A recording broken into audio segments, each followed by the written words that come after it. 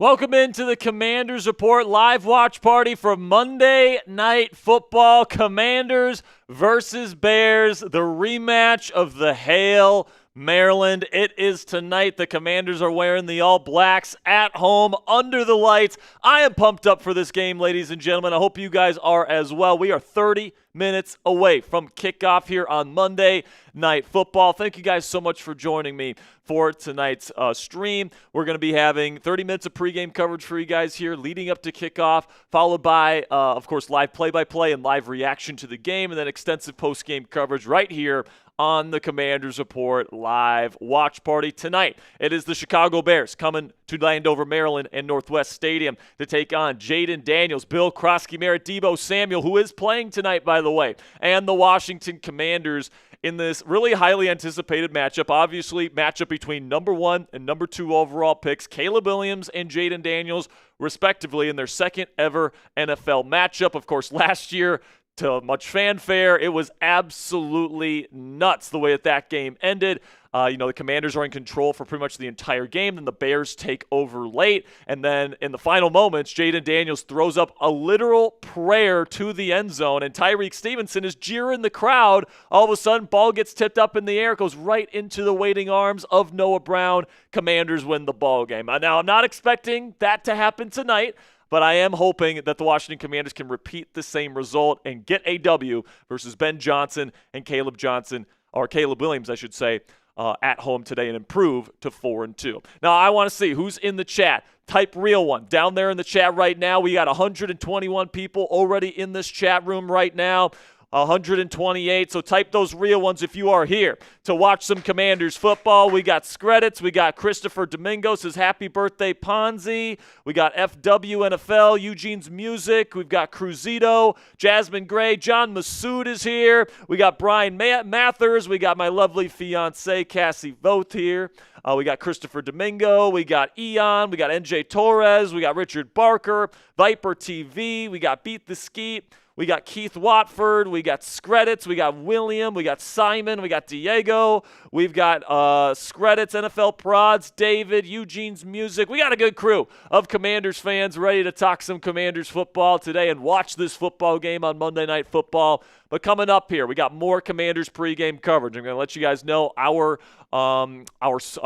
donation menu, all that great stuff, all the promotions that we got going on today. We have several on tonight's show, and then I'll preview tonight's matchup versus the Chicago Bears before we kick things off in about a half an hour. But before we get into the rest of today's show, I want to let you know about our presenting sponsor today at Prize Picks. And you and I, we both make decisions every single day, all right? But on Prize Picks, being right can actually get you paid with those decisions. Don't miss any of the excitement this season on Prize Picks, where it's good to be right. Football season is finally here, and you better believe I'll be getting my Prize Picks lineups in all season long. Prize Picks is super simple to play. Just pick more than or less than on 2 to 6 player stat projections, and if you get your picks right, you could cash in. Prize Picks also puts their users first, so while withdrawals are fast, safe, and secure, Prize Picks also offers Venmo, Apple Pay, MasterCard, and more for quick and easy deposits into your account this football season. And a new feature from Prize Picks that's new this year that I absolutely love is injury reboots. If one of your players leaves the game in the first half and doesn't return,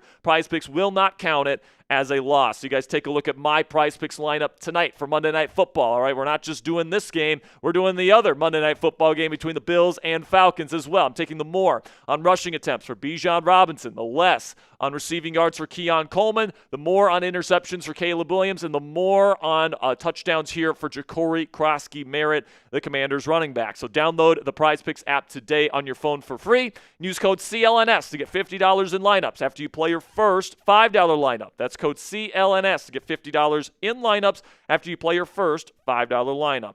Prize Picks, it's good to be right. All right, so if you guys want to get on the show today, you guys can send in a super chat of any dollar amount. If you got a topic that you want me and Ponzi to discuss today, if you have something that's a question, or if you just want to say happy birthday to Ponzi or anything like that, you guys can send in a super chat to get your question or your comment on today's show.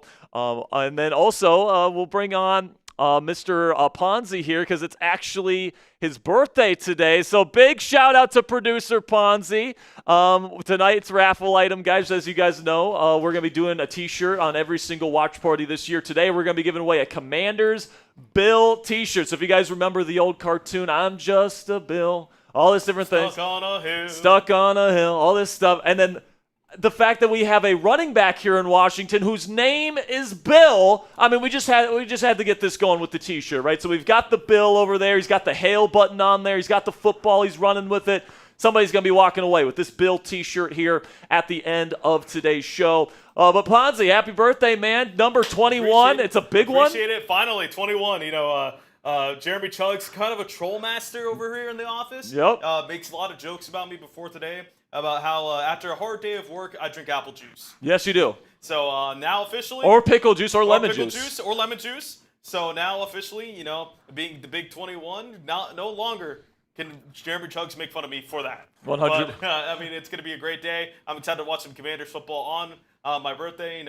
It's kind of fitting because my mom's a huge Commanders fan, and she watches all our streams here. And now I get to work on my birthday watching Commanders football. So I couldn't really ask for a better birthday to spend here watching some football and getting some quality work in. It's absolutely great. We're actually doing a special promotion tonight for Mr. Ponzi and his birthday. Tonight, because he's 21 years old, 21% of our Super Chat revenue that we make on today's show is going to go to Ponzi's. We're calling it the Ponzi Birthday Fund, all right? And pretty much what it's going to be is 21% of all the donations that come in tonight, we're going to put it into a gift card to give to Ponzi so that he can take his lovely fiance out for a nice birthday dinner. So if you guys want to wish Producer Ponzi a happy birthday, you guys can send in your donations today via Super Chat, via PayPal, via Venmo, wherever you guys want to send in your donations. We're going to be keeping up this graphic as the night goes on. Right now we have a couple Super Chats to get to, but right now we have this blank, but we are going to be updating this graphic as the show goes on here. So the more money that gets donated to the show today, 21% of that is going to go to Ponzi so that he can buy himself a nice dinner. So the more money you guys donate, the nicer the dinner Ponzi can get. Yeah, I just want to state, you guys don't have to, obviously. All I ask for our birthday is that y'all subscribe to the channel, that you have a good time. No. He's being too nice. He's being too nice. I just really want. We need to spoil him, guys. Come on, we need to spoil him tonight. All right. So if you guys want to wish Ponzi a happy birthday, you want to contribute to Ponzi's birthday fund that we're doing today, here's our donation menu, all right? So $5 gets you into the t-shirt raffle to win the Bill t-shirt, all right? You have to put in $5 or more to get in. $10, you get 3 raffle tickets to win that t-shirt, all right? $20, 10 tickets, plus we'll sing a Eagles Cry song. The Eagles have lost 2 games in a row. It's absolutely glorious. We need to sing that song loud and proud. I think we're going to be doing that here in just a second. If we get to $250 total today, though, guys, you guys, Ron Jaworski's, the aviators? The aviators and the mustache. Is that what it's called? It's not Ron Jaworski, is it? I think so. It's this SNL skit with Chris Farley and all the Chicago guys where they wear the aviators and the mustaches. I got my mustache here. I've got my aviators here. So if we get to 250 total today, we will do the Super Fans costume for you guys. And then if we can get to $500 total on today's stream, we'll give away a Jayden Daniels jersey next week's Commanders Report watch party. All right, so that is our donation menu here tonight, guys. Again, $5 donations get you in on the raffle. $10 gets you 3 raffle tickets. $20 gets you 10 raffle tickets, and we sing a Eagles Cry song. But we completely understand, if you don't have money to spend on a YouTube show, we completely understand that, Ponzi, all right? We're practical here. But if you guys want to help out the show, but you don't have any money to donate, you guys can still help us out by clicking that subscribe button, clicking that thumbs up icon, and sharing today's stream on X or with the people in your life that are Commanders fans and you think would enjoy our watch parties this season. So really do appreciate all of your guys' support. We got a couple Super Chats to get to here to wish Ponzi a happy birthday here. Eon is asking, what jersey is that? I'm wearing my Jayden Daniels jersey tonight here, ladies and gentlemen. So hopefully Jayden, even without Terry McLaurin and Noah Brown, can light it up today just like he did last week. John Masood, my man, with a $10 super chat says, hail Jack Sperry, hail Cassie Voth, hail Ponzi, hail Chat Sports. Jack, remember, no raffle tickets for me. I'll make note of that. It's all good with us here, John. And then John Masood. Once again with a 10 says, happy birthday, Ponzi. Appreciate it, John. So I tell you what, John. So what I'll say is this. We got 2 10s from the same person. So I'm going to say that's a 20, which means, Ponzi, cry, Eagles, cry on the road to a defeat. Cry, Eagles, cry, give up a touchdown, 1, 2, 3. Hit 'em low, hit 'em high, and watch those Eagles cry. Cry, Eagles, cry on the road to a defeat. E-A-G-L-E-S, losers! 2 in a row, Philly, let's go! Shout out to John Masood helping out Ponzi's birthday fund here. And then we got Moby M. Munoz says, let's go win, boys. F the Bears. F the Bears. F the Bears. F the Bears. Let's go, man. Shout out to Moby getting in on the raffle today. Again, guys, it's just $5 to get in today. And Ponzi, do we have Venmo and PayPal? Yes, we do. All right, so if you guys want to send in your donations via Venmo or PayPal, I'll actually double your raffle tickets for the t-shirt raffle at the end of the show. All right, so at Jack-Sperry on Venmo, at Captain Jack Rabbit on PayPal. To help us out here, guys, I'll double your raffle tickets. All right, so if you send in a $5 Venmo, I will get you 2 raffle tickets. If you send in a $10 Venmo, 6 raffle tickets. If you send in a $20 Venmo, you get 20 tickets to win the Bill Croskey-Merritt t-shirt at the end of today's show. So if you guys want to help contribute to Ponzi's birthday fund, we're at what, $25 right now, which would convert to what? That'd be about $4.50 if I want to do All right, so you can probably get yourself a nice slice of pizza at Chuck E. Cheese with that amount of money right there. All right, so I'm sure my fiance would love to go to CC's or something like that. Yeah. Absolutely. You can get a $5 footlong with the amount of money we've made. It's not even $5 anymore. I guess so, yeah. I mean, don't they have like a 6-inch deal that's like $5 now? Pause. Something like that. Something like that. I mean, I know inflation is crazy. With the $5 footlong, no longer existing. $7 now. It's a shame, man. It's a shame. All right, so let's get into our preview stuff here, guys. Let's get into our pregame coverage because this is a very interesting matchup to me tonight, guys, because obviously it is the Chicago Bears, winners of their last 2 ball games, coming into Washington tonight, who just beat the Los Angeles Chargers on the road in Los Angeles. They're feeling pretty darn good. I think that, especially because it's the rematch of the Hail Maryland game and, it's Monday Night Football and there's a lot of stuff to talk about in this football game. I think that there's going to be some very specific things that the Washington Commanders need to do and the keys to victory to win tonight versus the Chicago Bears if they're going to be able to come out on top and be able to improve to 4-2. And again, guys, like I just mentioned, tonight is the rematch of the Hail Maryland game where Tyreek Stevenson, who is playing tonight, by the way, was jeering the crowd at the end of the game. The ball snaps without him even knowing. He gets back into that little scrum there.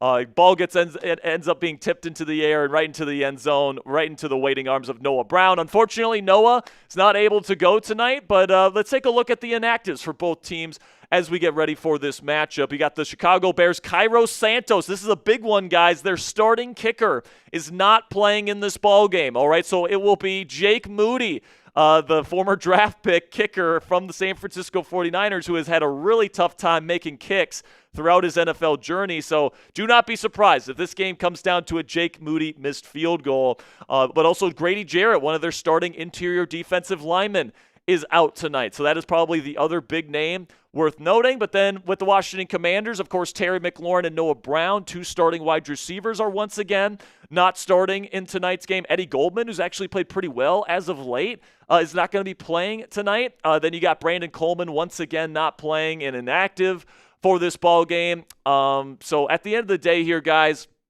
Deebo Samuel's probably going to have to carry much of the load in the wide receiver room today. Of course, you're going to be expecting other guys like Luke McCaffrey and Jalen Lane and Tay Martin and Chris Moore to pick up the slack that Terry McLaurin and Noah Brown are leaving in the wide receiver room. And, of course, Zach Ertz is probably going to be expected to have a big game tonight as well. But let's shift our focus here to the Chicago Bears and, what you guys can expect from Chicago schematically from a coaching perspective. So, obviously, Ben Johnson is their head coach. He's a first-year head coach. He's currently 2-2. He's won his last two there in Chicago, and they run a modern pro-style offense, lots of under center and, lots of pro-style concepts, pure progression reads, that sort of stuff. Then on defense, they play a lot of man coverage, 4-2, nickel base, bump and run coverage, so very physical. They force you to beat them at the line of scrimmage and beat their jam coverage, so that's going to be a big storyline as the game goes on here this evening. Take a look here at their offensive roster. You got Caleb Williams as the starting quarterback for Chicago. Theo Benedict is their starting left tackle. They just benched their former starting left tackle, Braxton Jones. Then you got Joe Thuney, you got Drew Dahlman, and Jonah Jackson there. Pretty decent interior offensive line group there with Darnell Wright as their right tackle. He is good to go for tonight's game. Then you get to the skill position players. You got DJ Moore, Roma Dunze, and we know him, we love him, Olamide Zaccheaus, guys. He played really well for this Commanders team last year. Now he's a Chicago Bear. He'll be their number 3 receiver tonight. Then DeAndre Swift is their premier running back there at number 1. And then you got Cole Kmet as their number 1 tight end. Then you get to the defensive side of the ball. You got Deo Adenigbo and then Jervon Dexter at defensive tackle. Andrew Billings will be starting in the place of Grady Jarrett along the interior. And then Montez Sweat, another former Commander, playing against us at home here tonight. The off-ball backers that you'll see are TJ Edwards and Tremaine Edmonds, 2 very good veterans, probably overpaid, but solid players nonetheless. And then in the secondary for Chicago, they are without Jalen Johnson, their number 1 corner. So right now, Tyreek Stevenson is really their number 1 corner. Kyler Gordon is returning to the field this week. He will be their slot corner when they play in nickel, which is most of the time. Got Kevin Byard and Jaquan Brisker as their 2 safeties, and then Deshaun Wright is their 3rd corner that comes in to play on the outside. So the keys to victory for the Washington Commanders tonight, in my opinion, guys, number 1, got to keep Caleb Williams in the bucket. All right, what is the bucket? It essentially means the pocket. And what you don't want the pocket to do tonight is leak, kind of like you don't want leaks in your bucket, right? So let's hold Caleb Williams inside the pocket, force him to make progressions within structure, and not allow you to beat him, allow him to beat you with his legs, not allow him to go out and make crazy plays out of structure, because that's really where his talent shines. All right, his arm talent is about as good as you're going to see from anybody in the National Football League. His ability to run full speed and throw full speed is about as good as anyone as I've ever seen, man. And then the playmaking instincts out there in space is really good. He's a plus rusher, and he's got really, really good pocket presence as well. But the cons, it's everything to do with playing within structure, which is important in a Ben Johnson offense. Accuracy.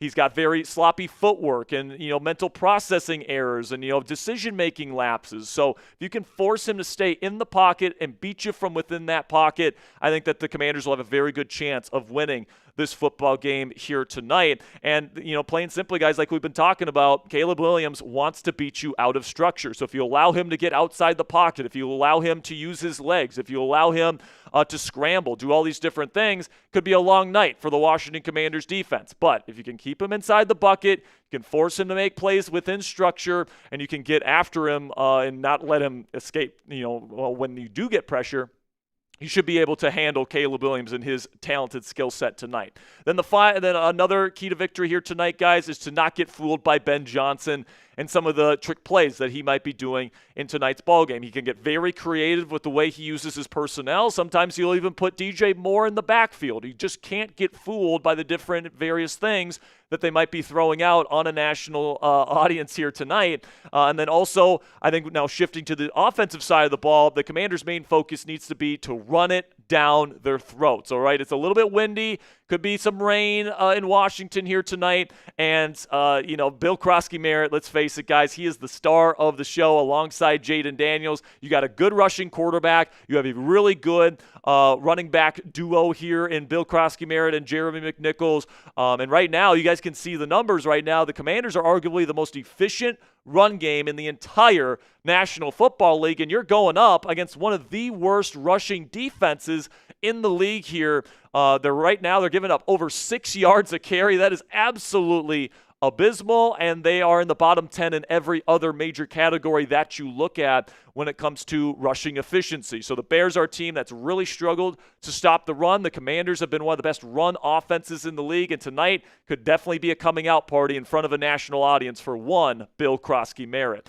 Then a way that you can get Bill going today is to get heavy, all right? You're missing 2 of your starting wide receivers. You only have Deebo Samuel as a regular starter that's out there for you. Well, okay, let's put out multiple tight ends out there. Get Ben Sinnott involved. Get John Bates involved. Get heavy out there. Put an extra offensive lineman out there. Force the Chicago Bears, who like to play nickel and like to play lighter, to play heavier and slower, which should open some things up in the passing game as well. And that's something else I'm going to be watching really closely in this ball game, guys, is can Cliff Kingsbury and Jayden Daniels find solutions in the pass game? They were able to do it last week versus a really tough Chargers defense with a bunch of different rotating coverages, all that stuff that Jesse Minter likes to run in L.A. Today, you're going to be seeing a lot of man coverage from Chicago. Can you have guys that can win those routes? Can Luke McCaffrey, Jalen Lane, Tay Martin, all these guys that might be playing tonight, can they create separation versus man and give Jayden Daniels proper answers to be able to get the football out quickly and before he takes sacks? Then the final key to victory tonight, in my opinion, guys, is to play the cleaner game. All right, I believe that the Commanders are a better overall football team compared to the Chicago Bears. All right, I expect Caleb Williams to make his fair share of mistakes in this ball game. The Commanders can't match that, all right? If you limit the turnovers, if you limit the penalties, if you just play clean and not beat yourselves, I think the Commanders should be able to come out on top tonight, Ponzi, which is why I'm going to pick them to win. I'm going to go 23-16. Commanders win. I don't think it's going to be a high-flying offensive performance necessarily for the Commanders tonight. I think they're going to run the ball a lot. It's going to shrink the game, all this different stuff. But I think that the Commanders' defense will do good enough here to be able to get the victory. 23-16 is my final prediction. And my prediction right here is 24-20. I think that it's going to be coming down to the end of the game again. 17-20.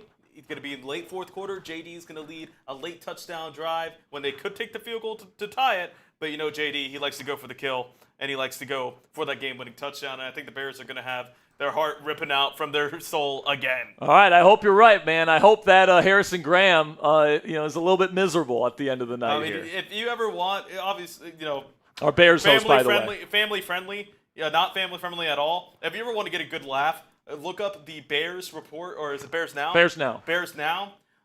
Reaction to the Hail Mary.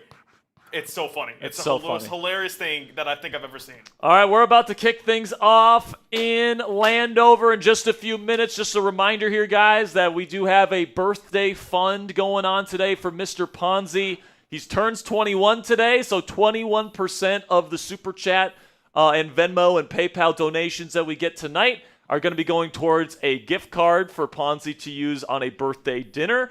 So $5 gets you into a T-shirt raffle today. We are giving away a Bill T-shirt today. So if you guys don't know, Jacory Croskey-Merritt, the standout rookie running back for the Commanders this year, he goes by Bill, and I think that's so fitting because, of course, the old cartoon, I'm just a Bill, all that great stuff there. You can make that into a little something here for the Commanders. So we got the Bill character on a T-shirt here with his little button on there that says hail, and then he's running with the football. He's got the angry face on, so he means business.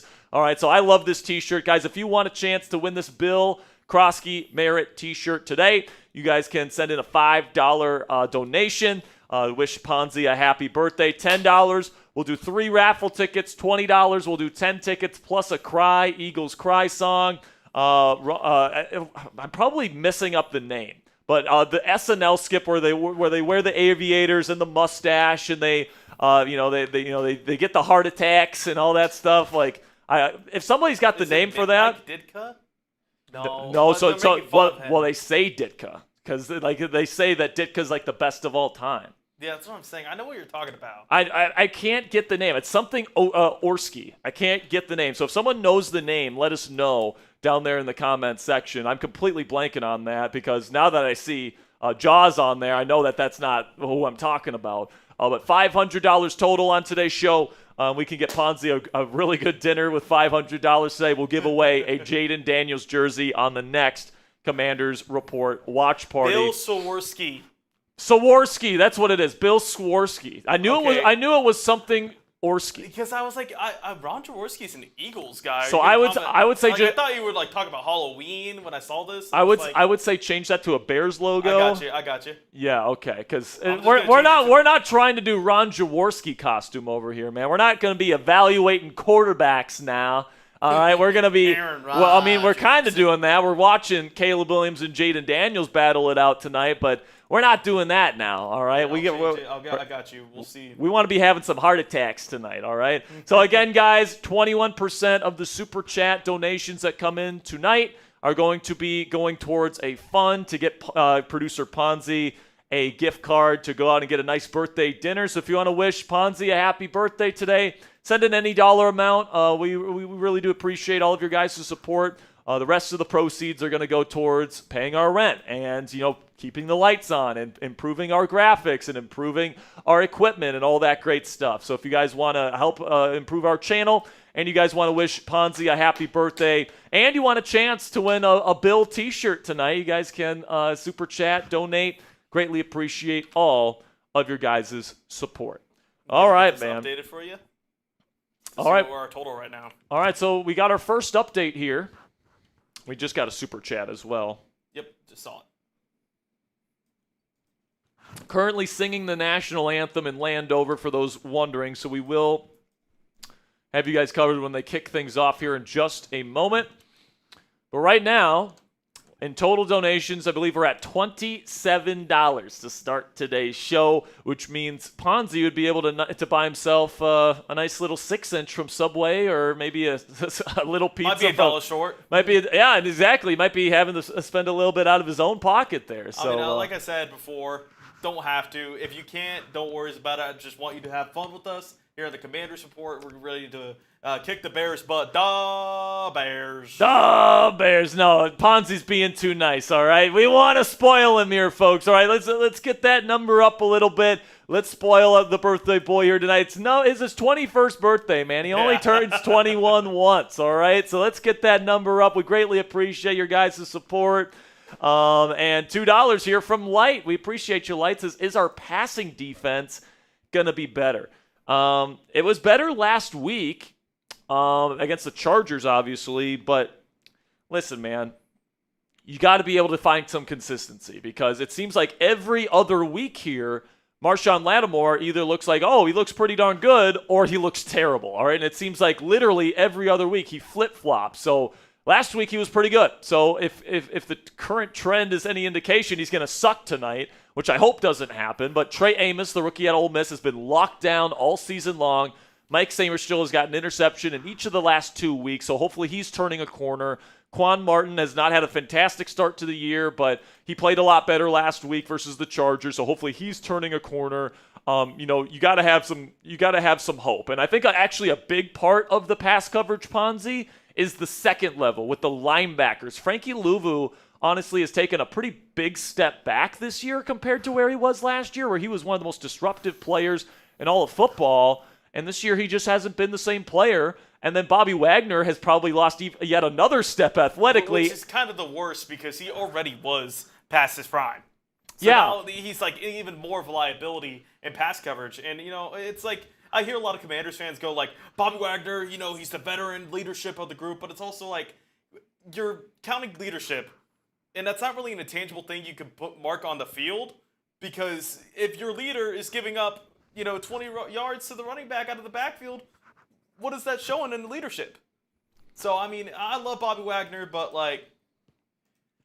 he's more of a veteran presence than anything now. He's still a good run defender. He's still a good blitzer. They used him very effectively as a blitzer last week. I'm not saying bench Bobby Wagner or cut Bobby Wagner. Yeah. That's not what we're saying. What I'm suggesting is when you're in more pass-heavy situations, use Jordan McGee more. All right, Jordan McGee is a very athletic, slightly undersized linebacker that's known for pass coverage. So when you're in second down and long, when you're in third and medium, third and long, these pass-heavy situations, it makes more sense for Jordan McGee to be out there than Bobby Wagner. And if Wagner's going to be out there in those situations, use him in the way that it's best suited to his skill set, which is as a blitzer. All right, like Joe Witt Jr., I think, especially in the early weeks of the season, tried putting him out in man coverage versus running backs, and even in zone coverage, he just can't move and backpedal the same way he used to.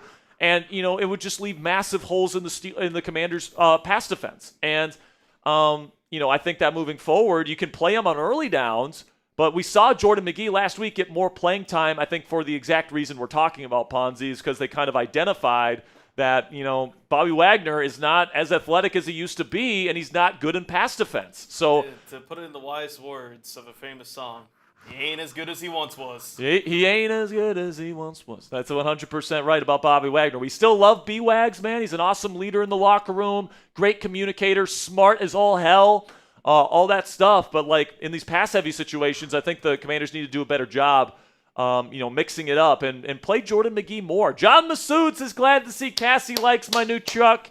Give the raffle tickets to someone.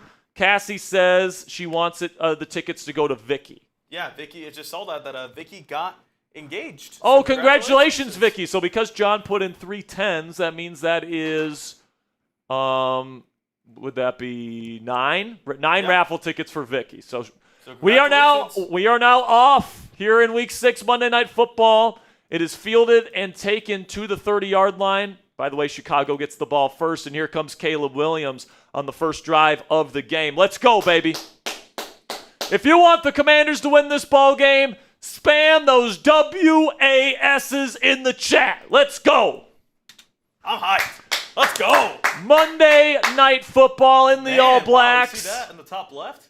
Falcons winning 21-7. Yeah, Falcons with no Darnell Mooney, no Ray McLeod, beating the brakes off of Josh Allen and that shitty Bills defense. Under center here. Goodness gracious, I can't talk tonight, ladies and gentlemen. Williams, man in motion, hands it off to DeAndre Swift, and he will pick up about 3 yards, actually 2 yards, for an unsuccessful run on first down. 2nd down and 8 coming up. Michael LaRoche says, $50 super chat. We all do shots. I tell you what, I will do a shot of pickle juice here if we can get a $50 super chat. 100%. So here we go now. Williams goes into the shotgun. 2nd down and 8. They send Kmet in motion, takes the snap. Commanders in a 4-man pressure look. He throws over the middle. Zaccheaus makes the catch for a gain of 13. First down, Bears. And, of course, Commanders fans should be well aware of just how pretty darn good Olamide Zaccheaus is. Very, very productive. Very productive for this Commanders offense last year. Now the number 3 receiver in Chicago. Not the most accurate throw from Caleb either. A nice concentration catch from Zaccheaus here. I can't tell if it's raining or if it's raining. Shotgun here, trips right for Chicago on 1st down and 10. Play action boot to the right. Williams throwing on the run. It's an absolute bullet, and it is caught. And I believe that's Luther Burden III. It is for a medium gain. Trey Amos in coverage. So Chicago moving the football pretty well to start this game. And by the way, guys, every 50 subscribers we get on today's show, we're giving away a free raffle entry to win the Bill t-shirt. And every 100 likes we get on today's show, we're giving away a raffle entry. We're just 16 likes away from giving away our first raffle entry of the evening. Under center is Williams. He will hand it off. A big hole forms for DeAndre Swift. He will pick up 7. Frankie Louvu on the tackle. First down, Bears.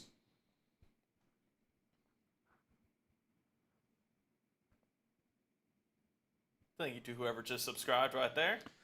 So once we get to 47,250 subscribers, we'll give away a free raffle entry, and now we're 11 likes away from giving away another free raffle entry. 370 people watching live. You're watching the Commanders Report Watch Party. We'll be here reacting to this game live all throughout the game. Shotgun, Williams takes the snap. He's going to dump it off screen, and now Swift has a couple blockers in front of him, and he is going to fall forward for a gain of around 12-13 again.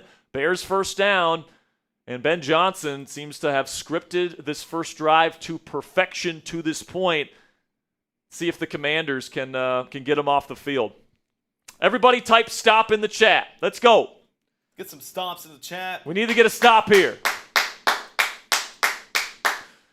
First down and 10 under center is Williams now at the Commanders' 35-yard line. Toss play, and this is going to be taken for around a 5 or 6 yard gain. Number 25 of the Bears, that is Kyle Monungai, the rookie out of Rutgers, on the carry.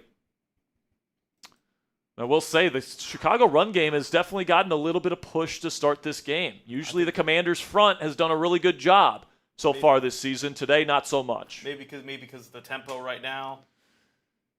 So here we go, pony formation, a back to either side of Williams in the shotgun. He sends Zacchaeus in motion. He will hand it off to DeAndre Swift. And there we go. The Commanders win the line of scrimmage for a loss of 2. You know what that means. It's 3rd down and 4 here, folks. Let's go.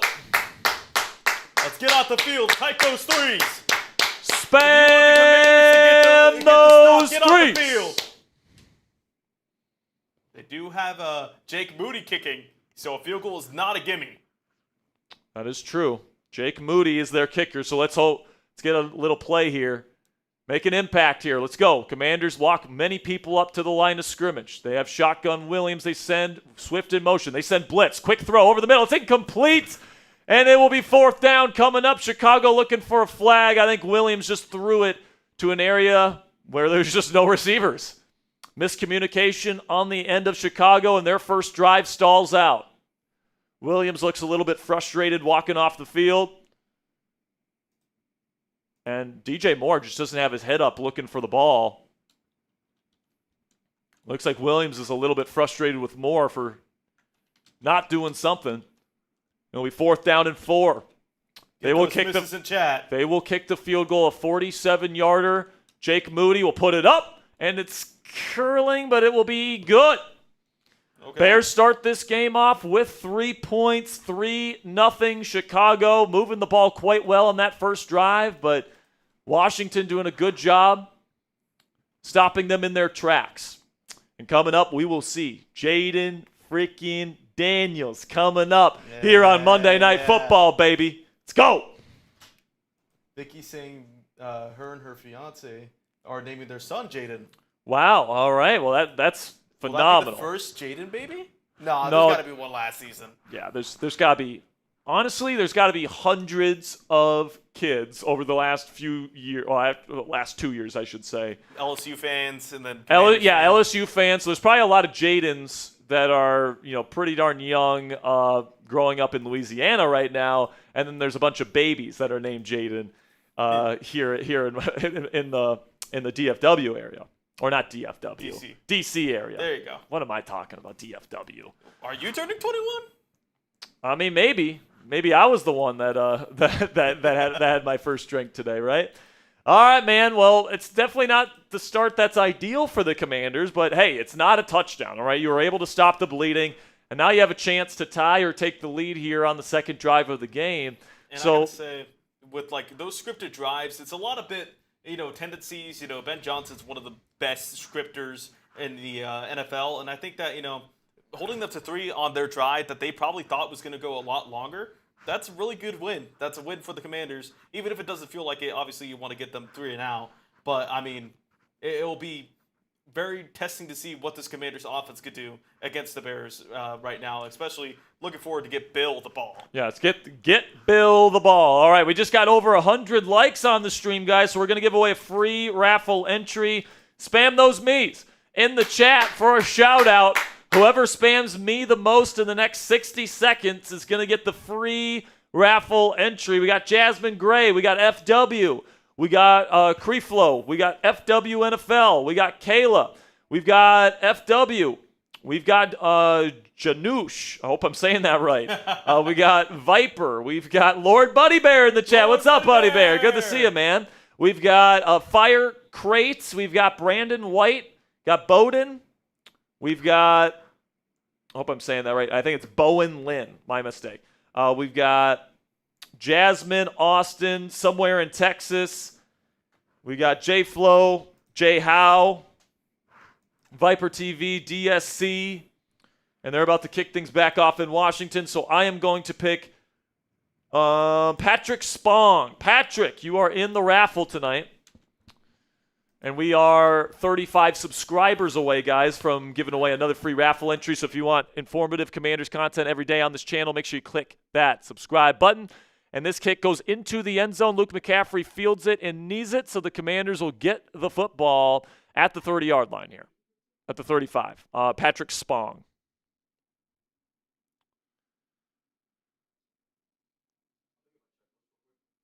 Cool. So Jayden Daniels, number 2 overall pick in the 2024 NFL Draft, will take the field. His counterpart that went first overall, Caleb Williams, just put up 3 points on the board. Let's see what Jayden is able to do here on his opening drive. Bill Croskey-Merritt out there with him in the pistol. See if they feed Bill to start.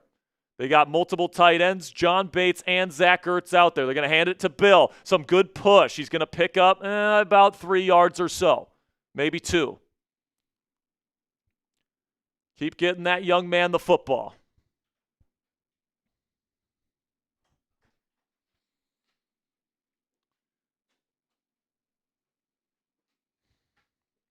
Now in shotgun, Bill to Jayden's left. Trips right with a single receiver out to the left. He'll send Bill in motion, McCaffrey motion, takes a snap, and now there's going to be a false start on the Commanders, which will put them behind the sticks.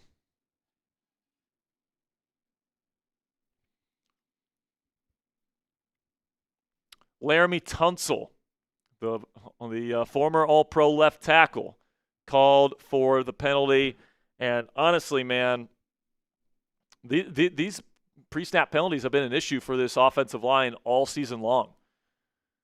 So now you're looking at a 2nd down and 12. Shotgun Daniels will take the snap. He's got time in the pocket. He will deliver into the spot. It is caught on the curl route. 1st down, Commanders. That is Chris Moore with a 13-yard gain, and it will move the sticks. Really good job by the offensive line there to give Jayden time to throw the football, and he delivers a seed to Chris Moore, who thankfully didn't drop the football. That's been an issue of his to start the season. You got to give props to the young receiver. 1st down and 10. You can let me take over here for a little while, Ponzi. Got pistol formation. They're going to go read option. Jayden pulls it kind of unwisely. He's going to fight forward for a yard, but not much.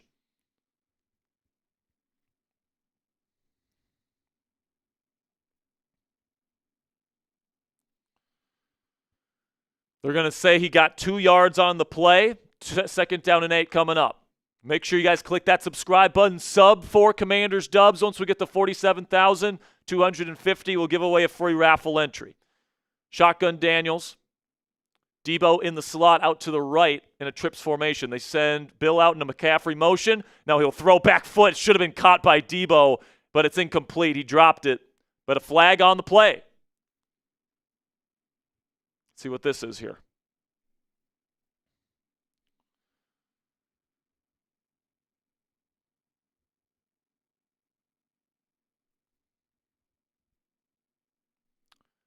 They're going to say Montez Sweat roughed the quarterback, and it's going to be 15 yards and an automatic 1st down for Washington. So the former Commander, Montez Sweat, did he hit him in the head?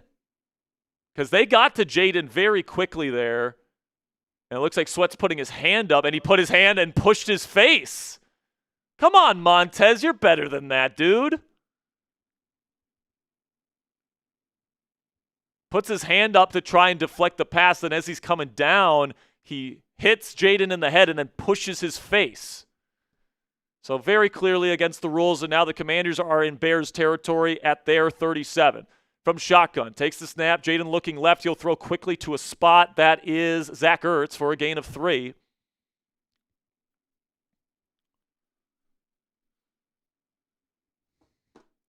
For those of you that don't know, we are giving away or raffling off, I should say, a Bill Croskey-Merritt t-shirt on today's show. $5 gets you into the raffle. $10 gets you 3 tickets. $20 gets you 10 tickets. And we sing a Cry, Eagles Cry song.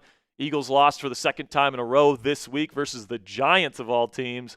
So we would love to sing that song as many times as possible. Now in the pistol, orbit motion for Debo. They're going to hand it to Bill. He's going to make a cut up field. He will pick up about 3. It'll be 3rd down and manageable coming up for the Commanders. Keep in mind, Dan Quinn does like to go for it on 4th down and short. This will be 3rd down and 3 coming up.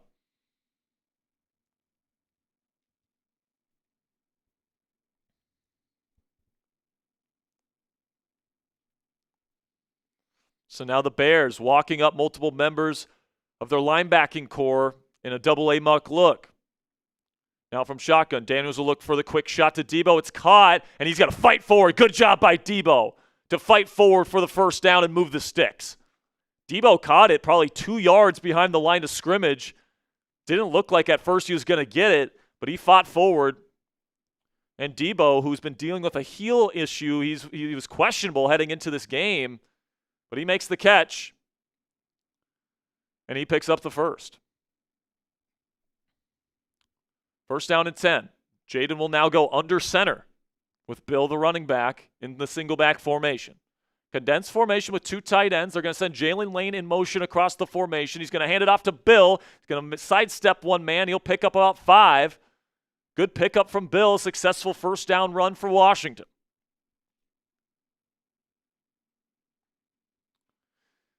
And just so you guys know, 21% of the Super Chat revenue goes to our boy, producer Ponzi here. It's his 21st birthday today, so if you want to wish him a happy birthday, 21% of the donation dollars tonight goes towards a gift card so he can have a nice birthday dinner.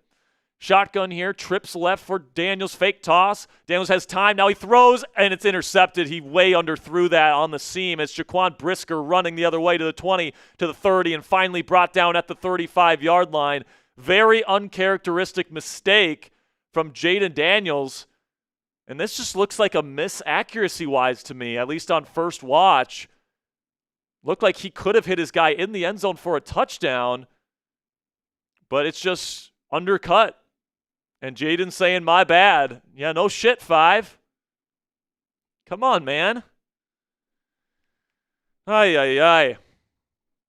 Well, that's not what you want to see. You're driving down the field. You're looking like you might at least tie the ball game, and instead you give the Bears the football back with a chance to go up 2 scores here. But you know what doesn't suck? Our presenting sponsor today at Prize Picks. And you and I, we make decisions every single day, guys, but on Prize Picks, being right can actually get you paid. Don't miss any of the excitement this season on Prize Picks, where it's good to be right. Football season is finally here, and you better believe I'll be getting my Prize Picks lineups in all season long. Prize Picks is simple to play. Just pick more than or less than on 2 to 6 player stat projections, and if you get your picks right, you could cash in. PrizePicks also puts their users first, so all withdrawals are fast, safe, and secure. PrizePicks also offers Venmo, Apple Pay, MasterCard, and more for quick and easy deposits into your account this football season.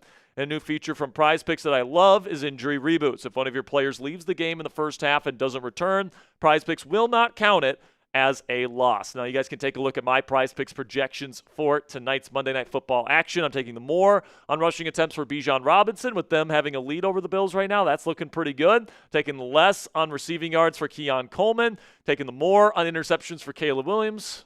Wish it was him that just threw the interception, not Jayden. And I took the more on touchdowns for Jacory Croskey-Merritt tonight. So if you guys want to download the PrizePicks app today, you guys can use code CLNS to get $50 in lineups after you play your first $5 lineup. That's code CLNS to get $50 in lineups after you play your first $5 lineup. PrizePicks, it's good to be right. So just so you guys know, like I was just saying earlier, 21% of our donations tonight on tonight's show are going to go to Ponzi's Birthday Fund. We just got another super chat here, by the way, that we'll get to here momentarily. But, you know, you're not just donating to Ponzi's Birthday Fund by donating to the show today. You're also putting yourself in a raffle to win a Bill Croskey-Merritt T-shirt. And, you know, of course, it's the old cartoon, the Bill. From what is that? What is that from?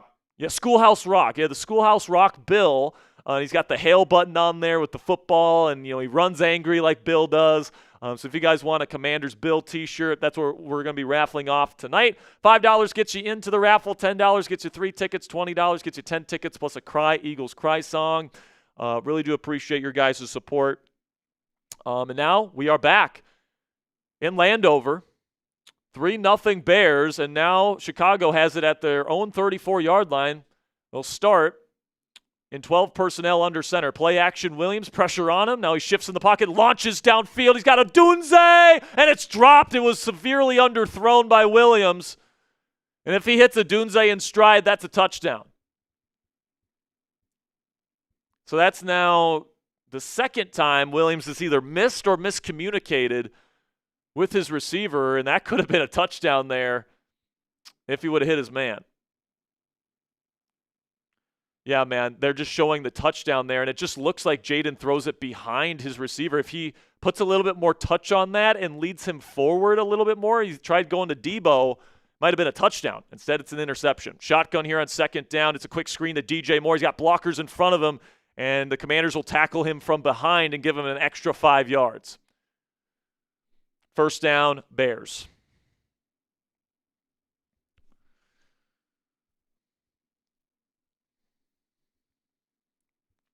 So Bears offense certainly moving it with Ben Johnson calling the shots here early. And now the Bears get into the I formation under center Williams. He'll send Zacchaeus in motion from right to left. He will take the snap, hand it off. This is Manungai, and he will pick up around 3 or 4 yards here. As they get to just past midfield, they are now in Commanders territory for the second time in this first quarter. Looked like Deron Payne on the tackle.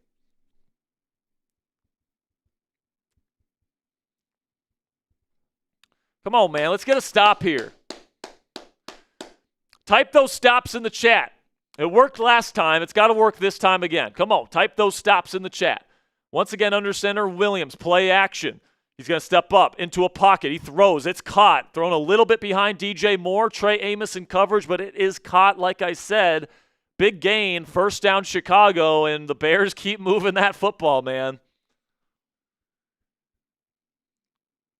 Commanders pass rush trying to get home, but that offensive line of Chicago just barely giving Caleb enough time, and it's not the most precise throw in the world, but Moore does have separation on Amos, and he picks up the first. Now at the Commanders, 32-yard line. Under center again is Williams. He's going to go play action again. Pressure on him quickly. He throws a quick tight end screen. It's blown up for a loss of 1. That's Bobby Wagner there for the tackle. It'll be second down and 11.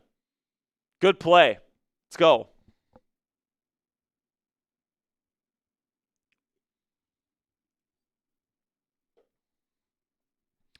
They're designated it as a gain of nothing, loss of nothing. So it's second down and 10 here.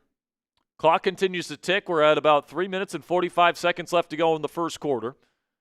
Commanders trying to prevent a touchdown here, which would put the Chicago Bears up 2 scores. Quick snap here from Williams. It's caught, and that is going to be an 11-yard gain, but there's a flag on the play. It's caught by number 84 of the Bears, which is Mr. Colson Loveland, the rookie out of Michigan. That's going to be holding on Chicago. Loveland himself. Oh, it was pass interference. Yeah. So Loveland pushed off, they're saying. I honestly think that might be a little bit soft because it looks like Amos, who they're saying he pushed, is just backpedaling because he's trying to go out into cover 3. So I'm sure Harrison Graham of Bears Now isn't too happy about that one, but now that parks them back. Second down and 20 at the 42. Shotgun Caleb takes the snap. It's going to be a quick throw over the middle, and it's not an accurate throw to Zacchaeus. He drops it. It's third down and 20 here, and now the Bears just need to try and get back into field goal range. So Williams had Zacchaeus wide open over the middle of the field. He was in the slot, and that would have been a nice gain if he just puts it on him. He fell down. For those of you that watch the Bears Now Week 1 stream when they lost to the Vikings knows what I'm talking about. Third down and 20. Big play here. Empty formation for Williams. He's going to pump and throw. It's caught by DJ Moore. He's going to break a tackle. He's going to be short of the sticks, but he's probably back into field goal range. And now Moore gets up a little bit ginger, but he looks okay. It looks like Jeremy Reeves made the tackle. Be fourth down and 8. Chicago will likely attempt a field goal with Jake Moody to go up 6. And they will. So listen, man, you give up yardage to, and they get inside your side of the field, but then you hold strong. Bend, don't break. And I'll take that early in the ball game here to keep it within one score. It's a 48-yard attempt for Moody, made from 47 on the first one. Moody puts it up, and it is right down the middle. If it's long enough, it's good, and it is. 6-0 Chicago, but I'm sure Ben Johnson and Caleb Williams aren't too happy that those two drives have stalled out. They had a really good opportunity there to be able to go up 2 scores. And instead, they're only up 6, and the Commanders, with a good drive here, can take the lead. So, listen, Ponzi, it's not the best start in the world here, but certainly not the worst either. It could be worse at this point. And remember, the Commanders did not start off their game against the Chargers all that well. There's people in the chat saying this team sucks, all this different stuff, and then we end up beating the Chargers pretty handily in their building. So, I'm not too worried about it, Ponzi. We got some super chats to catch up on here. FW NFL with a $1. We appreciate you, FW. If you put in $4 more, there we go. We got $2 more. So if you put in another 2 FW, we'll make sure to get you into the raffle for the Bill T-shirt tonight. And then $5 from Kayla. She wants in on the Bill Croskey-Merritt T-shirt raffle. So gotcha, Kayla. We'll make sure to get you in there. Man, I mean, I feel like this team's been getting off to a lot of slow starts all season long. It's been a troubling trend for this team. It's the slow starts. And some games it's been slow starts and slow middles and slow finishes, right? So hopefully this is like last week where you have the little bit of a slow start, but you don't get down 2 scores and you prevent going down 3 scores, stuff like that. And you stay in the game early, and then you turn it up in the middle portion and at the end of the game. Hopefully that's what we get here from the Commanders. But, honestly, the Commanders moved the ball pretty well on that first drive. You got the 15-yard penalty. You were able to move the sticks a couple of times. And, he had a couple nice throws from Jayden. It's just he had that one bad interception, and that's kind of I feel like, it's just a little bit of a maybe just because of the surface is slick, the ball kind of slipped out from him. But, that's just uncharacteristic from what we've seen from Jayden. I feel like, maybe it's just circumstances of just, like, the field is apparently really bad right now. Yeah. So So Cassie tells me that so you're not the only one with a birthday today, Ponzi. Cassie's sister, Emma, who is actually my best friend, a lot of people don't know that, she has a birthday today as well. Wow. So best friend, happy birthday. All right, there you go. There's your shout-out. Okay. It's also Sam Brown's birthday. No one cares about Sam. No one cares about Sam Brown. F Sam, dude. F Sam. Sam, if you're watching, we love you, buddy. But, yeah, we don't care about you today. All right, $10 coming in from John Masubi. Appreciate you, John. Says, hail to the Redskins. No raffle tickets for moi. All good, John. We appreciate you. Kick here from Moody, placed right in the corner at the 1-yard line. Good kick, but McCaffrey takes it out, and he has some good balance, and he's going to be taken out to the 30-yard line. So pretty decent return from Elmack. And, Ponzi, Luke has done some pretty good stuff over the last few weeks while Terry and Noah have been out of the lineup. He hasn't been, super volume heavy, but he has a couple touchdowns, on the season, and he's been really good as a kick return man. Had that great deep catch down the middle of the field from Jayden last week. So I'm hoping to see more from him tonight as the Commanders try and get the pass game going. First down and 10. Jayden Daniels and the offense take the field for the second time today. There's 2 minutes and 19 seconds left to go in the first quarter. Bill Croskey-Merritt, the running back. They will go play action. Soft roll to the right. Jayden's got time. He launches down the field, and double coverage incomplete.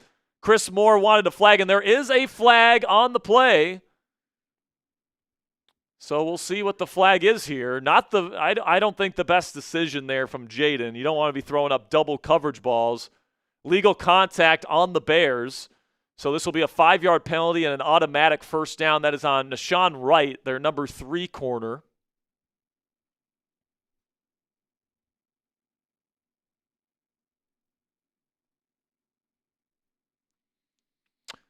And that is right on Luke McCaffrey. and he was making contact with him 5 yards past the line of scrimmage. That is illegal. Shotgun here now from the 35-yard line. Reverse orbit motion here for Jalen Lane. He's going to hand it off to Bill. No push. Ball's out. I think the Commanders got back on top of it, but the Bears disagree. I want to say the Bears have it. Looked like Andrew Wiley had a chance to get on top of it, but, man, Bill Croskey-Merritt needs to hang on to the football, man. And, yeah, Andrew Wiley tried to get on top of it, but I think it went right between his legs, and the Bears got on top of it. Oh, man, that is not what you want to see. And now the Bears don't even have to score a touchdown to make it a 2-score lead.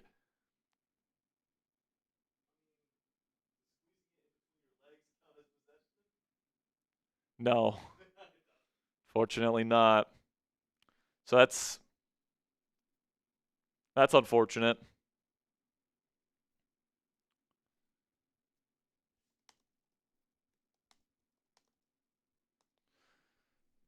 So Cliff Kingsbury keeps talking about how Bill needs to be better without the ball, pass blocking, all that stuff.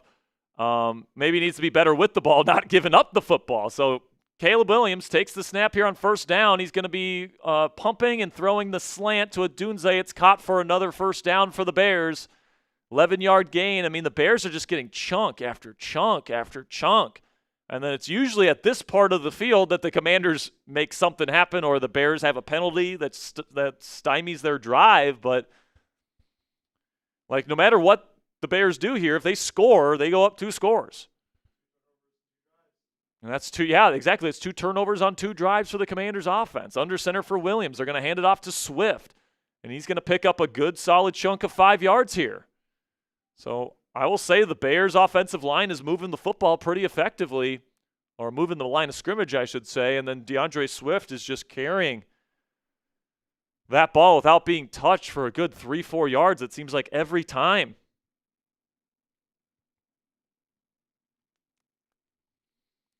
Got to limit the turnovers, man. Like, you can't turn the football over and expect to win these ball games, especially on your own side of the field. Williams and shotgun cans the play. Going to take the snap, hand it off, and look at this. DeAndre Swift has a ton of room to run. He gets inside the 10 to the 6-yard line. First down and goal, Chicago coming up. That's right. Prize Picks Red Zone here, guys. Go to prizepicks.com/CLNS or download the free Prize Picks app on your phone today.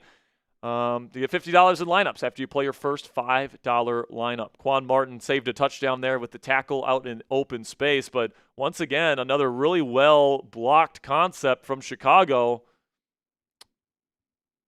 And that's going to take us to the end of the first quarter, guys. Not a good first quarter for the Washington Commanders. Some positives to take away. There was some good individual moments, but in general, the Commanders,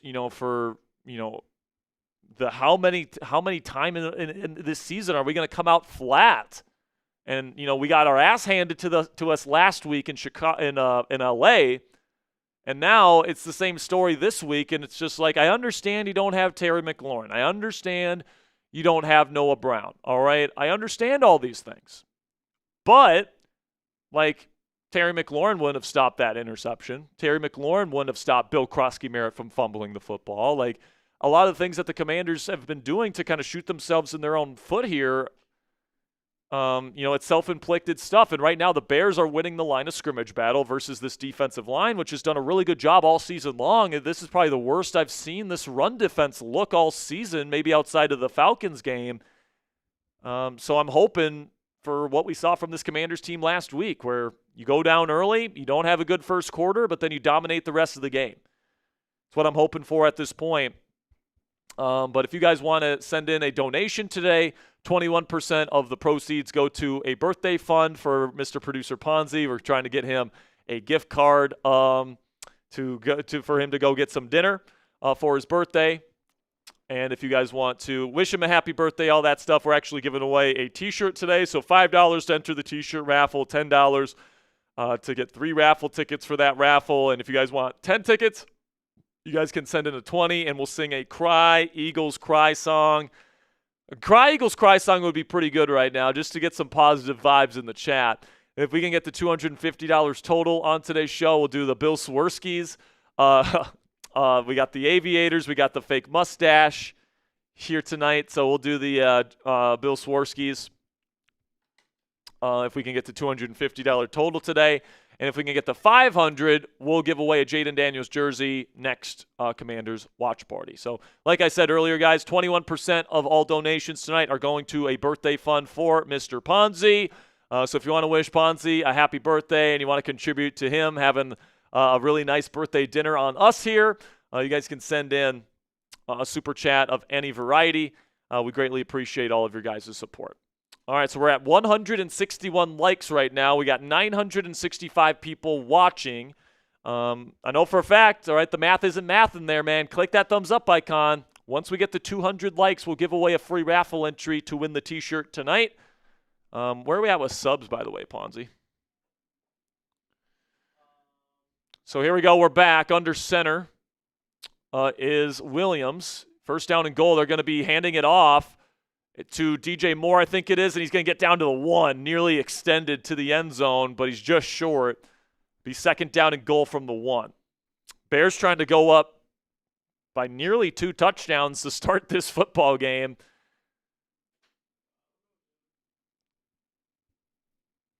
And right now, guys, we're just 6 subscribers away from giving away a free raffle entry. So if you're watching live right now, you love the Commanders, you want daily coverage, make sure you click that subscribe button. We'll be here for just about every single Commanders game live this year.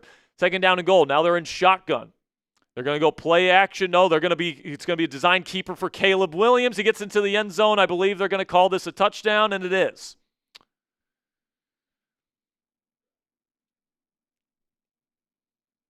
So coming into tonight, Chicago averaged 3.7 yards per carry. Right now it's over 5. So this has not been a good rushing offense for Chicago this year. Tonight it's been a completely different story. This Commanders team has come out completely flat. And, I guess Chicago's coming off a bye. You can make that excuse that they've had more time to prepare and rest up. But honestly, there's no excuse, man. There's no excuse for turnovers, especially in your own towards the end zone on your opponent's side of the field, and especially on your own side of the field. Moody puts up the extra point, and it's good. 13-0 Bears to start this game. And that's 10 points off of turnovers now for the Bears. Man, it just seems like we're writing this story every game. All right, slow starts, not being able to hit a rhythm until later in the game. Too little too late in that Packers game, that loss that the Commanders had, and the same thing with the Falcons loss. They really never hit a rhythm in that Packers game, and they really never hit and then, the defense just couldn't stop anything against the Falcons. I mean, I feel like, right now it's just shooting yourself in the foot right now. I mean, 2 turnovers, your first 2 drives. I mean, JD was marching them down the field the first drive, and then now, Bill fumbling. I mean, it's the second fumble in 2 weeks, and I don't know, man. Like, you can't. Eventually, the hole will get too big. But although I will say, some hope, some optimism for Commanders fans right now is that the Bears, in their Week 1 game, kind of felt like they dominated it the whole way, and they ended up losing that game. So, I mean, hopefully the Commanders can come back, and maybe hoping for the Cardiac Commanders once again. Yeah, you're certainly in a hole here, and you gotta make up for it. The difference between giving up a touchdown there versus a field goal is that to get within striking distance, you now got to score a touchdown or 2 field goals before you get into that striking distance again. If you pick up your running back and you make a stop there, you can kick a field goal and still be within striking distance. But now the pressure's on the Commanders to either score 2 field goals or score a touchdown before the Bears score again, in order to get themselves in striking distance in this football game. So that certainly put this team behind the 8 ball. It's not necessarily panic time at this point. The Commanders can easily move the ball down the field and score a touchdown here. Like, the issue for the Commanders has not necessarily been moving the football. It's been turnovers. So, if they can just clean those up and they can get the ball into the end zone here, we're talking, a different narrative coming out of this next drive for the Commanders. But, down 13 points now, the pressure's on for the Commanders offensively to do something here because it's not been a good start, plain simply. $5 from my man, Lord Buddy Bear. Says, happy birthday, Ponzi. Happy birthday, Emma. And happy birthday to Sam Brown. Happy late anniversary to my little sister who got married 10-10-10. And about 12 years ago, I got my Choco Bear. Oh, man, Choco Bear. I love Choco Bear, man. Is it sad to say that I don't know what that is? Choco Bear is Buddy Bear's cat. Oh, gotcha. So Buddy Bear's a Raiders fan that likes to watch a lot of our chat sports. I can't believe that Ponzi doesn't know who Buddy Bear is. Well, I know what Buddy Bear is, but I didn't know who Choco Bear was. Oh, okay. Well, Choco Bear, did you know he has his own jersey on Raiders? Wow. Yeah. Pretty crazy stuff. That's awesome. All right, so here we go. We're back in Landover, and Moody kicks this thing away. It's going to be in the end zone, and this will be kneed down by McCaffrey. So once again, decent field position for the Commanders to start this drive.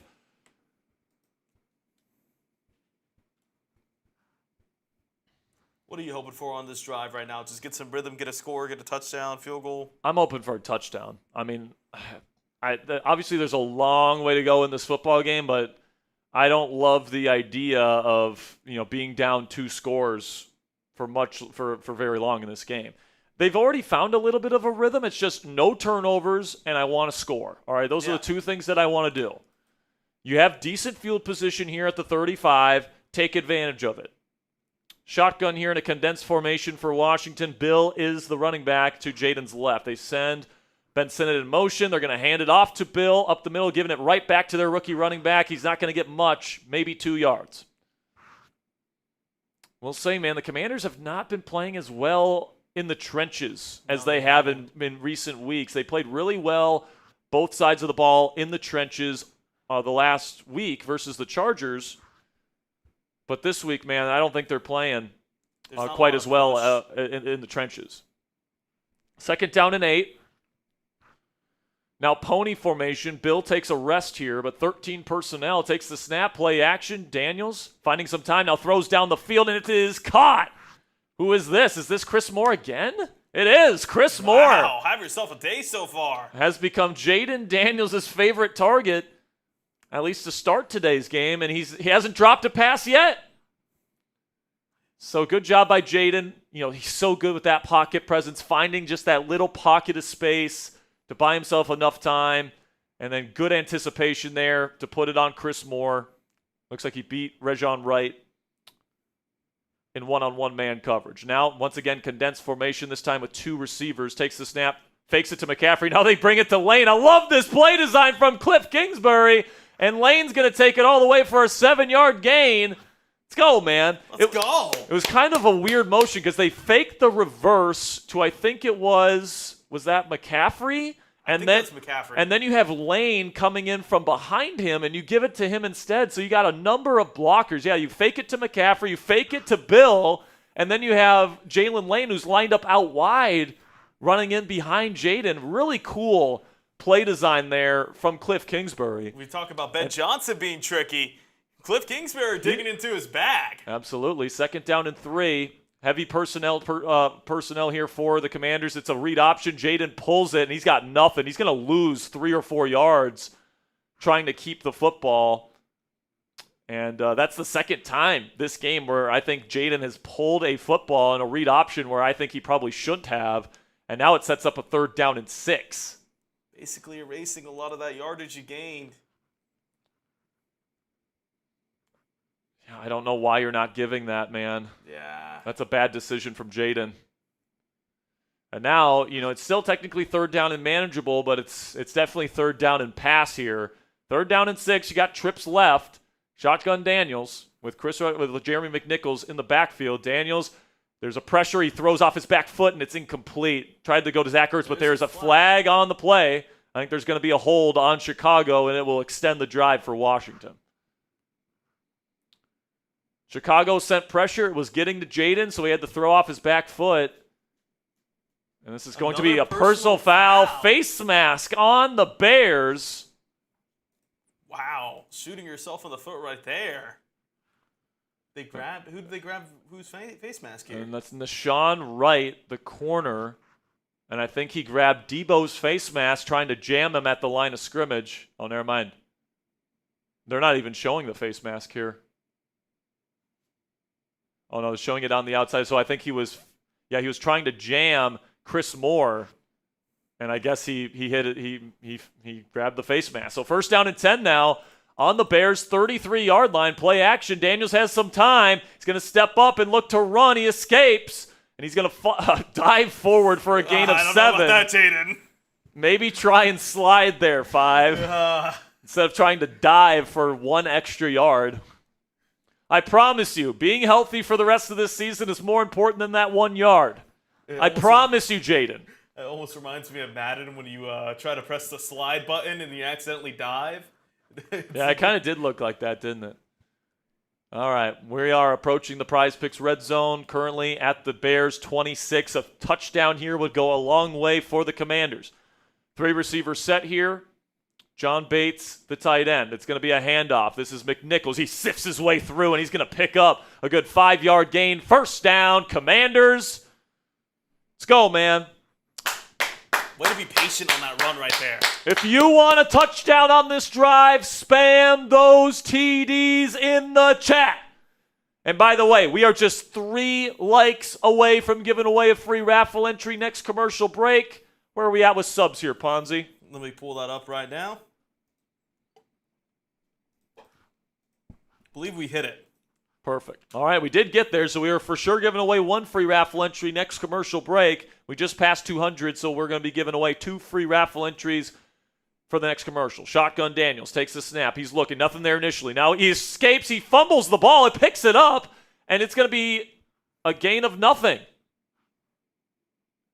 So a weird Looney Tunes type of play where Jayden was looking to his left. Nothing was there. Then he pulls it to run. He's holding it in one hand. It just slips out of his hand. Thank Christ he picked it up and got back to the line of scrimmage. Looks like his thigh pad caused that fumble right there.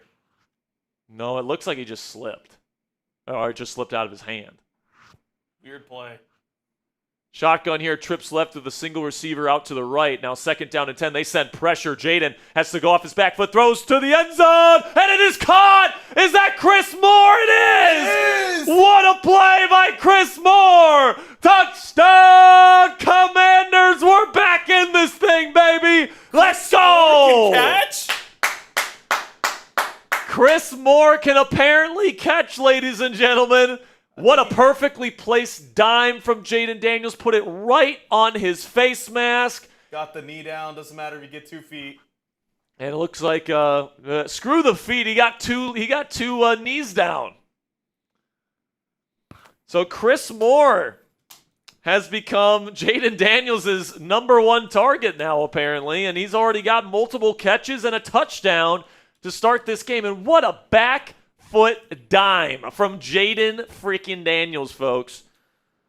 And, you know, from one play, you go from almost turning the football over for the 3rd straight drive, this time in the Prize Picks red zone. By the way, download the Prize Picks app today. Use code CLNS, get $50 in lineups when you play your first $5 lineup. I got 5 on it. Let's go, man. Commanders back in this ball game, back to a 1-score deficit. Now the Commanders defense needs to show up. All right, we got a $20 super chat from Busy X Joe 21. Says, I think it's time for Cry Eagles Cry on the road to a defeat. Cry Eagles Cry, give up a touchdown, 1, 2, 3. Hit 'em low, hit 'em high, and watch those Eagles cry. Cry, Eagles cry, on the road to a defeat. E-A-G-L-E-S, losers! Woo! Vibes are high. Vibes are definitely high right now, and that, of course, goes to Ponzi's birthday fund right there. $20. That's 10 raffle tickets for you, Busy. Appreciate you. All right, we got a couple more here? I believe that one was it. That's it. All right, so let's give away a couple. Let's give away a couple of free raffle entries here for the Bill t-shirt. Show them the Bill t-shirt, by the way, here, Gotcha. Ponzi.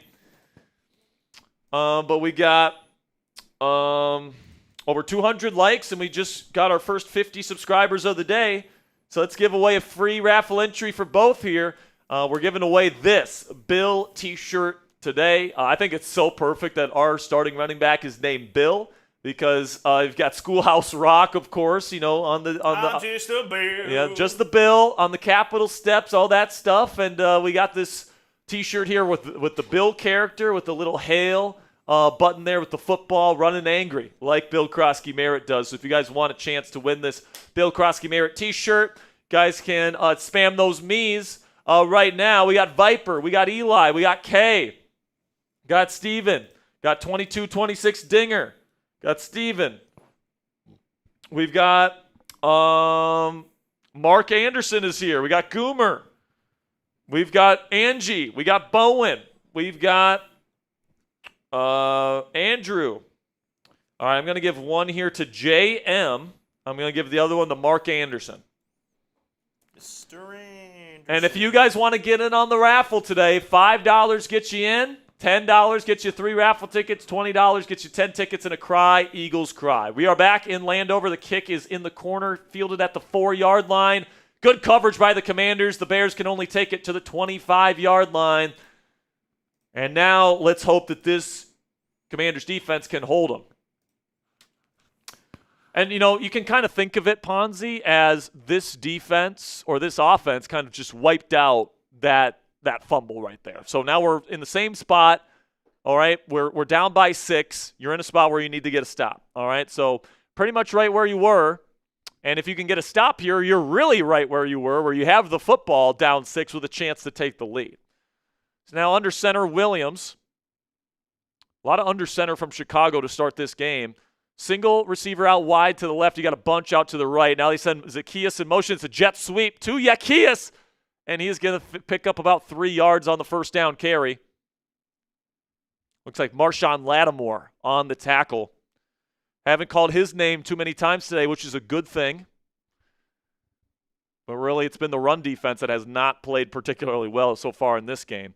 2nd down and 7. Or if they're going to call that a 4-yard gain, really? 2nd down and 6? Under center, it's a toss play on the outside to Swift. He gets a block, and now he cuts it upfield, and he gets to the 40, down to the 50 as he goes out of bounds. Another explosive run, another big chunk by the Chicago offense. And DeAndre Swift is having a hell of a game to start this one out. Looked like there's 2 Commanders defenders that got blocked by one person, by Darnell Wright on the outside. It looks like Mike Samerstrill tried to dip on the outside of Darnell Wright, and then also Trey Amos got stuck behind there, creating a huge lane for DeAndre Swift to go through. 1st down and 10 now, just short of midfield. They're going to hand it off here. And once again, good push by the Bears as they get 6 yards. That's Roschon Johnson. And, man, this Commanders defense needs to get off the field. The Bears are just straight up bullying them on the ground to start this game. And, that's just not the way that this defensive line has played so far this year. They've played really, really good ball. Generally speaking. Against Atlanta, they had some holes, but other than that, they've been pretty darn good up front. Now Williams under center will check the play at the line of scrimmage. He will send a man in motion from left to right. And now he'll go play action. Quick screen out to Luther Burden. He's going to get cut down right away by, that is Darnell Savage, the strong safety. Brought in a former Jacksonville Jaguar as a free agent a couple weeks ago. Be 3rd down and 3 after a 1-yard gain from Luther Burden III. All right, 3rd down, folks. If you can ever get an impact play, now is the time to do so. They're not quite in field goal range yet, so this is the time for the Commanders' defense to step up. Commanders walking a ton of people up to the line of scrimmage, showing man coverage, play action, roll out to the right. Caleb's going to try and run for it himself. He's going to get it. It's a gain of around 4, 1st down Bears. No contain on the outside. I think Von Miller tried to win on the inside move there. And it left Williams wide open. Yeah, that's Von Miller trying to win on the inside. He's just not going to do it. I almost think, though, in a situation where you're blitzing, you would want Von Miller to play contain on the outside and make sure that he doesn't escape out there. Like that, I feel like that's just bad. That's just bad football from Von Miller. Under center here from Williams. It's a 5-step drop. He's going to dump it off. Did that ball hit the ground? They're going to say no for now. DeAndre Swift will take it for a 1-yard gain, but we'll see if this is incomplete. Definitely underthrown by Caleb Williams. That's incomplete. That should be incomplete. Yeah, pretty clearly bounces on the ground. I mean, that was a weird drop back, was it not? It was almost like he floated. It was weird. 2nd down and 9 now. They're not reviewing it. Are they reviewing it now? Stoppage of play with 5 seconds on the play clock. I believe expedited review came in there. Or DQ is talking with the referees here, and I think they're going to challenge this. I think he's pissed that he's using a challenge on a play that's just worth 1 yard. Yeah, that's so dumb. Isn't that what expedited review is even for? Yes, and I can't believe it. I think DQ's pissed that this isn't checked. So he's putting matters into his own hands here. Come on, NFL. So pretty clear drop. Ball bounced. Man, it just would have been really nice to get him off the field there in that 3rd and 3. If Von Miller just tries to contain on the outside. And you don't really expect that from Von Miller because he's an experienced pass rusher. Yeah, he's one of the guys that's a veteran and is expected to really play well and play smartly there. He just didn't on that occasion. Especially on a guy who's on a rotational basis to be your pass rusher on pass rushing downs. I don't know what they're really reviewing. The fact that this is taking this long is a fucking joke. There we go. Call's reversed officially. It'll be 2nd down and 10. So right now we are 70 likes away from giving away another free raffle entry. I don't know where we're at with subs, but I know we just passed our latest milestone. So make sure you guys click that subscribe button if you haven't already. We're going to be here for most of the Commanders games live this year. And going to be doing T-shirt raffles, all that fun stuff. And we'll have daily coverage for you guys all throughout the season as well. Shotgun here for Williams on 2nd down and 10. He'll take the snap, 4-man rush, and now there's a stoppage of play flag. I think it's going to be false start on Chicago. That will now put Chicago behind the sticks. Oh, no, a timeout by Washington, so no flag. It was a timeout. I guess they weren't lined up correctly?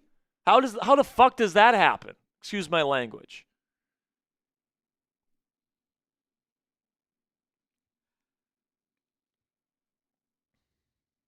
Terrell Green wants us to get to 50,000 subscribers tonight.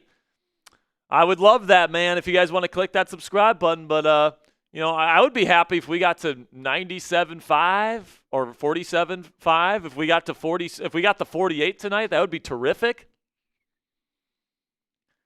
If you guys want to join the family here on the Commanders Report, last year, man, I got to tell you, the run that we made to the NFC Championship game was so much fun. I'm hoping the Commanders can make that kind of run again this year.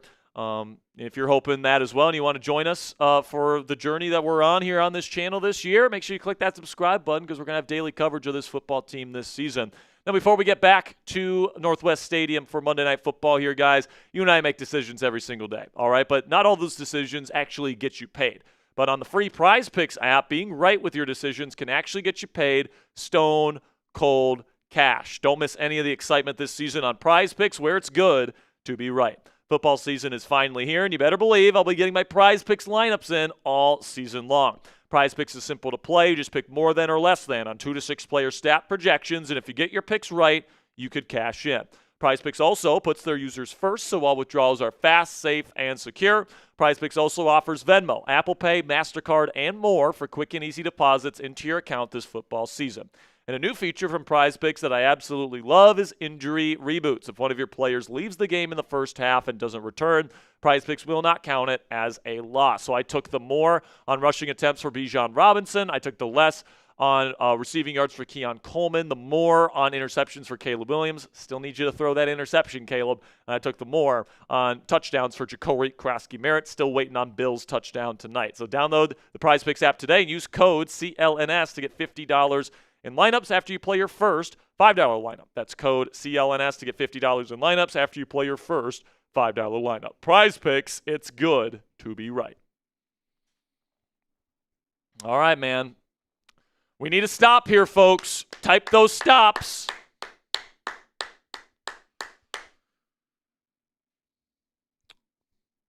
Second down and 10 after the Commanders just used their first timeout. And now with about 6.5 minutes left to go in the half, the Bears have the ball at the Commanders' 40. They send Swift out in motion. They send pressure. Williams throws slant, not even close, incomplete. Trey Amos out there in coverage. I think even if it was an accurate throw, Amos was all over it. Intended receiver was Olamide Zaccheaus. Trey Amos, the rookie out of Ole Miss. I think Ponzi has been by far the best corner on the Commanders this year. He has been the only really consistent presence in the secondary this season. Good press jam technique there on Zaccheaus. Messed up the timing of the slant route from Williams. Third down and 10. This is where you get him off the field. Type those threes, type those stops. Let's go. Shotgun Williams. He has trips left here with Loveland, the tight end. It's going to be a toss play to DeAndre Swift. He's got some blockers, and he's fighting forward. He's going to be 1 yard short. And now they're well within range to be able to go for this on 4th down and 1. How do you give up 9 yards on a 3rd down run play? Golly. You better believe Ben Johnson's got his snout in that play call sheet, and they're going for this. Type those stops. Let's get off the field. Let's go. Man, that guy with the giant Commander's chain knows what's up. Under center, Williams. They might be just trying to get them off sides because they could go up by 2. No, they're going to go for it. Play action. Caleb's got time. Now he throws middle. It's tipped, and it's going to be incomplete. Frankie Louvu knocks the ball away, and it's Commanders football. TQ is loving it on the sideline. Let's freaking go. Type those. That's what we needed. Type those LFGs in the chat. What we needed right there, a Frankie Louvu impact play. Caleb never even saw it. I would have loved if Louvu would have caught the ball because it was right in his hands, but he tips it away. Just honestly, it's incomplete. Commanders have the football. Don't tip it up into the air. Tip it away. Get it on the floor. Let's get a score here and get the lead before half right now. Somebody tell Ponzi when it hits the ground outside or when it hits the floor outside, it's called the ground. I keep saying that. When it hits the floor outside, Ponzi. It's the turf, it's the grass, whatever. I know we live in this office all day long. That's fair. Ponzi I don't even know what grass smells like anymore. Ponzi and I have been in this office since like 8 a.m. today. All right, so like we have been here all day. We don't even know what outside or grass smells like anymore because we put in so much time here. But we absolutely love it, man. Talking Commanders football is what we love to do. And we're so glad that we get to enjoy this game with you guys today. And now, guess what, Ponzi?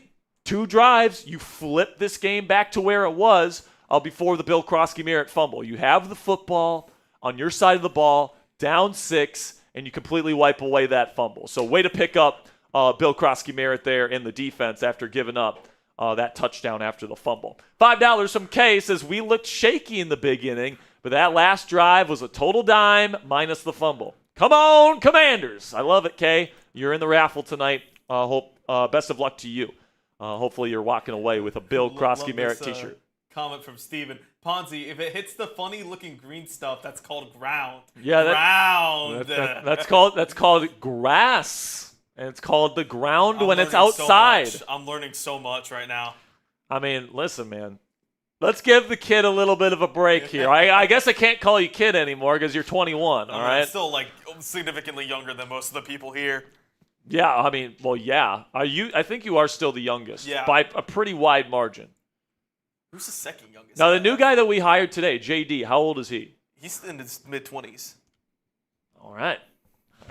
Shout out to JD Martinez if you're watching. Looks like the Pringles man. Sanchez. JD Sanchez, my mistake. I was thinking of the former Boston Red Sox. Yeah, I was like, we hired JD Martinez? JD Sanchez. Looks like the Pringles man. He's got this big mustache, and he's got the bald head. It's incredible. All right, here we go. Commanders have the football at the 31-yard line on their side of the field. Shotgun play action. Daniels has all the time in the world to throw. He delivers. It's caught, and it's going to be a gain of around 6 on first down. Looks like that's Bill Croskey-Merritt, the running back, on the catch. Commanders have about oh, no. There's an injury now for the Bears. I'm trying to see who it is. It looks like this might be a linebacker. I think it looks like TJ Edwards. Whoever it is, hopefully they're okay, but they're calling it a 7-yard gain for the Commanders on first down. Oh, no, it's Sewell. It's Noah Sewell. And I think he took oh, my goodness, his neck got completely smashed by – is that Poona Ford?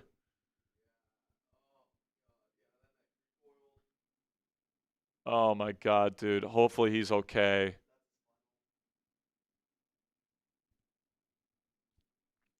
So hopefully Noah Sewell's okay.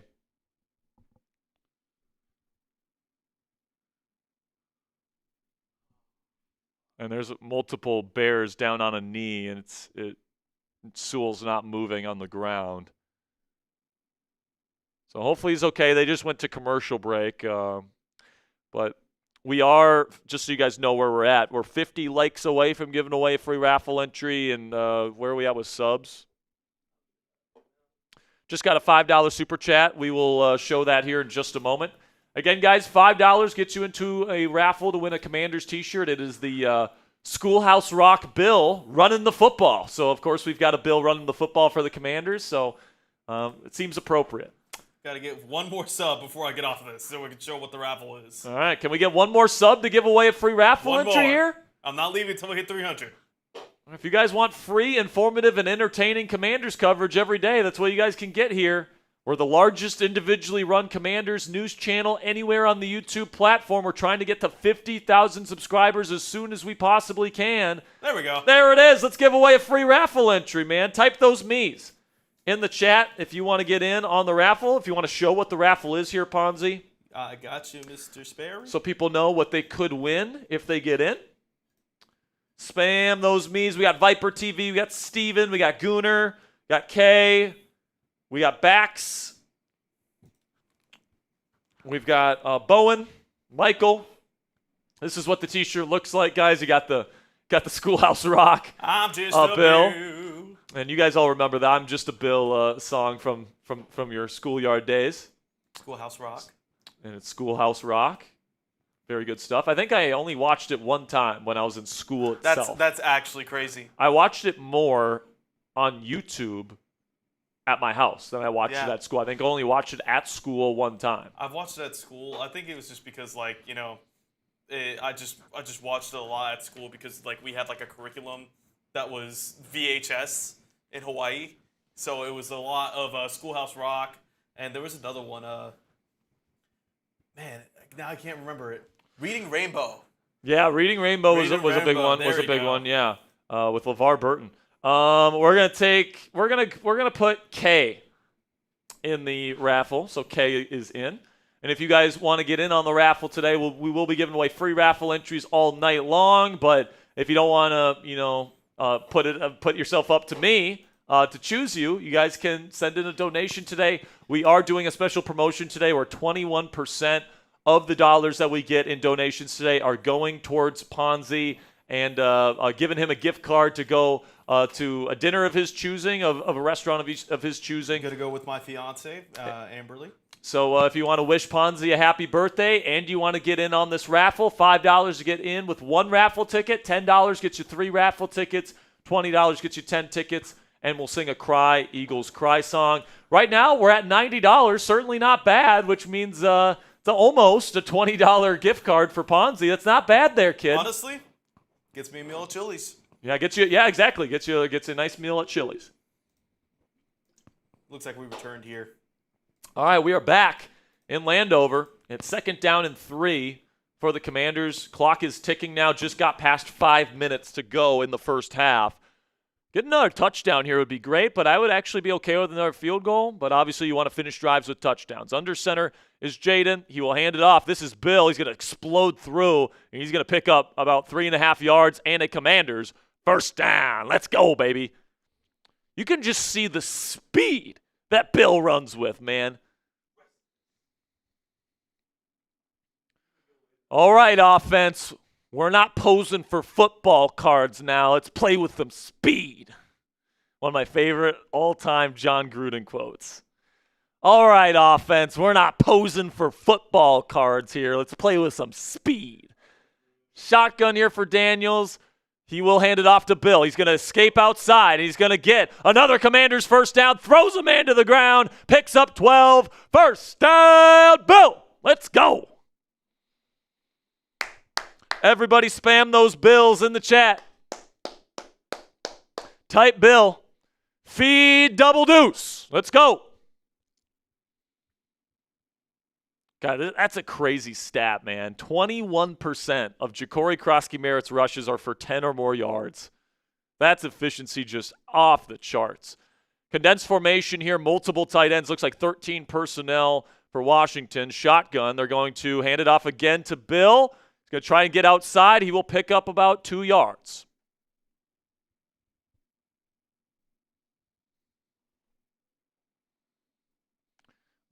It certainly looks like the Ravens are in position to win versus the Buffalo Bills. Speaking of Bills, Falcons. Did I say the Bills are in position to beat the Bills? Oh, Falcons. Well, some bird of some kind. 2nd down and 8. Once again, a condensed formation with just one receiver, 3 tight ends on the field. Lots of 13 personnel tonight. Play action. Daniels has plenty of time. Nothing there. Rolls out to his right. Now he looks to run, and he will slip through for about a yard, maybe. And it'll be 3rd down and relatively long coming up. They're saying that he wasn't out of bounds, even though he kind of clearly was. And the clock will continue to tick as we get closer and closer to the 2-minute warning. Even Deebo Samuel is buying the hype on Bill, or the Bill ripped off tee, or tank, I should say, pregame. Shotgun for Daniels on 3rd down and 8. Takes the snap. He's got trips left. Daniels steps up, throws middle. It is caught. Zach Ertz for a gain of 10 and another Commanders first down. Let's go. We're moving the football again here, folks. And that's going to roll this thing down probably all the way to the 2-minute warning. Or maybe not. The Commanders are trying to get another playoff. 1 second left. 2 minutes. No, they just tried to get him off sides. Not a bad play. Deebo Samuel now has his foot taped, just so you guys know. He's still in the game, but he's apparently got his foot taped during the last break. $5 for Ellen. She is in on the raffle here, with the pair just chilling out there. Yeah, I gave it to Kay. We are 20 likes away from giving away another free raffle entry, though. So we've got 1,300 people watching live. If we get 20 more people to click that thumbs up icon, we can give away another free raffle entry. But also make sure you guys are clicking that subscribe button. We're going to be here for just about every single Commanders game this year. And we're going to have extensive coverage, previews for every single game. And then we've got post-game coverage of every single game. We've got trade rumors for the Commanders. Brandon Ayuk seems like he may be wanting to get traded out of San Francisco. Adam Peters, do your work. I mean, listen, man. I think the one place that Brandon Ayuk would actually behave in is here with Washington. And you know why? Because he gets to play with his boy Jayden Daniels. Yep. And we know that this Commanders receiver room could use a guy like Brandon Ayuk if he's healthy. Now, he seems to be a little bit of a basket case in terms of behavior issues. Yep. He also is coming off complete reconstruction of his knee. All right, he tore every ligament in his knee last year, and he's still not back from that. So, is he worth the price of admission? I guess it depends on the price. If the 49ers are just desperate to get rid of him and say you can have him for like a 6th-round pick or 5th-round pick or something like that, I'm kind of all in on that. What's the highest you would be willing to pay for him? If he's healthy, I'm willing to pay like a 5th-round pick for him. Oh, okay. But like the Commanders have 2 6th-round picks right now. Give them both. If you can flip B-Rob for Brandon Ayuk. Now listen, man, of course like the injury stuff scares the shit out of you, and it definitely drives down his trade value. But if you could get Brandon Ayuk for a 6th-round pick, like the reward is so high up here, and the risk is down here. All right, like most of the guaranteed money is with the 49ers, right? In fact, all the guaranteed money is with the 49ers. So the Commanders would have Ayuk for the next 2 seasons on like almost vet minimum dollars. And they already did trades with the 49ers before. And if he's not good, they can cut him before his base salaries jump to like $30 million in a couple of years. Honestly, I think it might be worth it for the Commanders if they're willing to shop him. Quick screen out to Deebo Samuel on 1st down and 10. It's going to be a loss of 2. Bears are all over that.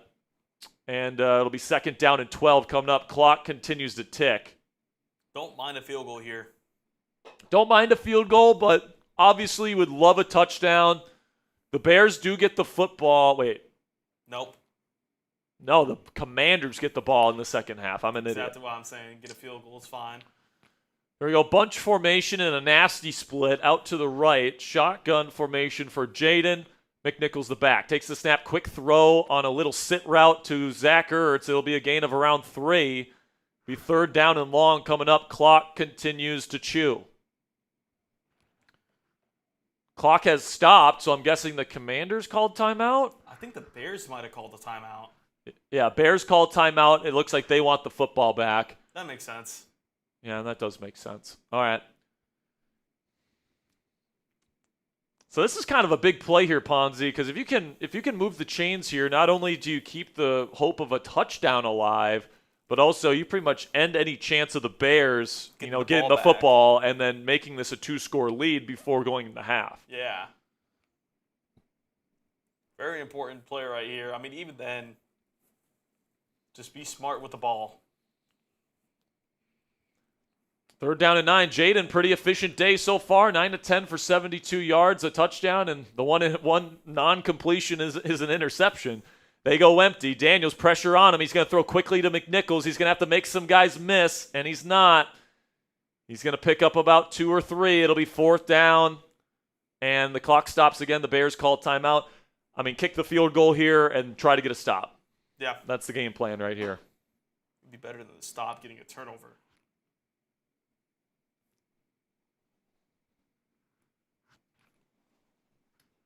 Saw a clip of Noah Sewell walking on his own accord, seemed to be fully functioning. Everything's all good with him.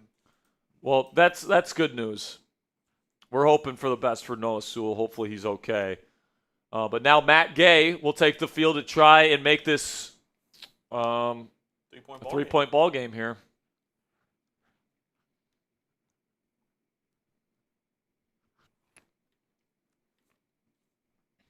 And you know what, man? If you go into the half only down 3 when you were down 13, nothing at one point, I'll take that heading into half, especially because the Commanders get the ball to start the second half. You make some adjustments, you rest up a little bit, you come out, have a good game plan for that first drive of the second half, and take the lead. So Matt Gay will put this one up from 50 yards. It's curving, and it hits the upright. No good. God, another missed field goal from Matt Gay, and now that gives Chicago excellent field position, still have a timeout with 1:10 to go, and they have a chance to go up 2 scores before half. I'm kind of leaning towards on the end of my rope with Matt Gay.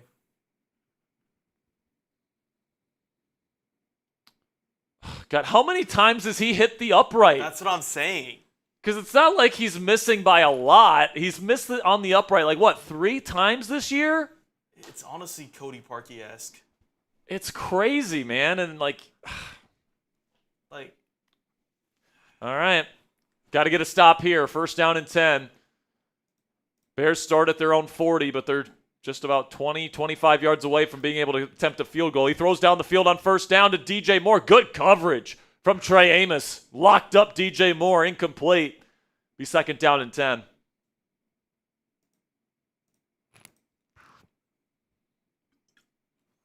God, man. Gotta be. I get that it's 50 yards. But, like, 50 is the new 40 in the National Football League. 60 is the new 50. So there we go. Shotgun. 3 receivers set for Chicago. Takes the snap. Caleb looking left. He'll throw to the out route. It is caught. Tackled immediately inbounds by Jeremy Reeves. That was Colston Loveland, the tight end on the catch. Third down here. Again, Chicago only has 1 timeout. I'm guessing they don't want to use it here. Chicago is huddling. So this is kind of poor clock management here. Tick-tock. We're down to 40 seconds. 3rd down and 5. I guess they want to make sure they're getting into a good play. And now Caleb takes the snap. They send pressure. And they're going to get to him. And he gets away. No, and he's rolling out to left. And he's going to take an Elvis sack. He gets out of bounds. He takes a shot. He wants a call, but, like, dude, you're a runner. Frankie Louvu just absolutely crushed Caleb Williams. I mean, what is he doing? I mean, Quan Martin misses the sack that probably would have ended the half. Caleb Williams runs around, and he runs directly into Frankie Louvu instead of running out of bounds. And Frankie Louvu flexes on him afterwards. Clock is stopped. With 24 seconds to go, Commanders still have a timeout. And Jalen Lane, as we know, can be pretty dangerous as a punt return man. So Bears kind of waste a really good opportunity there to try and go up 2 scores. That's a good stop there by the Commanders defense. Good stuff there.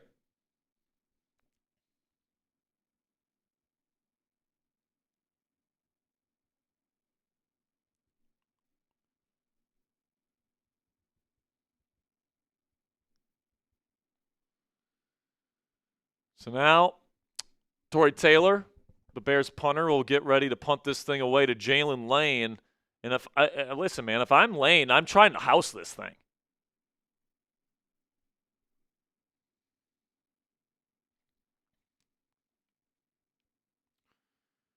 Currently, by the way, an update for the Falcons-Bills game. The Falcons are up 21-14 heading into the 4th quarter. Now, Lane lets this bounce inside the 10. Honestly, I'm kneeing this. 19 seconds. I only have 1 timeout. It would take like a 40 or 50-yard completion just to put yourself in position where you would pray Matt Gay would make a field goal, which is not something that you readily bet on. So if I'm the Commanders, I'm taking my losses here. I'm kneeing. I'm going into half down 6, and I'm regrouping, trying to come up with a good plan to take the lead at the start of the second half. But let's see what Dan Quinn and Cliff Kingsbury decide here.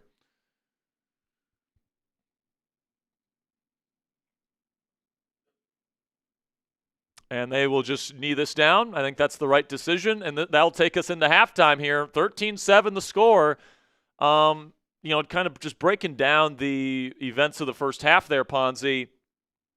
By the way, we passed 300 likes, so we will give away a free raffle entry if you want to put up the sub counter. We are 13 subscribers away, so we'll give away 2 free raffle entries if we can get 12 more people to click that subscribe button. But just a sloppy first half overall, man. Missed opportunities. You give up what could have been a touchdown to Deebo Samuel on a seam.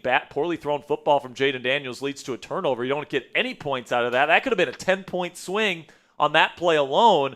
And then you have fumbled the football on your side of the field, giving the Bears an easier drive in a short field to get a touchdown. And, the Commanders' defense has come up in moments in this game, but it hasn't been enough. and the Commanders' offense has moved the football pretty decently. I think that the passing game has actually been pretty good, considering Terry and Noah are out again, and Debo is certainly dealing with a little bit of an injury here. And Bill got going a little bit in the second quarter. But, I think, you're in position to win this game. This game is far from over, and, I think they did a good job kind of turning things around from 13-0 to 13-7. Yeah. But, Matt Gay misses another field goal. This game could easily be 13-10. And, frankly, this game could easily be 17-6 Commanders. But because of some of the missed opportunities, you're now down by 6. And now that first drive in the second half feels pretty heavy. I mean, I feel like, regarding to Matt Gay with that missed kick, I mean, I feel like, as much as, the Commanders could be up right now, too, frankly, those 2 turnovers could have easily just been the end of everything. So, the fact that, the Commanders are still in this ball game, they have a chance to go take the lead after half, that is some positivity. It's just, it's the slow starts. It's the things that we've seen all season. And, I'm not going to be the first to say it, but you cannot have slow starts against good teams. The Bears are they're 2-2. I feel like, they're middle of the pack, but imagine you go against the high juggernauts of the league when you get to the playoffs. You cannot be giving them chances to just end your game before you even start. So, I mean, this is something that's got to be fixed. I understand it's still the beginning of the season, but you got to fix this. You got to fix the slow starts. Yeah, I completely agree. Maybe a bright spot, though. Marshawn Lattimore looks really good. I haven't called his name, or I haven't seen his name be bad tonight. Yeah, dude. He's 0 completions allowed. His receiver has not been targeted all night. So Trey Amos has been really good in coverage, too. If you're looking for positives, the 2 outside starting corners for the Commanders have looked as good as they have looked all season tonight. And that's going up against Roma Dunze, and that is going up against DJ Moore. So, pretty decent stuff so far from the Commanders' outside corners. Some missed opportunities. Mike Samerstill really had a bad play on a long run from DeAndre Swift. Quan Martin missed a tackle on Caleb Williams closer to the end of the half. I would say that the run defense hasn't been as good as in weeks past. I think that the Bears' offensive line really dominated the first quarter. I thought the second quarter, the Commanders' defensive line got after it a little bit better.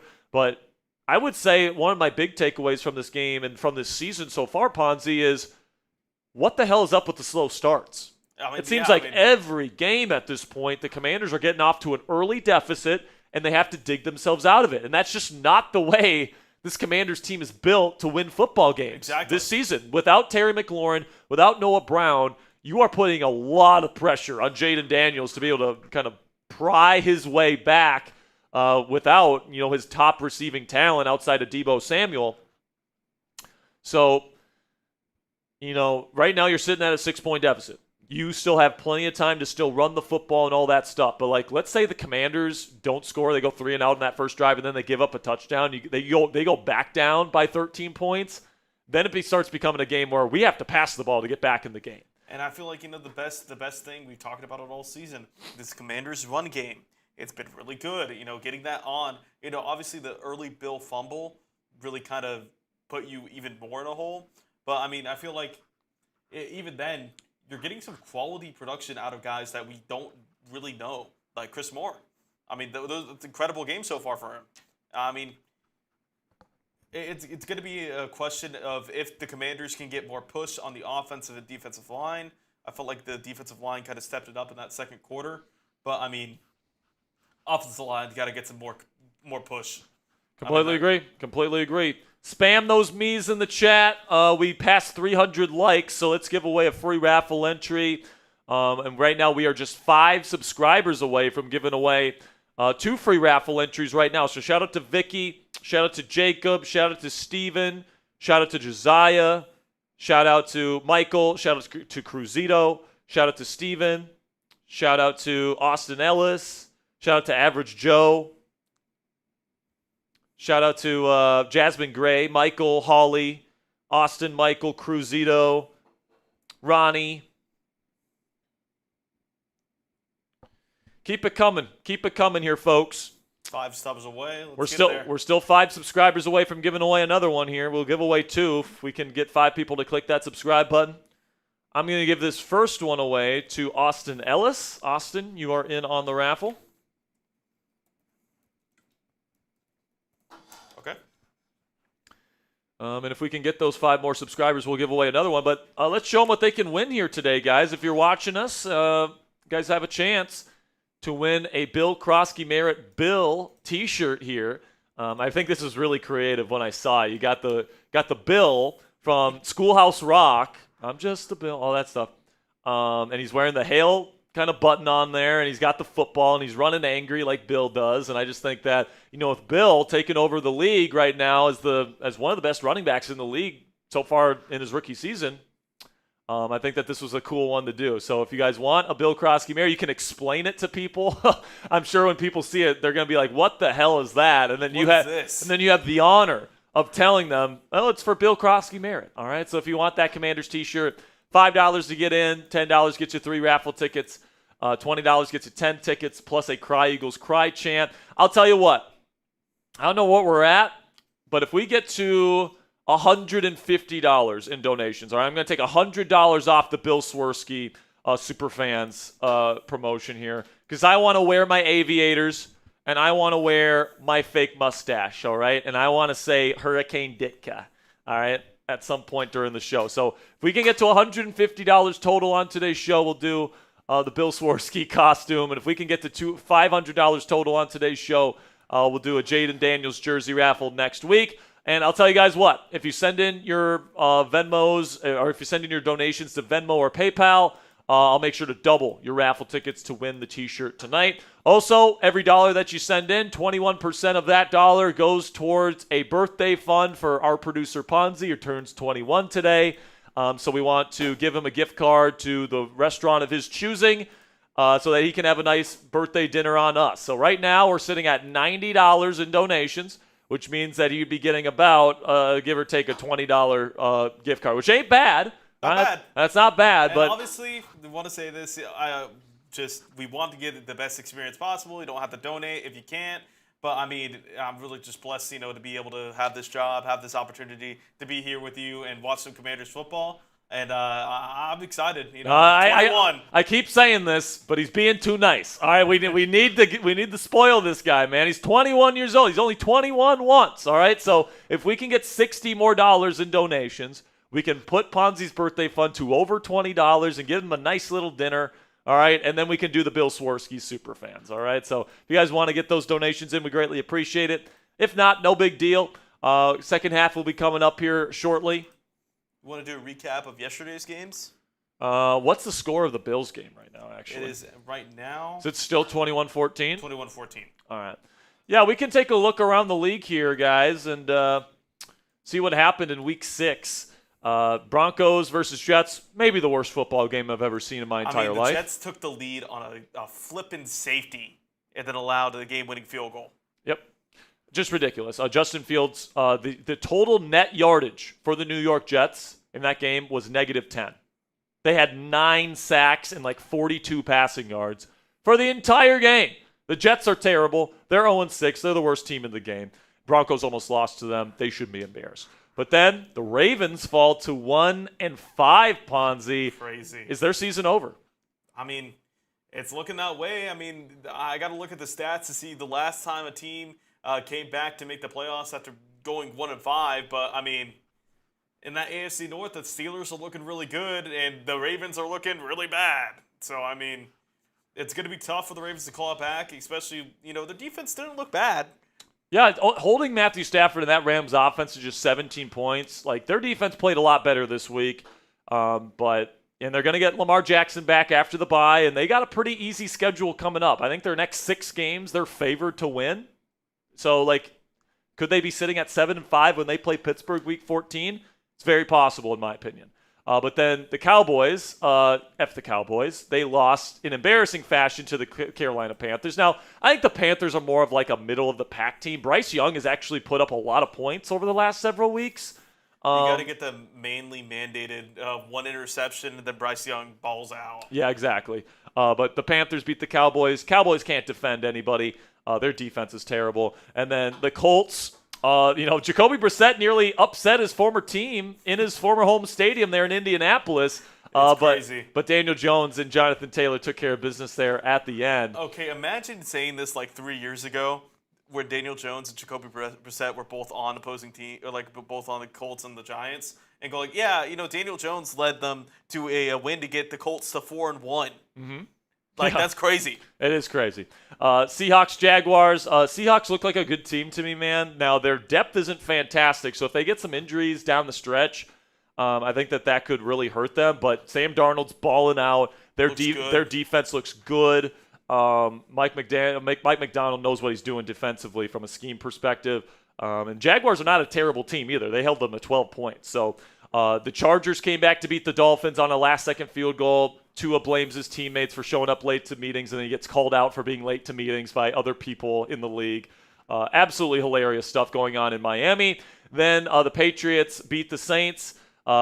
Lots of plays from Drake May that got called back for like holdings and stuff like that. Offensive pass interference. But like Drake May was throwing absolute dimes deep down the field in that game, and most of them actually were called back. So the stat sheet doesn't tell you how good Drake May was in that game. Steelers improved to 4-1, beating the Browns. That Steelers team, man, like they're not flashy, especially on the offensive side of the ball, but they can win the line of scrimmage on both sides of the ball, Ponzi. They take the football away. They protect the football on offense. And that's a recipe for a team that nobody wants to play right now. So it's just a gritty football team that they are right now. Absolutely. Then you got Raiders beating the Titans this week 20-10. Brian Callahan fired? Brian Callahan gets fired. Like the Raiders were a dumpster fire before that. Just two bad football teams there. The Packers let the Bengals hang around at Lambeau Field with Joe Flacco, with less than a week on the team. Kind of embarrassing, to be honest with you, but hey, they keep winning football games, so it doesn't really matter. The Buccaneers beat the banged-up 49ers. Fred Warner out for the season. And a very nasty-looking ankle injury. Yeah, it's not looking good for the 49ers in terms of the injuries, but it looks like they're going to get Purdy back soon. They're going to get Kittle back soon. And they might have to trade Brandon Ayuk, maybe to the Commanders. Who knows? Then the Chiefs beat the Lions on Monday Night Football last night, 30-17. And, of course, how could we forget? The Philadelphia Eagles got their asses kicked versus the New York Giants on Thursday Night Football. How great is that? How great is that, folks? Let's go. All right, so we are about to get things back going in Maryland here. Scores 13-7. Commanders will get the football to start the second half. If you want the Commanders to win this game and go to 4-2, spam those WASs. How are we doing on subs, by the way? Are we almost there? Oh, okay. All right, kicks away. And Luke McCaffrey will take this from the 4. He gets to the 20, to the 25. Now he gets past the 30. He gets all the way down to the 40-yard line. Elmack, baby, one of the best kick returners in the league, gives the Commanders excellent field position to start this drive and to start the second half. Let's go. So Vicky says, the baby was just born, and says, everyone say welcome to the world to Jayden Kobe Stratton.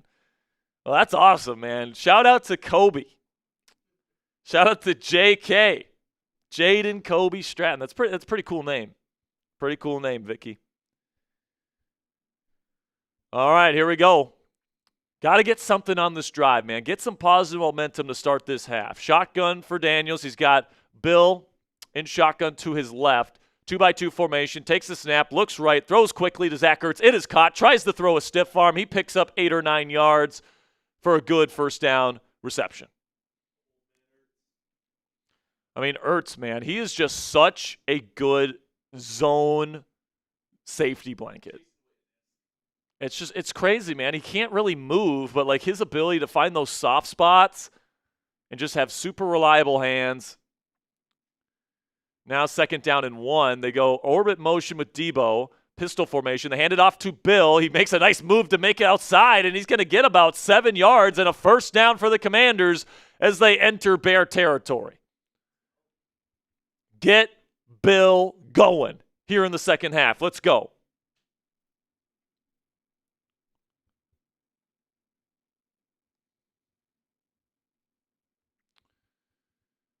Right now, Bill has 37 yards. He's averaging over 4 yards a carry, so he's still pretty darn efficient.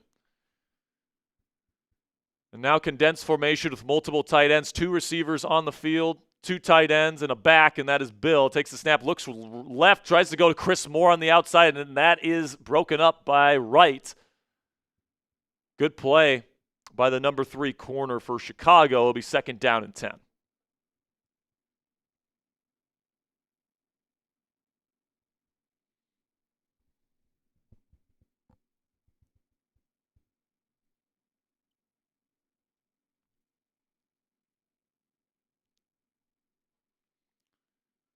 Second down and 10 now for Jayden, who is now in shotgun.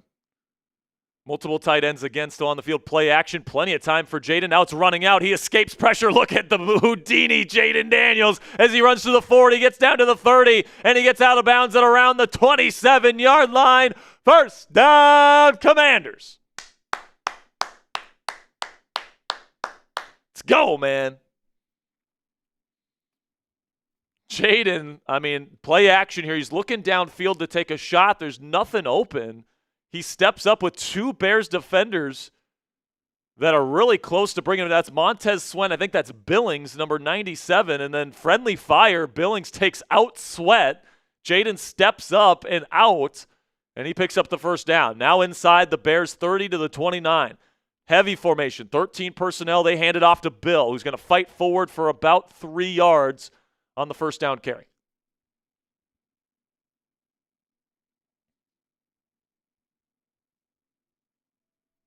Over 1,100 people in the chat room right now. Appreciate everybody coming to hang out with us here on Monday Night Football. We are about 50 likes away from giving away a free raffle entry here, guys. And again, we're trying to get Ponzi a nice dinner for his birthday. 21% of the proceeds tonight will go towards a gift card for Ponzi to get a nice birthday dinner. Shotgun here for Daniels, multiple tight ends again. Takes the snap. They send pressure. They block it up. Jayden has time. Now he's just going to throw it up into the air, and no receivers in the area. Jayden pointing out the receiver that he was throwing, quote-unquote, in the area to. Bears want intentional grounding, but no flag for the time being. Now the flag's coming out. And honestly, I think it's probably the right call. Like he threw, like this is why when quarterbacks throw it out of the back of the end zone, like into like the 5th row, it should be a penalty. Like people say that throwing out of the back of the end zone is in the direction of a player. Like no, if you throw it way over a guy, it's not in the same area. So as much as I don't want that to be a penalty, I kind of want that to be a penalty. What's that? So you lose 10 yards. It's 3rd down and 16. And you don't have your number 1 receiver or your number 3 receiver. And the only starting receiver that you have is not a route runner. So maybe they just throw up another jump ball to Chris Moore and hope that he comes down with it. But right now you're sitting at the 35-yard line. It's a long field goal. You might just think about getting some more yardage here to make this an easier field goal attempt for Matt Gay. Shotgun Daniels. He takes the snap. He's got time. Now he throws the Texas route, and it's dropped by Jeremy McNichols. He would have probably easily gotten to the 30, probably inside the 30. And now let's see if they kick the field goal or if they punt. At this point, I can't say I'm super confident in Matt Gay's ability to hit field goals from this distance. And plain simply, like that's not the most accurate throw in the world from Jayden, but Jeremy McNichols needs to make that catch. So they will attempt the field goal. This is a 53-yard attempt. He missed from 50 earlier. And Matt Gay puts it up. It looks good if it's long enough, and it is. Whew. All right, can't make it from 50, but he makes it from 53. He certainly has the leg to make it from 50+. Just a matter of the accuracy, but Gay puts it in. It's 10-3. Bears will have the football next with a chance to take a 2-possession lead.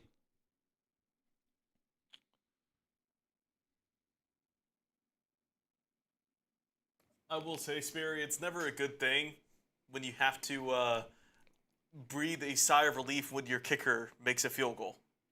Yeah, it's not ideal. And this all started with fucking Brandon McManus, who had that case, and then of course the Commanders released him, and then all this different stuff, and they brought in a million different kickers. And Zane Gonzalez was actually pretty solid for us last year, Ponzi. He didn't have the biggest leg, but at least he would at least consistently make his kicks.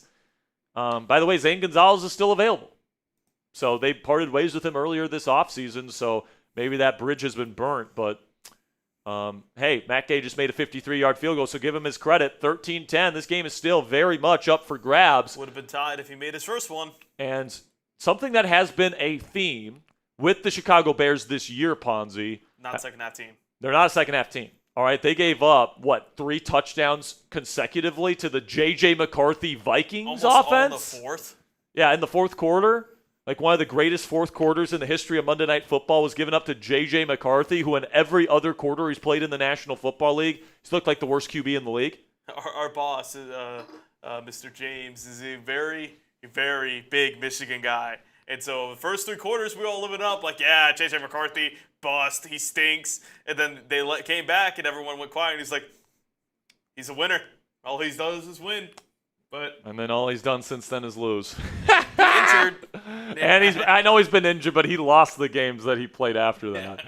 He's looked bad this season, man, outside of that one quarter. But even on offense, like why were the Vikings able to run the football as effectively as they did in that fourth quarter?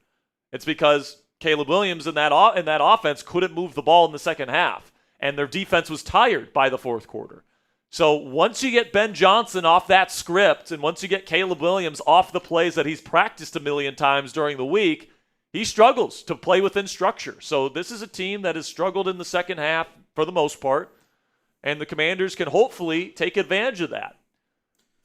Dorrance Armstrong apparently questionable to return with a hammy. God, that's not good. That's a guy you do not want to miss. That's been probably Washington's best player. And hamstrings can be pretty fickle, as we know with JD. They can linger for multiple weeks. Well, Jayden had a knee. I thought it was more. No, my bad. A knee. Kick is away. Matt Gay will be fielded at the 3. Special teams has been pretty good for the Commanders today, and they do another good job preventing the kick returner from getting to the 30. Now the guy gets back up, but he was clearly down. This is going to be a legal block in the back on the Bears. This is going to park them back here, and they're going to have a long field. All right, defense. What are we going to do here? Are we going to allow them to take a long field and score a touchdown on you? Hope not. And Preston Smith now has to come into the game at defensive end. Busy X Joe's asking who got hurt.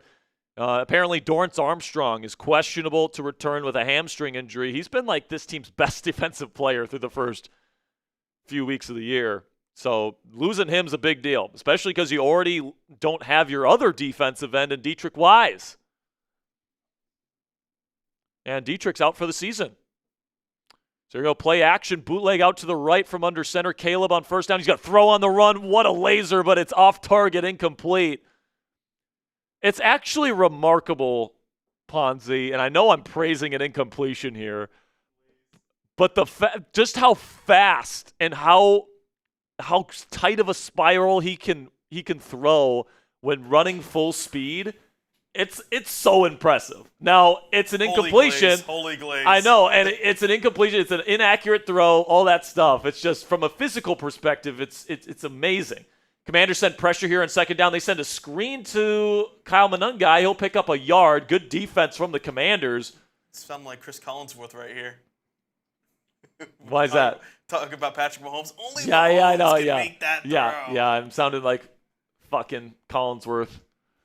Flag on the play, and I think illegal contact on the Commanders. It would have been 3rd down and 9. Instead, Samerstill, I would grimace too.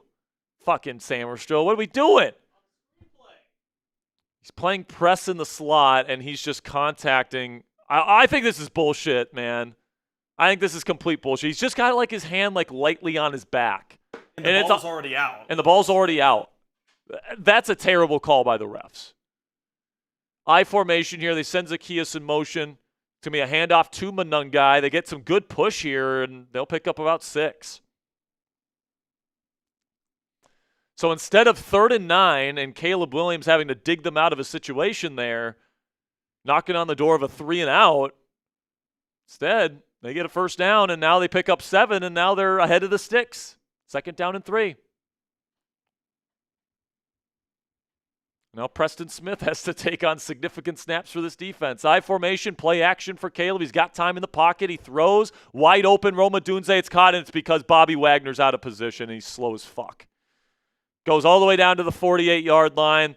Once again, a good play caller exploits Bobby Wagner in pass coverage, creating a wide open Roma Dunze.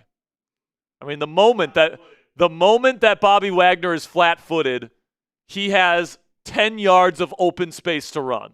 What a joke. So now close to midfield, and the Bears are driving. Williams sees something, cans the play at the line of scrimmage, goes under center, cans the play again. Takes the snap, play action, once again, has time in the pocket. He throws middle, and it's caught. And that is Luther Burden III makes a man miss, and he's going to get down to the 15-yard line. That's Mike Samerstill in coverage again, and it's another tough game for Mikey Samerstill. And now they're in the Prize Picks red zone. Download the Prize Picks app today. Use code CLNS. You get $50 in lineups after you play your first $5 lineup. Now Williams, another impressive throw off platform, maybe unnecessarily off platform, but he delivers it accurately to Luther Burden. And then he picks up an additional 15 yards on the ground, making Mike Samerstill look like an idiot out there. Now Dorrance Armstrong has re-entered the game, so that's good news. Hopefully he doesn't make that hamstring injury worse. Under center here, it's a toss play to Monungai. Good blocking in front of him, and he's going to pick up about 5 to around the 10-yard line. If you're the Commanders, man, you got to get off the field. Force a field goal here. Force a turnover. Remember last week, man, against the Chargers, you force a big turning point in this game. Second half interception at the goal line. I will say the pass rush today for the Commanders just hasn't been consistent enough. Shotgun here for Caleb. It's going to be fake toss. Throws middle. Should have been intercepted. It was tipped, and Mike Samerstill should have had a pick, and he dropped it. Caleb Williams with one of the most dumb decisions you'll ever see. Didn't even look to confirm it. It was a fake toss, and he just threw it blindly into Mike Samerstill, and it goes right into his chest, and he drops it. Oh, my gosh, Mike, you got to catch that, dude.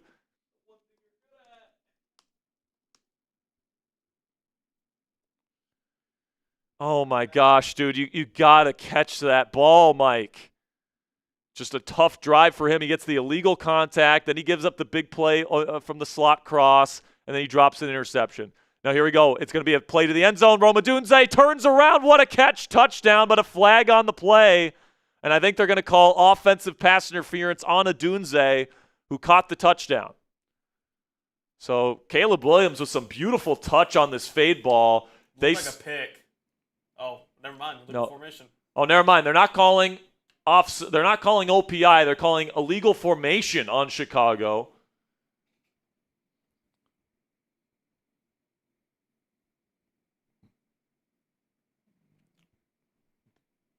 Oh, the left tackle. And the left tackle replacing Braxton Jones this week. What's this guy's name? I can't remember. He's British. That's all I remember. He's British. Theo Benedict. That's what his name is. That's what his name is. Now it's 3rd down and 11 instead of a touchdown here. Got to get off the field here, guys. Shotgun Williams takes the snap. He's got time in the pocket. Now he steps back. Now he's trying to escape the pocket. Nothing there. And he's brought down. It's Dorrance Armstrong playing through injury. Doesn't matter. He produces the sack. And it's 4th down and long. The Bears will have to kick a field goal, and that will keep this a 1-score game. Huge. Dorrance Armstrong with a huge looping stunt there, and Caleb's just holding on to it forever. And even if it was a horse collar, I don't think it's a horse collar. He doesn't have his hand inside the horse collar there. But even within the pocket, you are allowed the horse collar. So now the kick is up from Moody, and it's in. So Moody, 3 for 3 in his Bears debut, and Caleb Williams is absolutely furious on the sideline. And once again, Dorrance Armstrong's being looked at on the sideline by trainers. Caleb Williams throwing an absolute tantrum on the sideline, dude. The body language is so bad from that young man right now. I'm sure he's frustrated, but man, it's not a good look there, man. All right, before we get to this next Commanders drive, let's have a word from our sponsor today at Prize Picks. You and I, we both make decisions every single day, but on Prize Picks, being right can actually get you paid. Don't miss any of the excitement this season on Prize Picks, where it's good to be right. Football season is finally here, and you better believe I'll be getting my Prize Picks lineups in all season long. Prize Picks is simple to play. Just pick more than or less than on 2 to 6 player stat projections, and if you get your picks right, you could cash in. Prize Picks also puts their users first, so all withdrawals are fast, safe, and secure. Prize Picks also offers Venmo, Apple Pay, MasterCard, and more for quick and easy deposits into your account this football season. And a new feature from Prize Picks that I absolutely love is injury reboots. If one of your players leaves the game in the first half and does not return, Prize Picks will not count that as a loss. So for Monday Night Football tonight, I took the more on rushing attempts for Bijan Robinson, the less on receiving yards for Keon Coleman, the more on interceptions for Caleb Williams. Still waiting on that interception, Caleb. Mikey, it would have been nice if you would have caught that, buddy. And I took the more on touchdowns with Jacory Croskey-Merritt. Hopefully he's able to get into the end zone. So download the app today and use code CLNS to get $50 in lineups after you play your first $5 lineup. That's code CLNS to get $50 in lineups after you play your first $5 lineup. Prize Picks, it's good to be right. Now that we're into the second half here, guys, want to give you guys a reminder that you guys can super chat, send in donations via Venmo or PayPal if you want to help out the channel. Also, it is our producer Ponzi's 21st birthday today, so 21% of donations that come in tonight will go into Ponzi's birthday fund, all right? And what goes into that birthday fund is we're going to give Ponzi a gift card to the restaurant of his choosing, with the dollar amount that we end up getting by the end of the show. So if you guys want a chance to win this Bill Croskey-Merritt Bill t-shirt today, you guys can send in those super chats, and you can treat Ponzi to a little birthday dinner a little bit here. So if you guys want to enter the raffle today, $5 to enter, $10 to get you 3 raffle tickets, $20 to get you 10 plus a Cry Eagles Cry song. What are we at right now? We're at 90. Is that right, Ponzi? Still at 90? I'll say this right now. If we can just get one more $10 super chat, we'll do the Bill Jaworski super fans with $100. All right. I just want to get this number up to at least 20 here, so we can get Ponzi a nice little dinner at like Chili's or something. All right, for his birthday. So greatly appreciate your guys' support. Oh baby. $20 super chat means the aviators are going on. And the fake mustache is coming on as well. Oh my gosh. The adhesive doesn't work. So here we go. Luke McCaffrey takes it, makes a man miss. He gets past the 30, gets to the 40, down to the 45-yard line once again. Oh, man, there's a flag. It's down here. Oh, there's no adhesive on here. What the hell? There's literally no adhesive on this. So we got a defective mustache here. What the hell? So F Party City in the chat. By the way, Jordan McGee, legal block in the back is what they're calling here. So this is going to be brought backwards. So it would have been at the 45. Now it's inside the 20. So that sucks. $20 from Clayton Webster. We will do a Cry Eagles Cry next commercial break. Clayton, you got 10 raffle tickets. Appreciate you, my friend. All right, 1st down and 10. Jayden, shotgun, multiple tight end set here. Takes the snap. He's going to go play action. It's going to be read option. He gives it to Bill, who's fighting his way through tacklers. He'll pick up 7. That's why I love Bill Ponzi. This guy runs hard, all right? Not only is he fast, not only is he explosive, but he runs through tackles.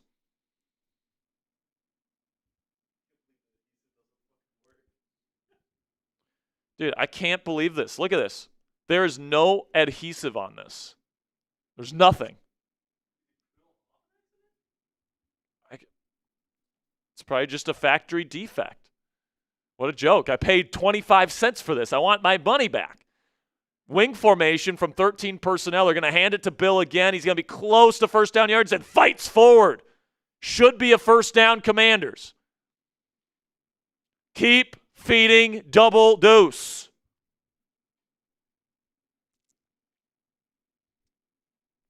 And we're still waiting.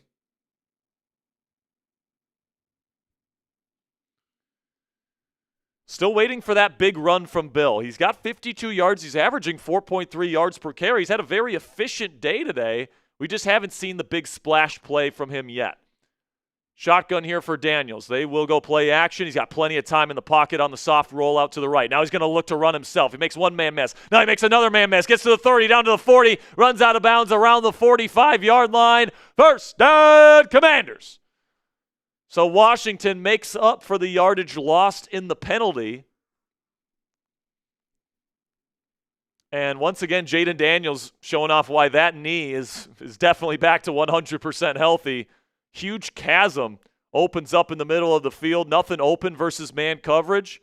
And having a guy like Jayden, if you don't have somebody on him, it's going to be a long day for you. First down and 10. Once again, a condensed formation for Washington. They will send Debo around on a reverse orbit motion. They hand it to him. He will lose 2. So when they've tried to get the ball to Debo tonight, it hasn't worked. Lots of negative plays for Debo tonight. And he's frankly been a non-factor in this ballgame. It's been Zach Ertz and Chris Moore making the receptions for the Commanders tonight.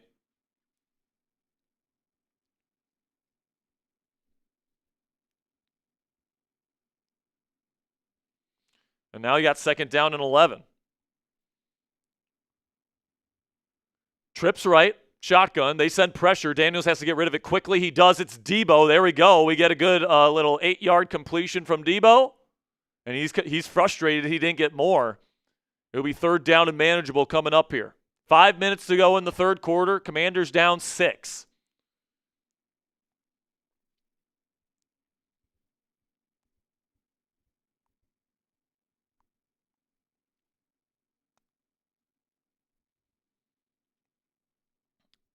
Double slant concept. There might have been triple slant concept there for Washington. Not running the most creative stuff out there right now. Third down and 2. Multiple tight end set. 2 receivers out there. 2 tight ends and a back. Looks like McNichols is the back.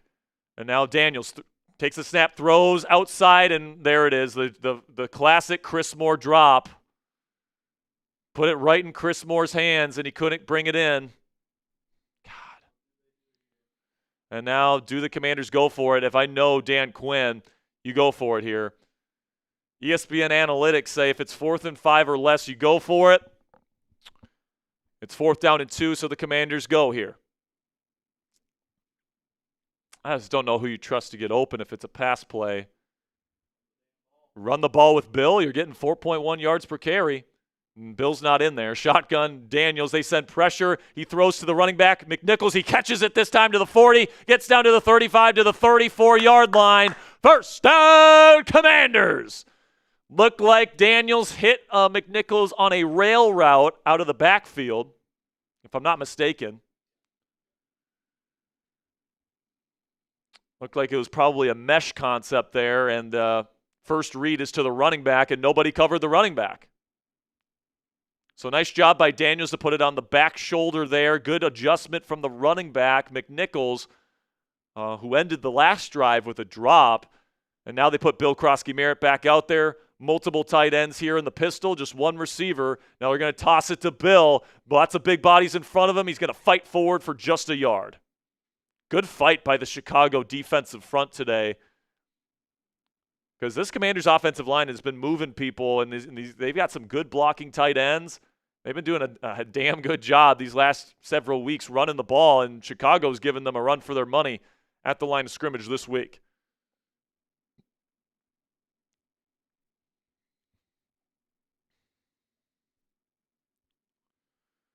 Now, 2nd down and 9. You are in Bears territory, and Matt Gay made a field goal from around this distance last drive. Trips left, takes the snap, fakes it to Bill. He fakes it to the screen. Now he throws wide open. Luke McCaffrey. Cliff Kingsbury strikes with the genius screenplay. The fake screen. Touchdown, Commanders. Let's go. What a play call. Drawn up at just the right time by Cliff Kingsbury. The fake screen. Jayden sold it with the pump fake. And they let Luke McCaffrey all by his lonesome down the field. And the Commanders are a Matt Gay PAT away from taking the lead in this ball game. Let's go. It looked like Luke was looking like, oh my gosh, don't drop it, don't drop it. And thank God he didn't. Matt Gay, not the best looking kick in the world, but it goes in and a flag. What could this be here?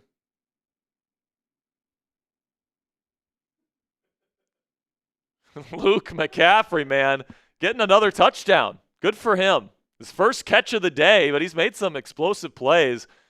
It's going to be a penalty on Chicago. Washington will decline it and take the extra point. He looked like a high school scared kid out there. Yeah. Oh, please, Yeah. please. He looked like the JV kid that got called up to varsity, and they ran a perfect play to him. and they haven't thrown to him all night long, and Please don't drop it. Please don't drop it. And they draw up the fake screen to him because nobody's expecting the ball to go to him. Throws it up to him. Oh my gosh! Don't drop it! Don't drop it! Thank God he did it. There's a scene in The Replacements with Keanu Reeves like that, where the guy has like stickum on his gloves. In exactly the same situation. Man, Commanders had the lead. Let's go. Listen, man, hasn't been pretty tonight, but like good teams find ways to win ball games. All right, so they fought. They've found some creative wrinkles to throw in here without Terry McLaurin, without Noah Brown, without Sam Cosmi on offense. Obviously, you're without Austin Eckler for the rest of the season. You trade away B-Rob. Like, Cliff Kingsbury deserves a lot of credit for how good this Commanders offense has been this year, largely without Terry McLaurin. I mean, Cliff deserves a lot of credit here, guys, in my opinion, for, there's a lot of, obviously when you have Jayden Daniels, that makes up for a lot of stuff as an offensive play caller, but like some of the stuff that he's done today, like that really cool play, that kind of orbit motion kind of fake, and then he goes the orbit motion behind that to Jalen Lane. Really cool design. That got you 7 yards. Cliff in his bag right now. And then you have that fake screen. I mean, Cliff's in his bag right now, man. And, Chris Moore.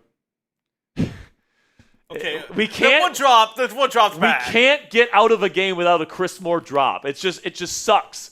But, hey, he's had the game of his life, though. He's made some nice catches today. I'll give him some credit there. We're talking about a Luke McCaffrey touchdown and a Chris Moore touchdown on our board tonight. If you picked that for Commanders bingo, you are a liar. By the way, I think the Falcons just beat the Bills. Yeah, they did. I'm ready to say this, Ponzi. I think the Bills are a little overrated this year. Their defense stinks. No, they do. I still believe in Josh Allen. They're going to be a playoff team. They're going to win that division probably this year, but this is the game. But like they score what, 14 points tonight? Yeah, they had an interception at the end there, didn't they? So listen, man, we played Atlanta and we lost to them. I think we were more competitive against the Falcons on the road than the Bills were. But listen, man, the Falcons without JD. The last 2 games, all right, the Falcons have beaten us and they have beaten the Bills. 2 legit playoff teams, in my opinion. All right, so the Falcons, man, I think they're going to be a force in that NFC South. Watch out, Buccaneers. And now the kick is away, and now the ball comes out. Ball's out. Ball's out at the 23-yard line. Do the Commanders pick it up? I think the referees are saying that the return man was down, and it's Bears football. Well, they're going to have to sort this out to make sure.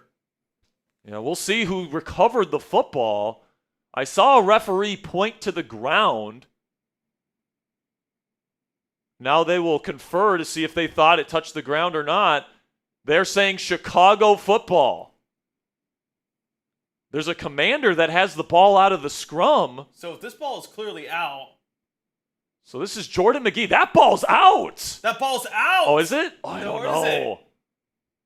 You can see McGee start to rip the football as he's coming down. Oh, that ball's out. That ball's got to be coming out, I think it's so close. I don't think they're going to reverse it. I feel like they had a clear recovery for it. Dan Quinn is talking with the referee, and it doesn't look like he's going to challenge, so it looks like it will be Chicago ball. Either way, I think the kickoff return unit today has been really good in terms of the coverage. They have not gotten past the 30 to start any drive today. Shotgun here, orbit motion, DJ Moore. They're going to hand it off to him. Kind of an interesting design from Ben Johnson. He'll pick up around 4 or 5. Make sure you guys click that subscribe button. Sub for Commanders Dubs. Let's go, man. Every 50 subscribers, we're giving away a free raffle entry for the Bill t-shirt at the end of the game. So we're 10 subscribers away.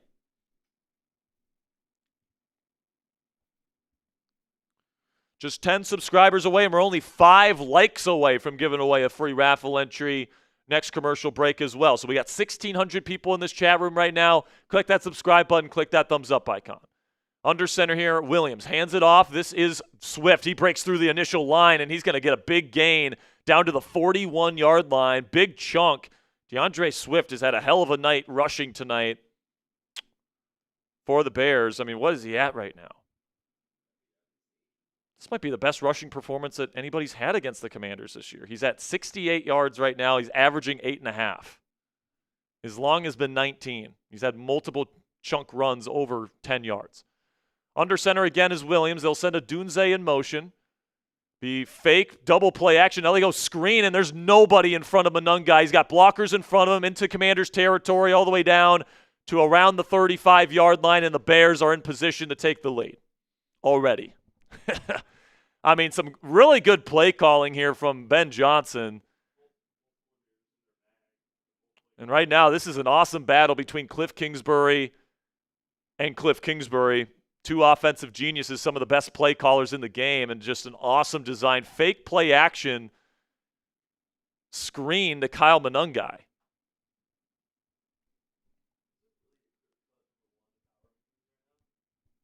I don't know, man.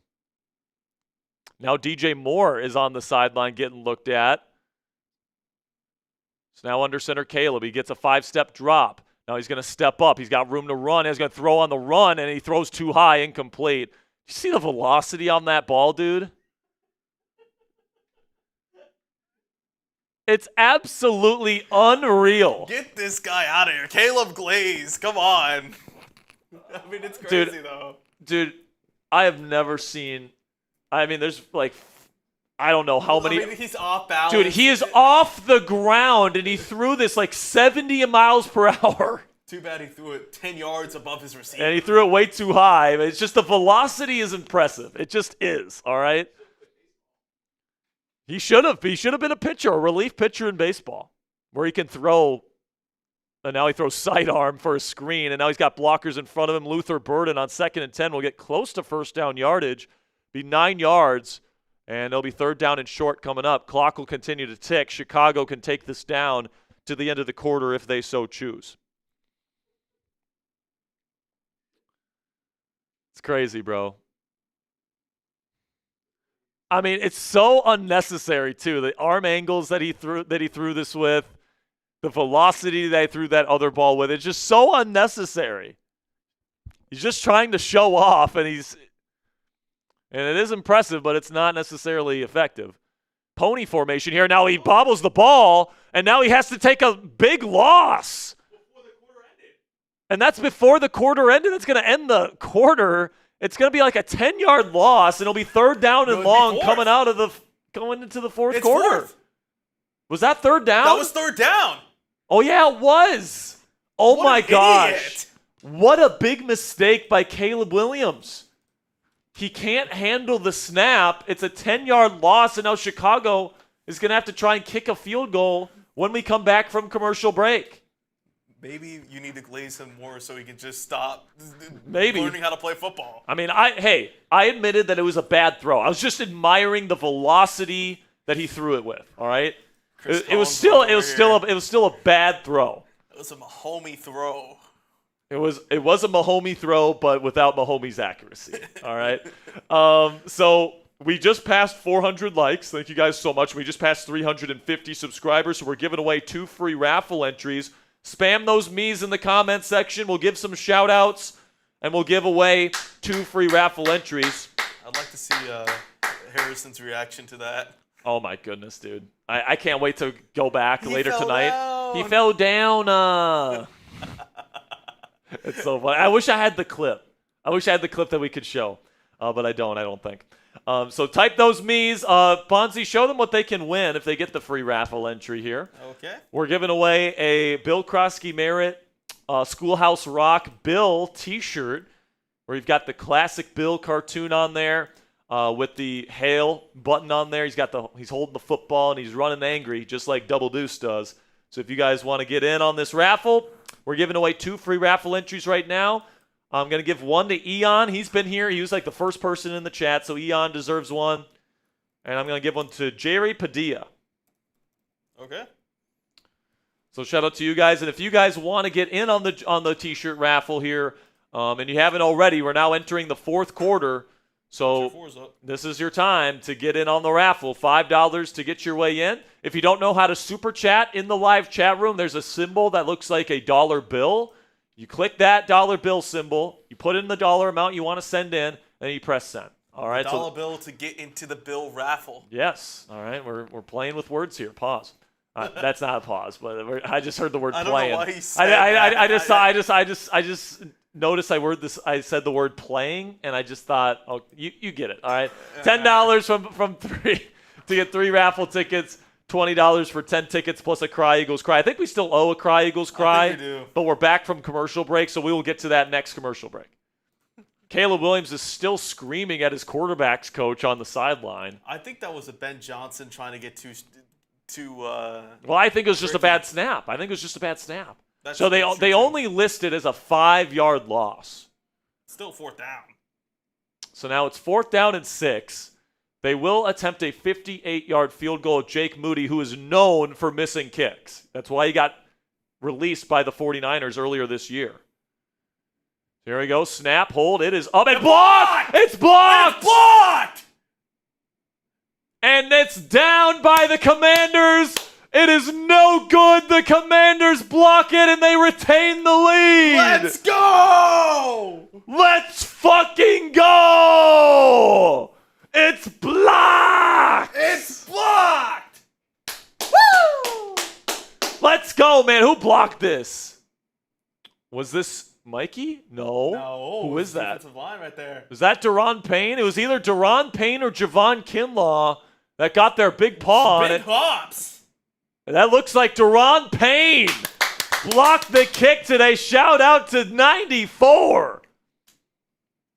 That is huge, ladies and if gentlemen. you're looking at it from the Bears' perspective, that sequence is probably the worst thing in the world for you. You had a 3rd down and 1 going into the 4th quarter. You snapped the ball before, and now the kick is blocked. And then you get the block kick. That's unbelievable, man. All right, 13 personnel here from Pistol. They hand it to Bill, and he's going to fight his way forward for about 3 yards. All right, man. We got 1,700 people watching live. Sub 4 Commanders dubs. Every 100 likes and every 50 subscribers, we're giving away free raffle entries.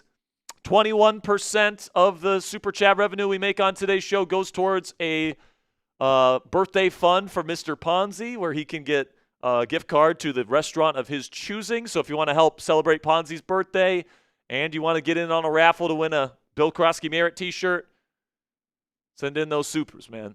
2nd down and 7. 2-by-2 formation from shotgun. Takes the snap. It is going to be thrown to Zach Ertz, and it's caught, and he's going to get past midfield. Big gain. Zach Ertz, 1st down, Commanders. Let's go. Zach Ertz has been a machine working in the slot today. I believe he is the team's number one receiver in this game. Now, quick snap here. Roll out to the right. Throws to Deebo Samuel. They're trying to rip the ball out, but Deebo has a 4-yard gain.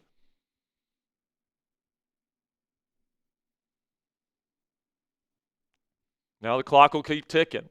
If I'm the Commanders and I score a touchdown, I'm going for 2. I'm trying to make this a 2-score game. Now, maybe the Commanders are going to try and go for the PAT and force the Bears to score a touchdown and get a 2-point conversion just to force overtime. Chris Moore leads right now? Okay. 2nd down and 6. Shotgun Daniels. 3 receivers on the field here with a tight end. Play action. Now throws middle on the RPO, and that is Luke McCaffrey with a nice chunk, but a flag. It's going to be a legal man downfield. Luke McCaffrey showing some good things, man.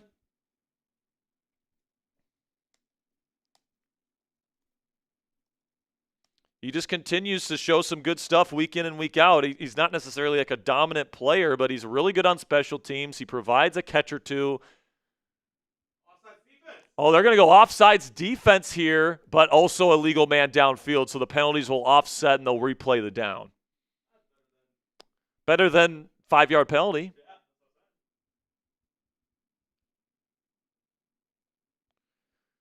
The Commanders can get a touchdown here and get a 2-point conversion. It's a 2-score game, but if they get a touchdown and then kick the PAT, that would force the Bears to score a touchdown and get a 2-point conversion just to tie it. So it'd be interesting to see what Dan Quinn wants to do here if they score. 2nd down and 6, trips left with a single receiver out to the right. Jayden is in shotgun with Bill next to his right. Takes the snap. He's got some time. Now he throws down the field. Wide open is Jalen Lane. It's caught, but a flag on the play. He's down to the 6-yard line. But is this one going to come back as well? I don't know. I think it's looking good here. Commanders are seeming to indicate that this is going to stand. It's going to be on the Bears. It's going to be declined, and Jalen Lane shows up here with a big gain. He goes up against Tyreek Stevenson, the guy that was jeering the crowd before the Hail Maryland last year. He beats him on a double move. What a route by Jalen Lane. And absolutely, download the Prize Picks app today for free. Get $50 in lineups after you play your first $5 lineup on the Prize Picks app today. Commanders at the 6-yard line, 1st down and goal. Actually, they mark him at the 7. Shotgun Daniels. They will hand it to Bill. He's going to try and make a man miss. He's going to get maybe a yard. Got to give credit to the Bears' run defense, man. They were dead last in yards per carry coming into the day, and they have played very well today. They have certainly held their own against this Commanders' rushing attack, which has been about as good as any rushing offense in the NFL heading into tonight. Honestly, the Commanders have won this game through the air. With Luke McCaffrey, Jalen Lane getting a nice contribution, Chris Moore getting a couple catches. Zach Ertz has been really good today. Now there's a bunch formation out to the left, 2nd down and goal. Trips left, takes the snap from shotgun. Daniels looking end zone. He throws middle of the end zone. It's caught. Is that Zach Ertz? It is. Touchdown, Commanders. Now let's see if they go for 2. Now let's see if they go for 2 or if they want to go up 8. I will say the Bears offense has been struggling. So for them to go score a touchdown and then to convert a 2-point conversion might be dubious. It looks like Jayden Daniels is going off to the sideline, which would indicate that they will take the extra point. Jayden Daniels has all day to throw, throws with anticipation on a nice, beautifully thrown and beautifully run route by Zach Ertz.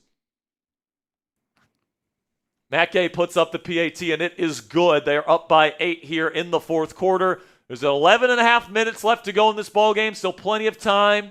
But Washington has certainly put themselves in position to start their season 4-2. And despite the slow starts, Ponzi, this team finds a way. And even in the rain tonight, they're finding a way to try and go and get a dub. I mean, it's incredible. I mean, we kind of called it, though, saying that, the Bears have not been a good 4th quarter team, not a good second half team. Commanders have been, and they proved it so far.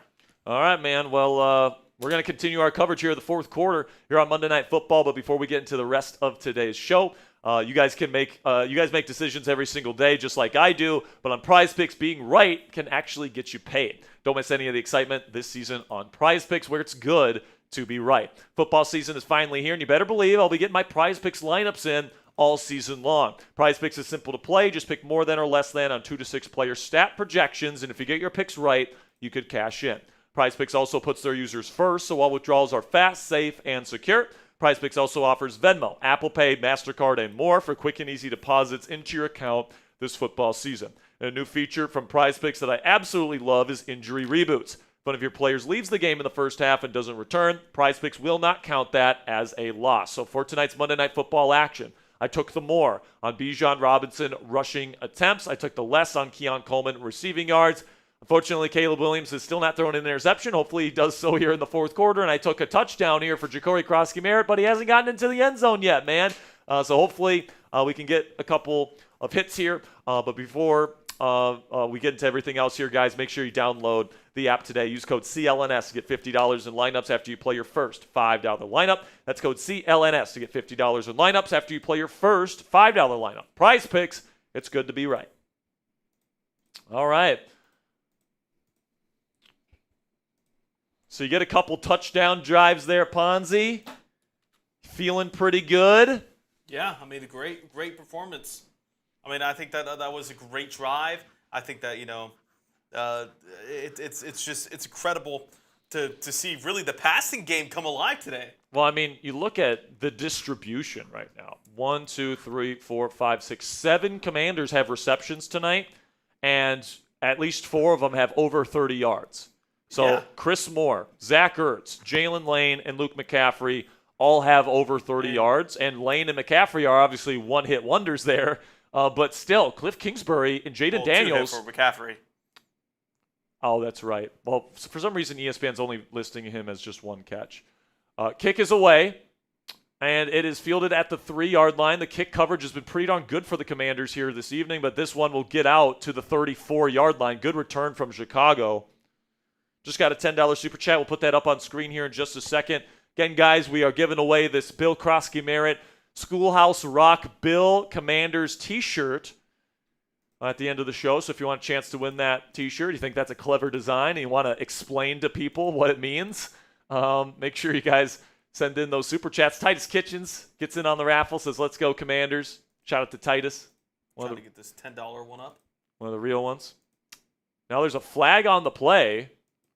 And it's a legal formation on the Commanders. So they're going to get even more yards. Here's the $10. So great field position for Chicago to try and at least put this within striking distance. And it is right now. And the rain is starting to come down. So it's going to be tougher to throw the football here in the fourth quarter. It's not a very heavy rain, but it is certainly a rain. They're going to hand this off to DeAndre Swift, who's going to try and fight his way through some tackles, and he does. He carries a whole load of Commanders for about a 6-yard gain. Come on, baby. Come on, defense. We need you. Shout out to Jeff. Shout out to Jeff with a 10. Get some 3 raffle tickets. Shout out to Jeff. Jeff, if you send in another 10, we'll sing a Cry Eagles Cry song. What's up? God, I keep forgetting we owe one already. Under center here is Caleb. They'll send Zacchaeus in motion. Play action again for Williams. He's going to escape out to the right. He's going to set up, and he's going to launch this thing down the field into double coverage. Incomplete.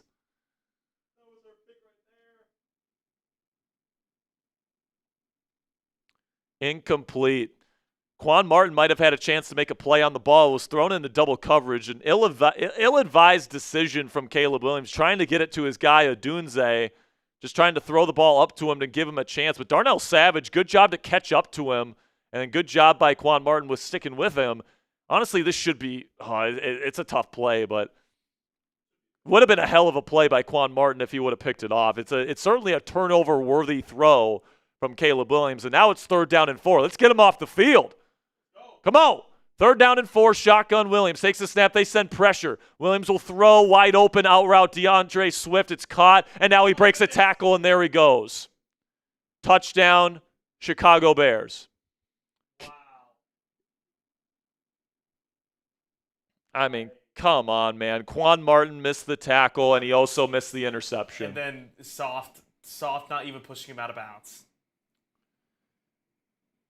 Well, I think Lattimore thought he was going to tackle him, and he was just kind of like, all right, the play's done. And then next thing he knows, he's running right by him. I mean, certainly you could still force the issue. So there was friendly fire between Marshawn Lattimore and Quan Martin, which led to Swift being wide open. And then Martin can't make the tackle, and then Marshawn is just not – he's just flat-footed. He's not ready to make a play. Didn't Swift tear up the Commanders last year, too, in that game? He might have. But now it's the 2-point conversion to tie the game. Got to get a stop here, man. Got to wipe that from your memory, make a play here. Takes the snap, a 5-man rush. Williams nothing there initially. Now he's trying to scramble. He's still alive, and he throws in the end zone. It's incomplete. Good coverage by Mike Samerstill. Good overall coverage by the Commanders' defense. Oh, Williams is shaking up. No, he's just down. He's just getting himself up. He's fine. Okay. 24-22. Commanders still lead. They will get the football. But that was frankly an embarrassing effort there by the Commanders' defense. Lattimore's had a pretty decent night, and I don't really even blame him that much for that. Quan Martin's got to get him out of bounds or on the ground. Got to put you're working towards the sideline there. Just push him. Tough day for Quan Martin. Tough day for Mike Samerstill. It seems like we're saying that every single week at this point. Usually Sandersill makes a pick to kind of make it up for it. And he hasn't so far. And he hasn't. He dropped that one. But, man. Well, I mean, we can't be too doom and gloom here. Yeah, it's still up. Unfortunately, once again, Dorrance Armstrong is questionable to return with a hamstring. So that's not great. Kind of just sucks the energy out, though. You get that. Yeah, it does because, touchdown drive. You have all the momentum and you have that awesome, you put together 2 straight touchdown drives. You're playing really well in this second half. And, you're getting stops on defense and, you're not giving up touchdowns and you're forcing them to field goals and you just give them a free touchdown. And it's disappointing. It's something that can get us cheered up. What's that? Some cry, Eagles cry. That's right. Cry, Eagles, cry on the road to a defeat. Cry, Eagles, cry, give up a touchdown, 1, 2, 3. Hit 'em low, hit 'em high, and watch those Eagles cry. Cry, Eagles, cry on the road to a defeat. EAGLES, losers! Let's go. Shout out to, who was the person that put in that 20? Clayton. Shout out to Clayton for the 20. We got 2,000 people watching live right now. Oh!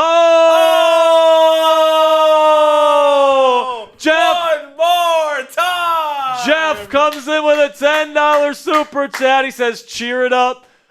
Sing the song, boys. Cry, Eagles, cry on the road to a defeat. Cry, Eagles, cry. Give up a touchdown, 1, 2, 3. Hit 'em low, hit 'em high, and watch those Eagles cry. Cry, Eagles, cry on the road to a defeat. EAGLES, losers!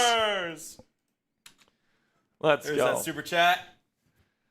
All right. People are asking, why are we singing an Eagles song? It's because we fucking hate the Eagles. That's why. Eagles are losers. And they've lost 2 straight games, so it's always good to bask in the misery of Eagles fans. All right. Here we go. We are back in Landover.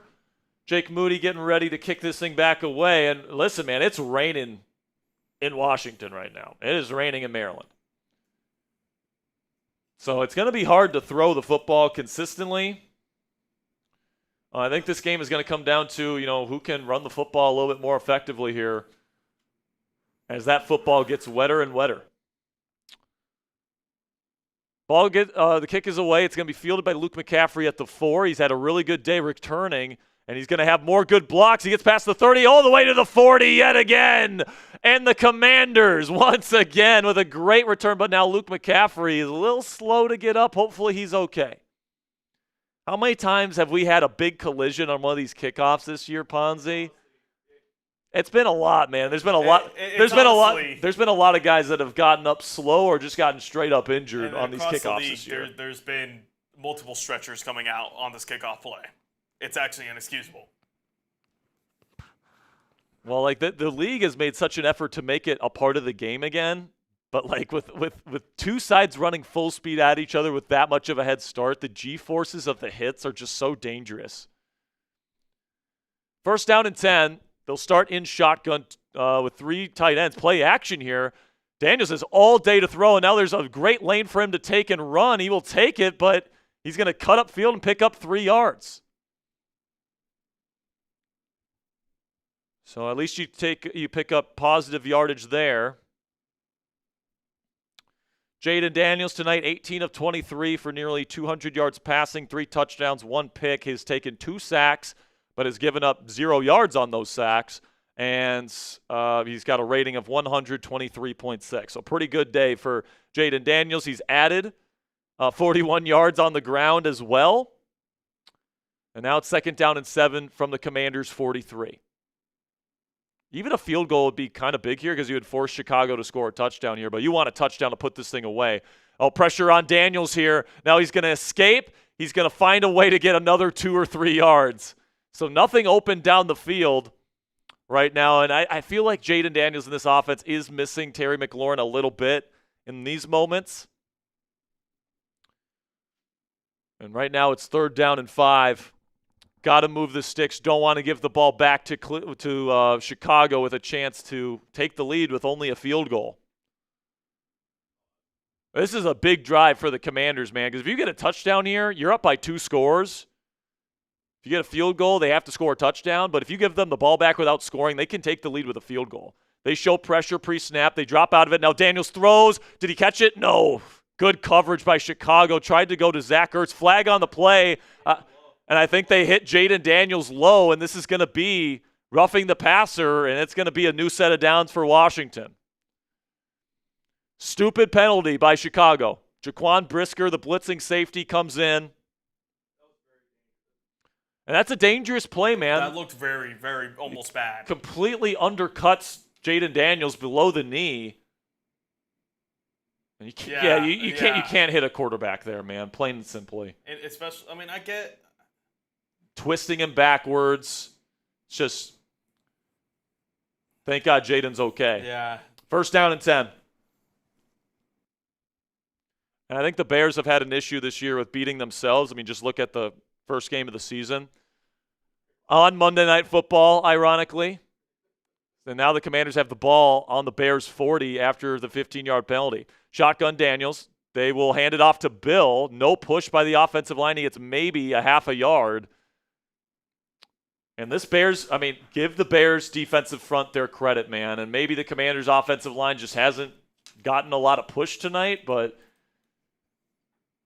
maybe now's the time that we need Sam Cosmi in there.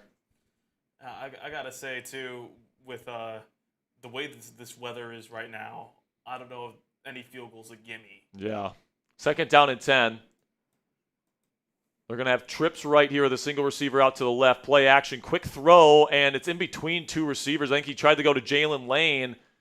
Miscommunication between Jayden Daniels and Jalen Lane there. It'll be third down and 10. At least get 5 yards here. I mean, in the conditions here, oh no, the ball was tipped. My mistake. So not a miscommunication. Montez Sweat got his hand on the football. That's what forced the incompletion. It would have been to Jalen Lane, and it would have been a completion. But now, third down and 10, they go empty with Daniels. You got quads out to the left with a single receiver out to the right. Jayden, pressure immediately. Has to try and escape. He throws it away. Incomplete. So fourth down and 10. The Commanders will have to punt. There's still 8 minutes left to go in this game. And Chicago's moved the ball pretty effectively in this game for the most part. They've been in Commanders territory quite a bit. Now, in these conditions, especially with Jake Moody kicking, no field goal is a gimme, like you mentioned, Ponzi, but it still leaves you feeling uneasy here that you weren't able to get a score on that drive.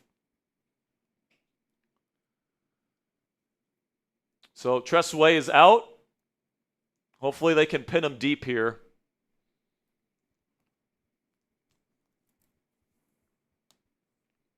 No pressure on Way as he lets this thing go. It's going to be fair caught at the 9-yard line. Good punt. That's a good result right there. You're forcing Caleb Williams to drive down the field a little bit here to even put themselves in position to take the lead in this ball game. Shout out to CEO of Chat Sports. $10 super chat says happy birthday, Xavier. So shout out to Ponzi. And I'll get an updated total for y'all right now. And we can update the graphic for you guys right now. And we'll see how much Ponzi actually has to spend here on his dinner. Right now we are sitting at, I think, $145. Not bad. Which means Ponzi has a nice $30 gift card to spend on a nice little dinner for himself. I'm going to go out with my fiance. Honestly, if you're taking someone else out, that's probably McDonald's. Probably. But, I mean, honestly, Hey, man, free McDonald's? I'll take it. Take it. To pay for half my meal, too. You know, like I said, not only is my birthday, I'm also getting married this month. That's right, on you are. On the 31st on October, going for a Halloween wedding, and it's going to be a nice little Chili's date. Purchased my first drink ever. Yep, absolutely, man. Hope you donation enjoy menu that. as well. But again, guys, this number can keep going up. If you guys want to get in on the raffle to win the Bill Croskey-Merritt T-shirt, $5 to get in on the raffle. $10 get you 3, $20 get you 10, and a Cry Eagles Cry song. Unfortunately, the fake mustache is fraudulent. Does not work. Shout out or not shout out. Shout down. Boycott Party City for giving me a fake mustache without an adhesive. What a joke. It even says on the package that it comes with adhesive. It just doesn't. So, unfortunately, can't do the Bill Jaworski super fans, which is unfortunate. Brought the aviators and everything. I know, man. I brought the aviators, with the fake mustache Bears. and, the Da Bears Sharpie song one. and Hurricane Ditka, all that shit,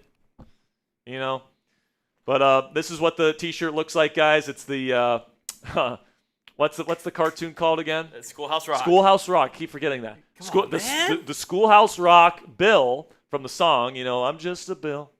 But of course, we got a running back named Bill here in Washington now, so we gotta use that. So if you guys want a chance to win this T-shirt, $5 to get in. Also, we just passed 500 likes, so let's give away a free raffle entry here. Spam those me's down there in the comment section. Just one subscriber away here from giving away another one. All right, we're only one subscriber away from giving away 2. So now the Bears have the football deep in their own territory. They're going to have to go on a drive here in the rain to even have a chance to give Jake Moody a chance to give them a lead, or I'm guessing they're hoping they're going 90 yards for a touchdown. They start at their own 9. Under center is Williams. I would expect a heavy run game here. Kyle Monungai is the back. They go play action, pressure in Caleb's face. He throws. It's caught by Cole Kmet, and Mike Samerstill's just getting his ass bullied down the field. Can't tackle the bigger Kmet. Picks up 11 yards, first down, Chicago. Jesus, man. Mike Samerstill has been such a disappointment this year. Flag on the play. Offside on the defense. It's going to be declined. First down, Bears.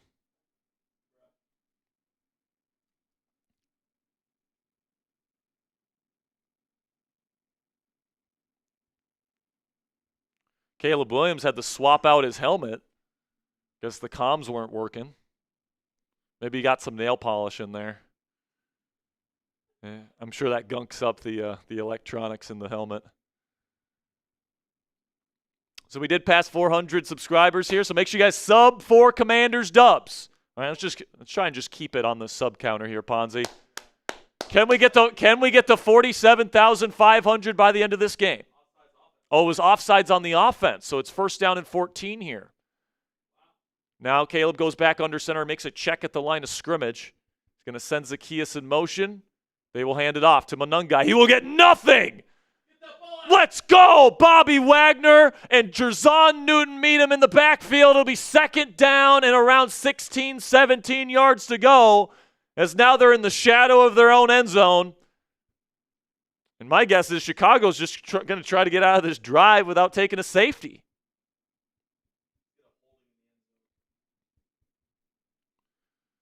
Yeah, holding in the end zone would be great as well. 2nd down and 16. They're going to go shotgun here with Williams. Monungai's still the back. Is DeAndre Swift injured? Takes the snap. They send 4-man rush. He throws over the middle, wide open, and it's dropped by Zaccheaus. Once again, Ben Johnson dials up a look where Zaccheaus is one-on-one versus Bobby Wagner, who is a huge liability in coverage for the Commanders. That would have been a long play. That would have been a big play for Zaccheaus if he would have caught that, but I think his eyes got big and turned his field of vision up the field, getting ready for a big play. I mean, that might have been a touchdown. I'm not even joking. That might have been a touchdown for Olamide Zaccheaus if he catches that football, because there's no defenders on that side of the ball for Washington. So now, 3rd down and 16. Why are we still having Bobby Wagner on the field in this situation? Makes no sense to me. They put him out in coverage. It's going to be a quick throw. It's caught. And guess who they target? Bobby Wagner. Gets 13 yards or so. It'll be 4th down and around 3. I would not be surprised if they go for this. It's 4th down and 2, and I think they're punting. They are. So now Ben Johnson is trusting his defense, which has done a pretty admirable job versus this Commanders' run game, to get a stop with 6 minutes left to go in this game. Torrey Taylor punts this away. It's going to be fielded by Jalen Lane at the 30, makes one man miss, stays on his feet, gets to the 40-yard line. How many times have the Commanders started their drives at the 40-yard line today, Ponzi? Former Commander Olamide Zaccheaus drops what could have been a touchdown. It was man coverage, and for some reason, Bobby Wagner was lined up on the slot receiver. Joe Witt Jr. can't do that, guys. If you're going to have Bobby Wagner out there in coverage, it has to be zone. It cannot be man, because there's nobody he can stick with other than slower tight ends.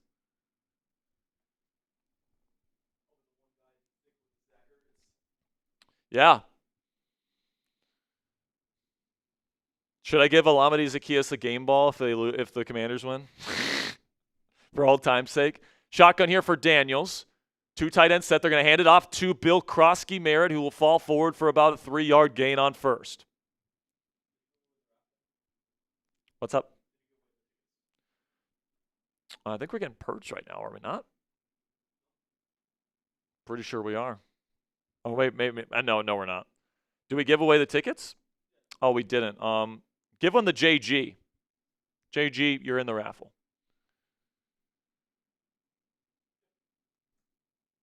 And also give one to Lonzo Graham. You're in the raffle. Shotgun for Jayden. Takes the snap. He's looking. Nothing there. Pressure getting in, and he's going to be sacked. Nobody getting open for the Commanders here in the 4th quarter. And you're really missing. It feels like you're missing Terry McLaurin. Jayden Daniels' shoe comes off. He has to take it off, which means his sock is going to be extremely wet in the rain. And that's got to be uncomfortable. It'll be 3rd and very long here. Credit where credit's due, I guess. The Chicago Bears defensive line has really been kicking the Commanders' ass today. And this offensive line has looked really good over the last several weeks. It hasn't looked good today. Trips right, shotgun Daniels, McNichols the back. Takes the snap. Daniels trying to buy some time. He's going to throw it quickly to McNichols. Oh my gosh, he's got a little bit of a crease, and he picks up the 1st down. What a play! What a huge mistake by Chicago, leaving a huge chasm in the middle of the field, and they allow a check down from Jayden Daniels to pick up a 1st down. Massive play. Nobody picks up McNichols, who goes out to chip block, and he's just too fast for the defenders that are playing back to the sticks.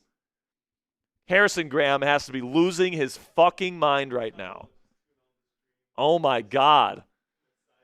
That is unacceptable from the Bears, but hey, we'll take it. Past midfield now, shotgun Daniels. They'll hand it to McNichols. Not much push again. He gets maybe a yard. Bill needs to be in the game on early downs at this juncture. We're in the 4-minute offense now. Clock continues to tick.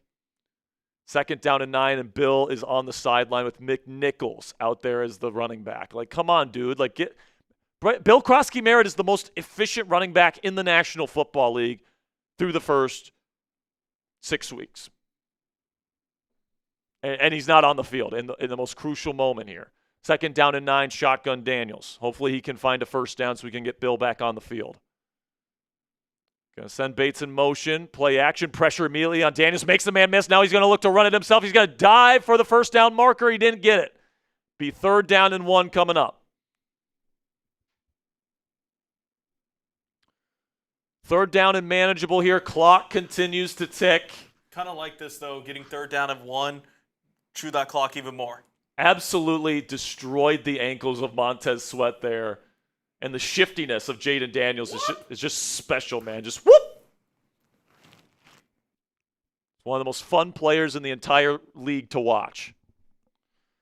And we got 2,500 Commanders fans in this chat room right now. Sub for Commanders dubs. If you want the Commanders to lock this game away, if you want them to get 2 more first downs and finish this thing off, make sure you click that subscribe button. Let's go. Let's go.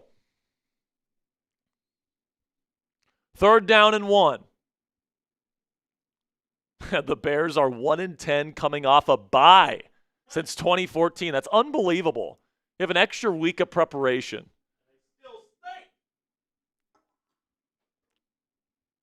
Hey, man, the rain is really coming down now, man. They had to take the visor off of Jayden's helmet because it was getting fogged up too much, and now they bring in Bill. All right, here we go.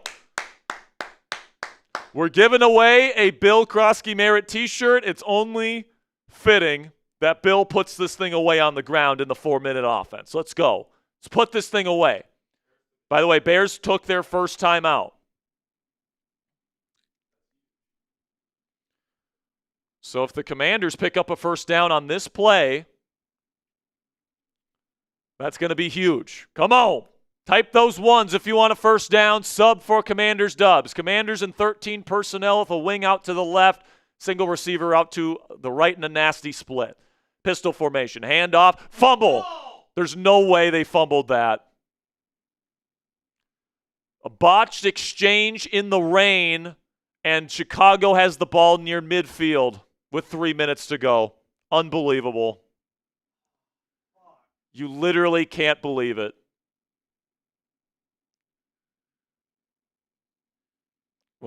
Did Jayden just drop it? No, he caught the snap, and then it slips in his hands because the ball is wet, and then it just ricochets off of Bill's chest.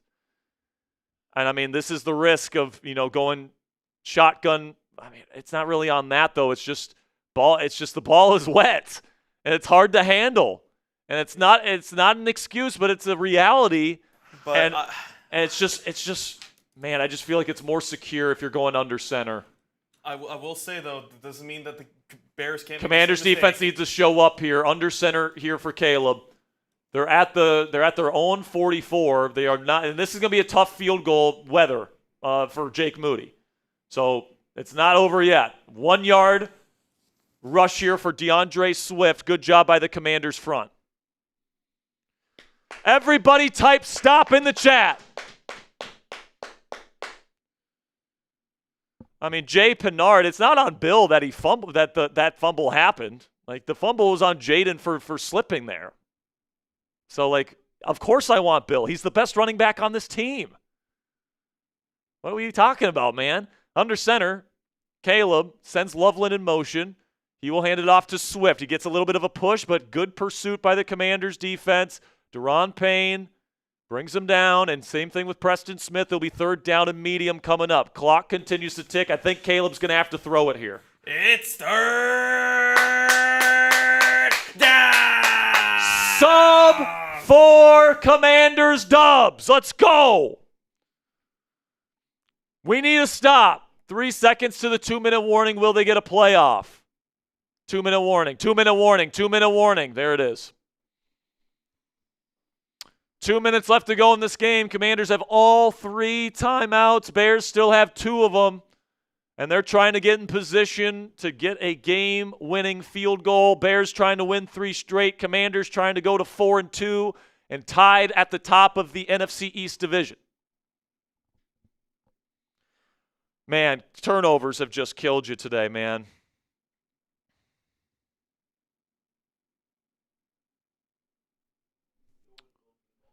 What's up? What about him? No. There could be a huge play.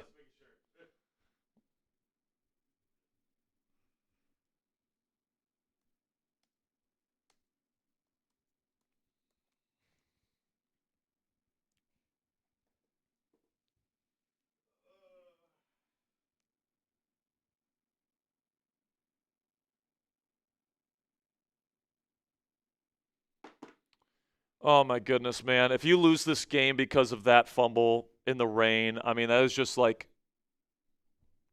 it's on the one hand, it's understandable, and then on the other hand, it is absolutely not. It would be freaking heartbreaking if that ends up being the way that we lose this game. And it's like, listen, man, if you ever handled a wet football, it's not necessarily easy, especially when you're taking a snap from shotgun. Well, it was pistol technically, but still, the center's snapping it to you. You have to catch it. It's not just handed right to you. But, I mean, obviously no excuse. You have to hold on to the football. Like, I don't care if it's wet. You can't fumble in that instance. Oh, man.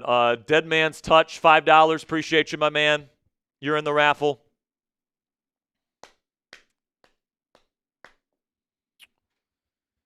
Oh, my goodness, man. Got to get a stop here. Type those stops. Sub for Commanders dubs. Like the video. We're only 18 likes away from giving away a free raffle entry here. I mean, I'm not kidding, man. Commanders like to play in these close games. Last year, it was a hell of a close game between these two teams in this building, wearing the same exact jersey combinations. Unbelievable. Just got to get out of here with a win, man. It hasn't been pretty today.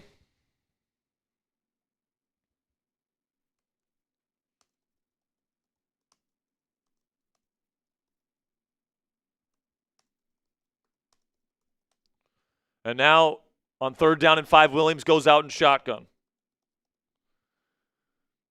Commanders walking multiple people up to the line of scrimmage, showing blitz. Takes the snap. They drop out of it. Williams looking, throwing, finds the soft spot, caught. Colston Loveland first down. Still technically out of the quote-unquote field goal range of Jake Moody as the clock continues to tick, but the Bears have a brand new set of downs. And it's crazy to think that this game is likely going to come down to Jake Moody in the rain. Which, honestly, I don't hate the Commanders' odds if that's the case. Under center here for Williams. It's a toss play. Very dangerous to call a toss play there. And DeAndre Swift will pick up 3 or 4. I don't know, man. I think they're calling them right now. Commanders call timeout with 1:26 to go. It's called a 4-yard gain, so it's 2nd down and 6. Man, if you lose that game, if you lose this game and you go to 3-3 in that fashion, that will be heartbreaking. That would be heartbreaking.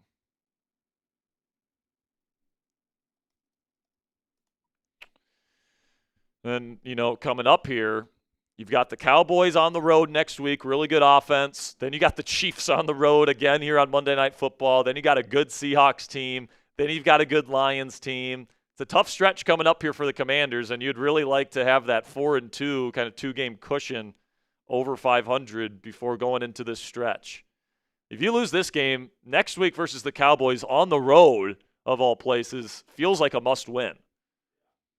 But in Washington right now, it's windy, it's raining, and the Bears are not in legitimate field goal range at this point, so they still got a little ways to go. Under center here is Williams. He'll take the snap. He'll hand it off to DeAndre Swift. There's no edge, and he's going to pick up a 1st down and get into field goal range. I don't know what went wrong there, but there was no edge defender there, and Swift is just able to pick up a big gain, and that's going to put him in position now.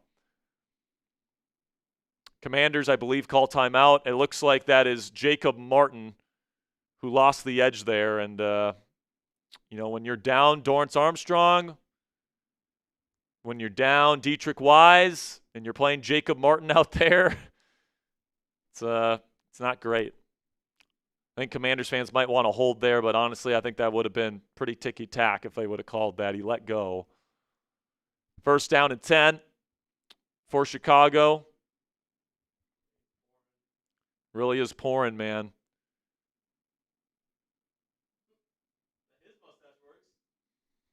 Must have not gone to Party City. I mean, DeAndre Swift has just absolutely killed you today.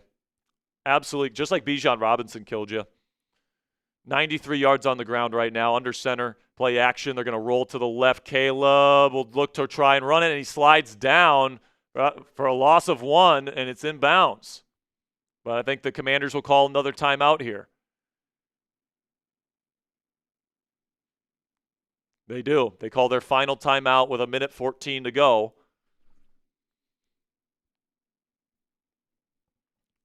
I will say, man, knowing the history of this kicker from this distance, especially in this weather, it is far from a gimme.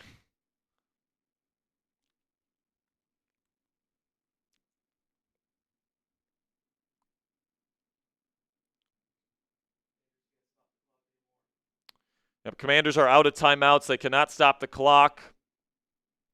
I mean, the Bears are just going to run this twice and then try to get any yardage they can and then kick this.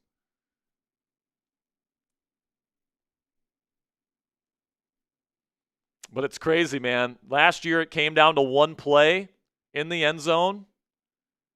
It's looking like this game is going to come down to one play.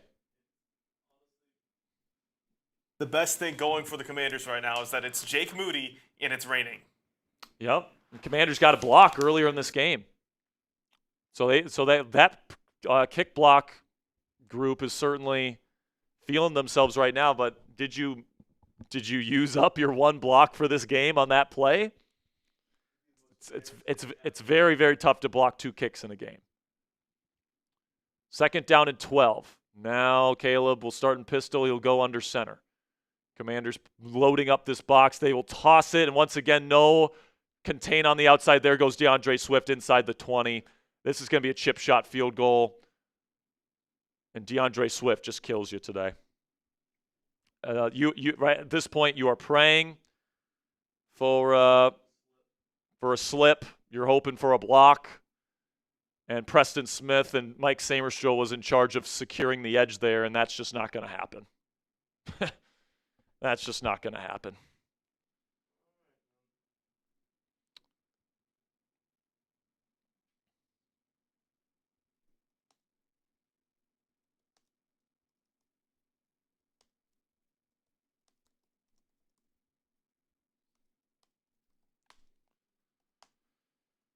Oh, man. So we got 31 seconds to go. Clock has stopped here. I'm guessing timeout Bears here. They'll just knee it once or maybe run it once, and then they'll kick a field goal. And at this distance, it should be made, but like obviously it's raining. Obviously there's wind. Got to hold the snap. There's a lot of things that can go wrong in these conditions.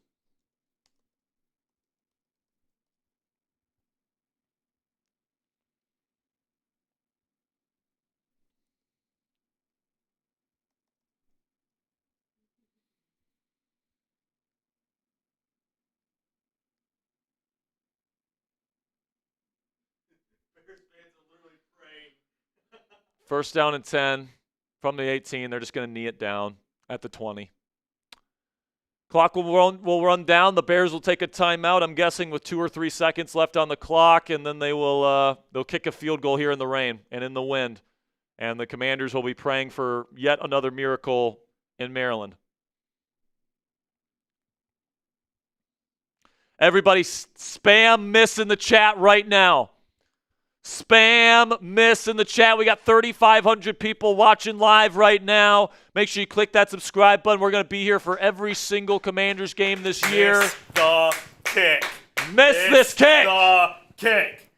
Come on, Jake Moody. Channel your inner 49ers. Come on, baby.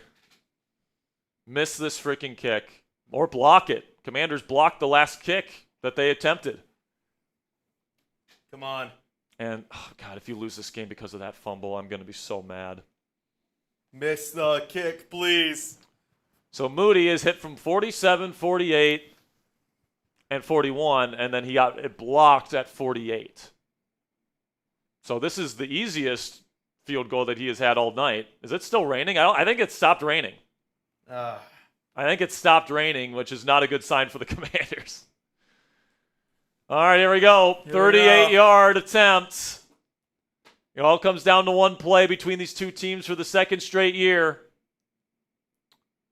It should be a chip shot, but let's see if Jake Moody's got it in him. The snap, the hold, it is up, and it is good. The Bears win the football game. Commanders lose. Damn. Commanders go down to 3-3 with a really tough stretch of their schedule coming up, and just a heartbreaking loss in a game that you really felt should have been won by the Washington Commanders. All I can say is I hope that this team gets Terry McLaurin back and he can get back to playing like Terry McLaurin in the weeks to come, because, I expect this offense to have a really good week next week against a really bad Cowboys defense. But man, are you going to be missing Dorrance Armstrong? Are you going to be missing, all these guys? And that fumble is what is the difference in this ball game. So we'll get you guys post-game coverage here coming up. We'll do our raffle at the end of the stream, so make sure if you have raffle tickets to stick around to the end, and we'll raffle off that T-shirt to somebody at the end of the game. And the Bears have won 3 straight games, and they just took down the Commanders at home. It's not too late to get in on the raffle. You can $5 get you in, $10 get you 3 raffle tickets, $20 gets you 10 tickets and a Cry Eagles Cry song. Honestly, after the loss, we probably won't sing any more Cry Eagles Cries because obviously we lost tonight, so it's we're the ones crying tonight apparently. 2,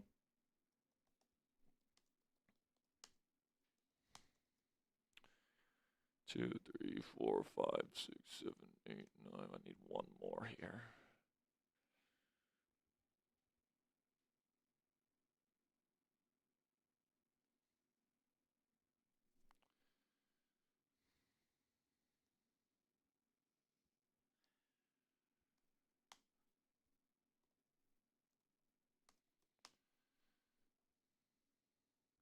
All right, I got my takeaways in there. You can start building there, Ponzi.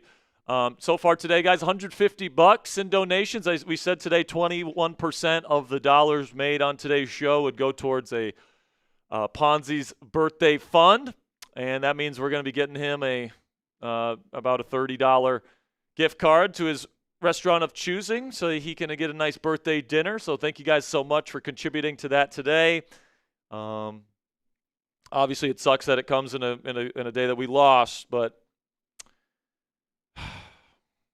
it sucks that Jayden, I thought, played a pretty decent game today, but obviously that fumble, it's a big reason why you lost. But it's more than just the fumble, guys. Like the Bears didn't get the ball in field goal range. Like the defense could have still stood strong, and they didn't do it. I thought the Commanders lost on both of the trenches today. I mean, if you lose the turnover battle as bad as they lost it today, if you, play as bad situational football as you did in the fourth quarter today, if you lose the line of scrimmage on both sides of the football today, I mean, there's just not a lot of games in the National Football League that you win where that's the case.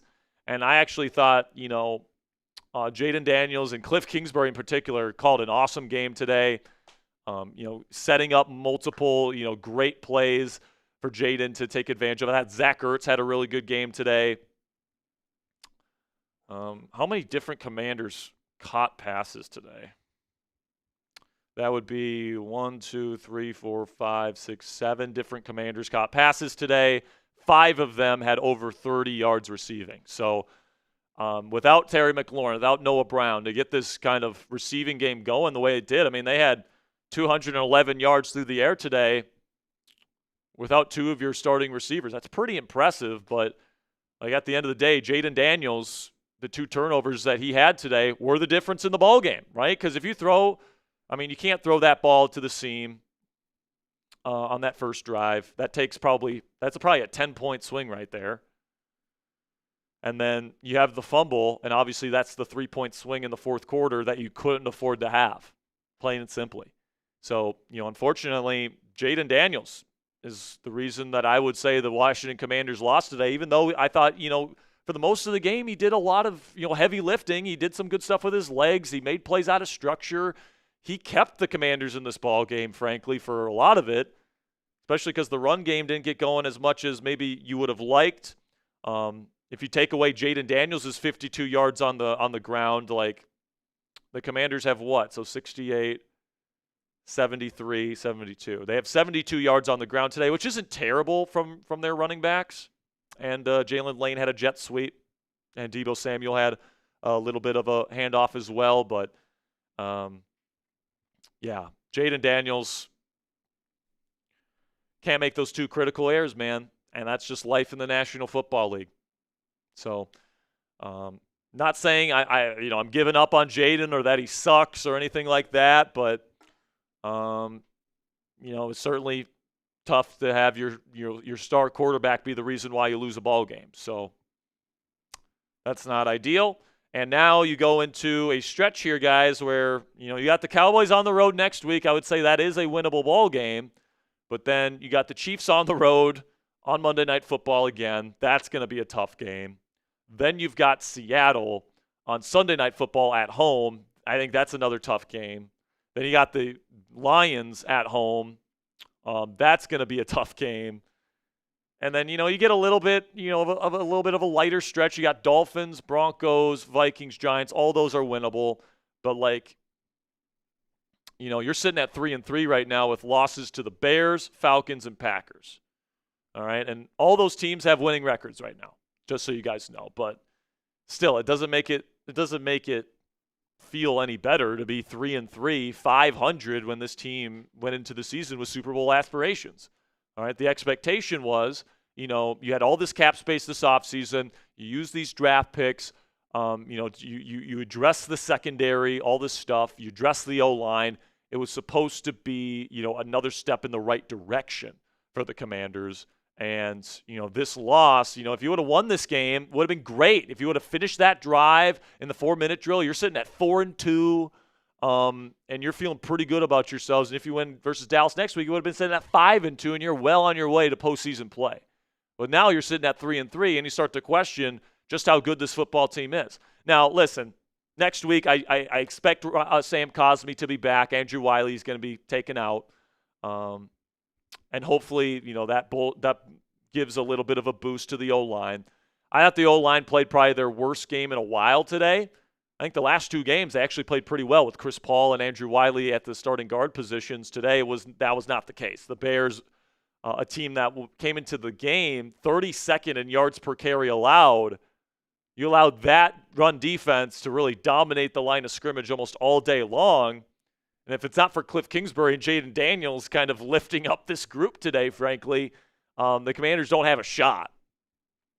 So, to win in this league, you got to win in the trenches. And if you can't win in the trenches, you need playmakers and you need good scheme. And thank God the Commanders have good scheme, and they've got a great playmaker in Jayden Daniels. But, you got to be able, excuse me, to win in the trenches. And right now, their season is just a yo-yo that the Commanders are going on. They beat the Giants handily at home. Then they lose in convincing fashion to the Packers on Thursday Night Football at Lambeau.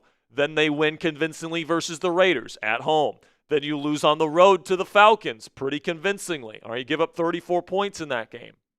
Then you win convincingly versus the Chargers on the road in their building by 17 points. You're feeling really good. You do that without Terry McLaurin. You do that without Sam Cosmi. You feel good about this team.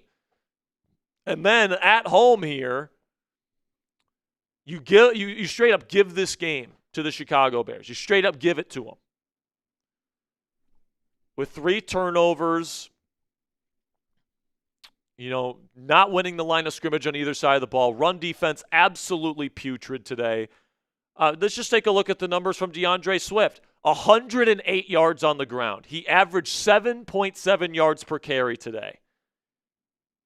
And then he added 67 yards on top of that as a receiver.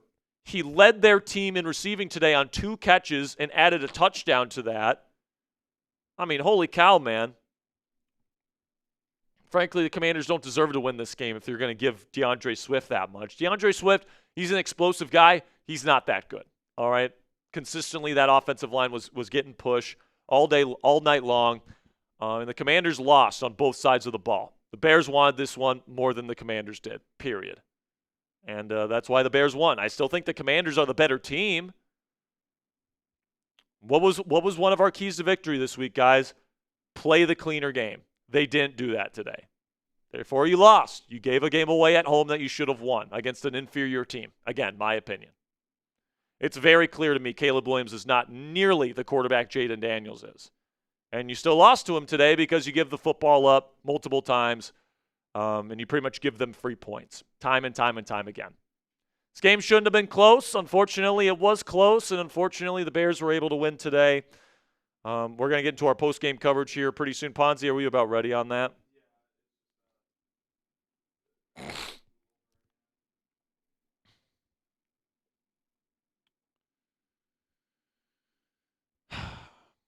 And you just got to hope, man, with Sam Cosmi being injected into this offensive line. You just got to hope with Terry McLaurin being injected again into this offense after missing more time.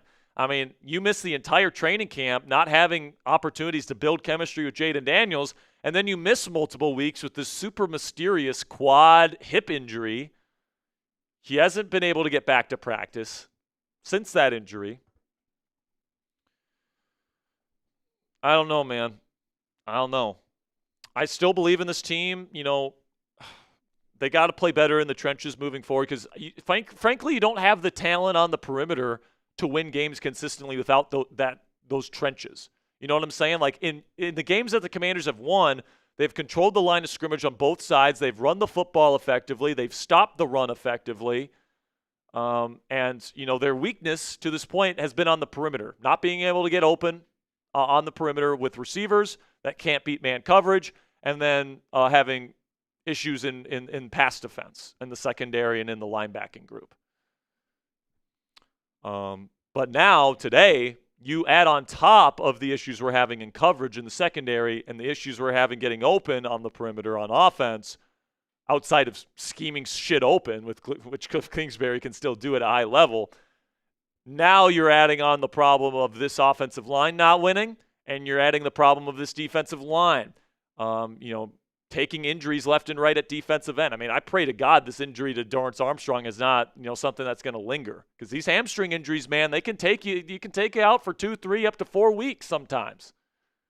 And this team can't afford to have that with the schedule that they've got coming up.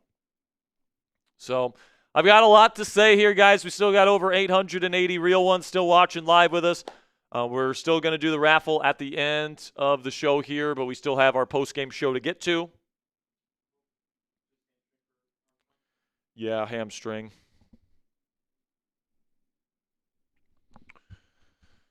And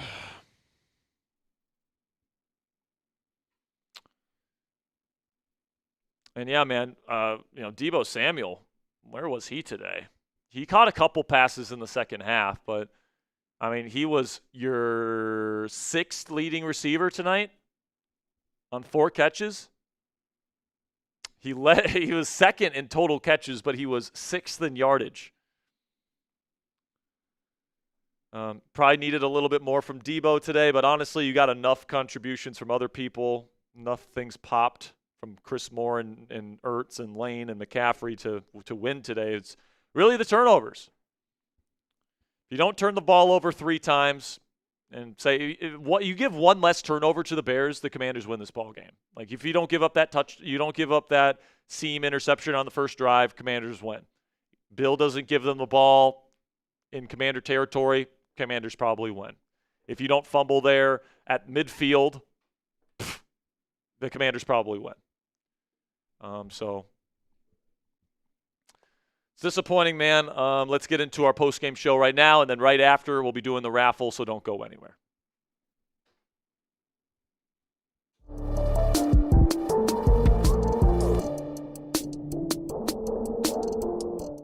Commanders lose the rematch of the Hail Maryland game on Monday Night Football here in Week 6.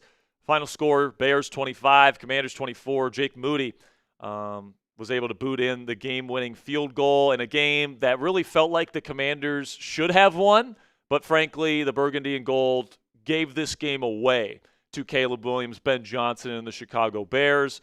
And in the National Football League and for teams that want to compete for Super Bowls, that simply cannot happen. Welcome into the Commanders Report post-game show here, guys. Make sure you guys click that subscribe button if you haven't already to see all of our Commanders post-game reaction shows this season. We'll be putting out post-game reactions to every single Commanders game this year. So to never miss a moment, never miss post-game analysis from us here on the Commanders Report, click that subscribe button right now. So let's talk about this game, man, because, you know, I think that the Commanders did a lot of things worse in this game than what we're used to seeing. I think that the offensive line wasn't nearly as good as what we're used to seeing. The Bears came into this game as the worst rushing defense in the league, arguably, and that defensive line was winning the line of scrimmage very consistently. It was very tough for Jacory Croskey-Merritt to get yardage all night long. He had to fight for every yard that he got, and he was pretty decent today, guys. It wasn't like Jacory Croskey-Merritt was bad. You know, he averaged 3.6 yards per carry, which isn't fantastic at the end of the day, but, you know, for much of this game, he was over 4 yards a carry.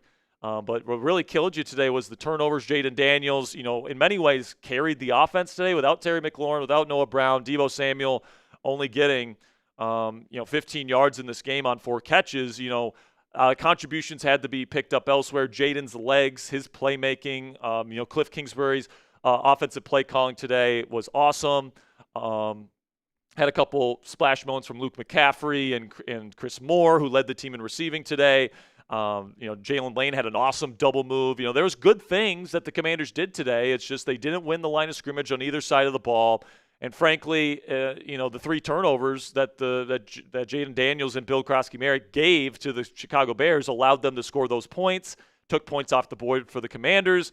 And the end result here is the Commanders end up losing a game at home to a team that they are clearly better than, in my opinion. Now, before we get into my takeaways here, I got quite a bit to talk about on today's show, guys. But Dorrance Armstrong left the game with a hamstring injury. And, you know, we're going to talk about later the stretch that the Commanders have coming up. And, you know, you can't afford to have Dorrance Armstrong have a lingering hamstring injury. He's been so good for this team. He got a sack after initially injuring the hamstring. So he's been just so good for this team. He's been their number 1 edge rusher all season long. And when he left the game, guys, it was not pretty for the Commanders with Preston Smith and Jacob Martin out there. It just wasn't. So hopefully Dorrance Armstrong can get better and fast. But we'll start here with the takeaways, starting with the slow starts. And, you know, it seems like every single week at this point, we are talking about the Commanders having a bad first quarter and Dan Quinn not having these guys ready to go. And you guys know, I love DQ. All right, I love the culture that he's building here in Washington. But, like, why the hell do we start slow every game? Now, maybe it's, you know, you don't have, you know, the talent or whatever. You don't have Terry McLaurin or Noah Brown on the perimeter, and that's slowing you down somehow. But honestly, that's not an excuse to me, man. It just seems like every single game you are getting off to an early deficit, and, you know, those slow starts can be the differences in ball games, like it did today. So, you know, they got to find a way to start faster, play better in the first quarter. Once again, a slow start for the Commanders today. But really, guys, I think the reason why you lost this game was the turnovers. And it sucks to say because Jayden Daniels is such an important part of the success of this football team, and he truly carries this team at times. But, like, if he doesn't throw that interception on the first drive on that seam ball, which is a poorly placed ball and, frankly, just a bad decision. And then, you know, I know it's in the rain, but he mishandles that ball in the fourth quarter, giving the Bears the ball at midfield to be able to go down and get that game-winning field goal. And I know the defense didn't hold up their end of the bargain, and they didn't pick up the offense in that moment, and they couldn't stop the Bears from getting into pretty much chip shot field goal range for the win. But, you know, frankly, if that turnover doesn't happen and they can maybe even pick up a first down on that drive, we might be sitting at 4-2 right now. And, frankly, if you take away any of the 3 turnovers that the Commanders gave the Bears today, if you just take away 1, the Commanders probably win this game. So it's just hard to win when you give up those 3 kind of terrible types of turnovers, and frankly, this one's on Jayden Daniels for giving up the 2 that he did. But also, can we talk about Bill Croskey-Merritt? Now, that last fumble was not on him, but he fumbled earlier in the game, giving the Bears the ball in Commander territory. That's another 3 points right there, and that's once again the difference in the ball game. And that's the second fumble in 2 weeks. Now, you guys know I love me some Bill. He's explosive. I thought he had a pretty decent game today, given what he had to work with from a blocking perspective in front of him. And I think that he's going to have better days ahead of him, but 2 games in a row with a fumble, certainly something to keep your eye on when it comes to Bill Croskey-Merritt, a rookie running back in this league. But like I said, guys, it wasn't like it was like an atrocious day for Bill Croskey-Merritt. I thought he had some pretty decent runs. I thought he fought for extra yardage. I thought he had played with decent vision. Just he didn't have a whole lot to work with the blocking he had in front of him. And give Chicago their credit for winning the line of scrimmage, but I don't think the story of this one is that Bill Croskey-Merritt didn't necessarily was the reason why the Commanders lost, right? But, speaking of the trenches, what the hell happened, man? Because you play against Los Angeles and you play against most of the teams that you play against this year, and, even in some of the games that they've lost, the trenches, especially on defense, have looked pretty good. And then ever since Chris Paul and Andrew Wiley started playing at either guard spot, the offensive line and the run blocking has looked terrific. But today it was the complete opposite, man. Like, they couldn't get anything going. Against a defensive front that has been siphoning off rushing yards the entire season, Commanders' run game couldn't get anything going today. Now, do I think that that's going to be an issue all season? No, not necessarily. I could see this being kind of an outlier game for them. And when we're expecting Sam Cosmi to be back as soon as next week versus the Cowboys. So that should inject some positivity into this group as well. But it certainly sucks that both sides of the trenches lost today, and with as many injuries as you're getting into the defensive end position on defense, that's certainly concerning in terms of setting the edge on the defense, which was a big issue in run defense today. And, to further expand upon that point, DeAndre Swift just killed you today. I mean, this is the second time in the last 3 weeks where a running back has just absolutely massacred you, right? Bijan Robinson just ran all over the place in Georgia against you. And now today, on your home turf, DeAndre Swift puts up over 100 yards rushing on just 14 carries. It's not even that much. It's not like he was putting up like 20 carries. Like, just 14 carries. He averaged 7.5 yards per rush today, and then he was also their leading receiver with 67 yards and a touchdown. All right, that touchdown that was given up by Quan Martin not getting him out of bounds and Marshawn Lattimore giving up on the play, that was the turning point in the fourth quarter. I mean, those are plays that are unacceptable, and unfortunately they happened today. So kudos to DeAndre Swift, but I don't even think DeAndre Swift is that good. And you let him run all over the place on you today. That's a joke, and this team should frankly be embarrassed about that. So you be the judge for me. Down there in the comments section, grade today's performance from the Commanders, A, B, C, D, or F. For me, guys, you got to give it a D+, C-. Tough loss today. Wasn't all bad. I'd say it was better than the Green Bay game for sure, but the turnovers just absolutely killed you, man. So this will be the pinned comment on today's show. Just a second here, we're going to tell you about our sponsor today at Prize Picks. While we tell you about our sponsor today, let me know your grade for the Commanders' loss here in Week 6. With that, let's have a word from our sponsor today at Prize Picks. And you and I, we both make decisions every single day. But on Prize Picks, being right can actually get you paid. Don't miss any of the excitement this season on Prize Picks, where it's good to be right. Football season is finally here, and you better believe I'll be getting my Prize Picks lineups in all season long. Prize Picks is simple to play. Just pick more than or less than on 2 to 6 player stat projections, and if you get your picks right, you could cash in. Prize Picks also puts their users first, so all withdrawals are fast, safe, and secure. Prize Picks also offers Venmo, Apple Pay, MasterCard, and more for quick and easy deposits into your account this football season. And a new feature from Prize Picks that I absolutely love is injury reboots. If one of your players leaves the game in the first half and does not return, Prize Picks will not count that as a loss. You guys can take a look here at my Prize Picks projection today, which unfortunately I did not cash in on. But I took the more on rushing attempts for Bijan. I took the less on Keon Coleman receiving yards. I took the more on interceptions from Caleb Williams. Unfortunately, didn't throw an interception today. And I took the more on Jacory Croskey-Merritt touchdowns. And, of course, he didn't get a single touchdown today. So download the app today if you haven't already. If you know ball more than me, prove it by downloading the Prize Picks app on your phone for free today, and use code CLNS to get $50 in lineups after you play your first $5 lineup. That's code CLNS to get $50 in lineups after you play your first $5 lineup. Prize Picks, it's good to be right. So tough day for a couple of Commanders defenders. That was a really tough night for Mikey Samerstrill, who's putting together a really rough season, to be completely honest with you. There was a play today where there was a drive where he had an illegal contact, which, I mean, was terrible because it would have been a 3rd and long for the Bears, deep in their own territory. Instead, you get the illegal touching there, which leads to an automatic first down, then immediately gives up a huge chunk play on a slot cross to Luther Burden III, and then allows an extra 15 yards after the catch because he's not being aggressive to get the tackle. And then he drops an interception from Caleb Williams that's thrown right to him.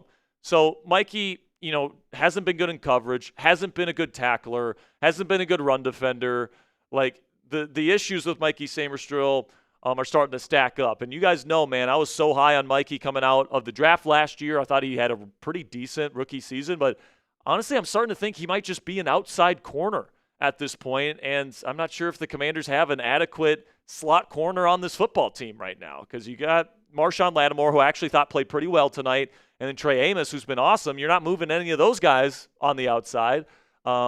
But, Mikey's getting to the point, man, where he is just really, really struggling as a nickel, and that's really disappointing. But then also it was a tough day for Quan Martin. Dropped a potential interception on another turnover-worthy play from Caleb Williams down the field, threw it into double coverage, and I know it was kind of a contested situation, tough catch for Quan, but a great player would have made that play. And then, he fails to get DeAndre Swift out of bounds on that out route, leading to a free touchdown. Like, those are just unacceptable plays. Quan has missed a lot of tackles. He missed a sack on Caleb Williams at the end of the first half today as well. Like, these two guys, they were supposed to take the next step. They were supposed to be kind of like impact defenders in the secondary as, recent early draft picks for this defense, and they just haven't lived up to the hype, man. And that's super disappointing, but that is the truth at this point. Now, we can go to a couple of positives here, which is I want to give a big shout-out to Cliff Kingsbury, who definitely made the most of the players and the push that he was getting from the offensive line today, to his credit. Like, he was putting out a bunch of fun stuff. They did a fake orbit motion jet sweep, and then they put Jalen Lane out wide, and then he came around as kind of like a second option on the orbit, and he got a bunch of blockers out in front of him. It was a really cool play. They had over 300 yards of total offense today. Like, Jayden was moving the football. He was playing pretty efficiently. The fake screen, the Luke McCaffrey, was beautifully designed. I thought that the double move to Jalen Lane was perfectly called as well. He schemed stuff open for Zach Ertz at times.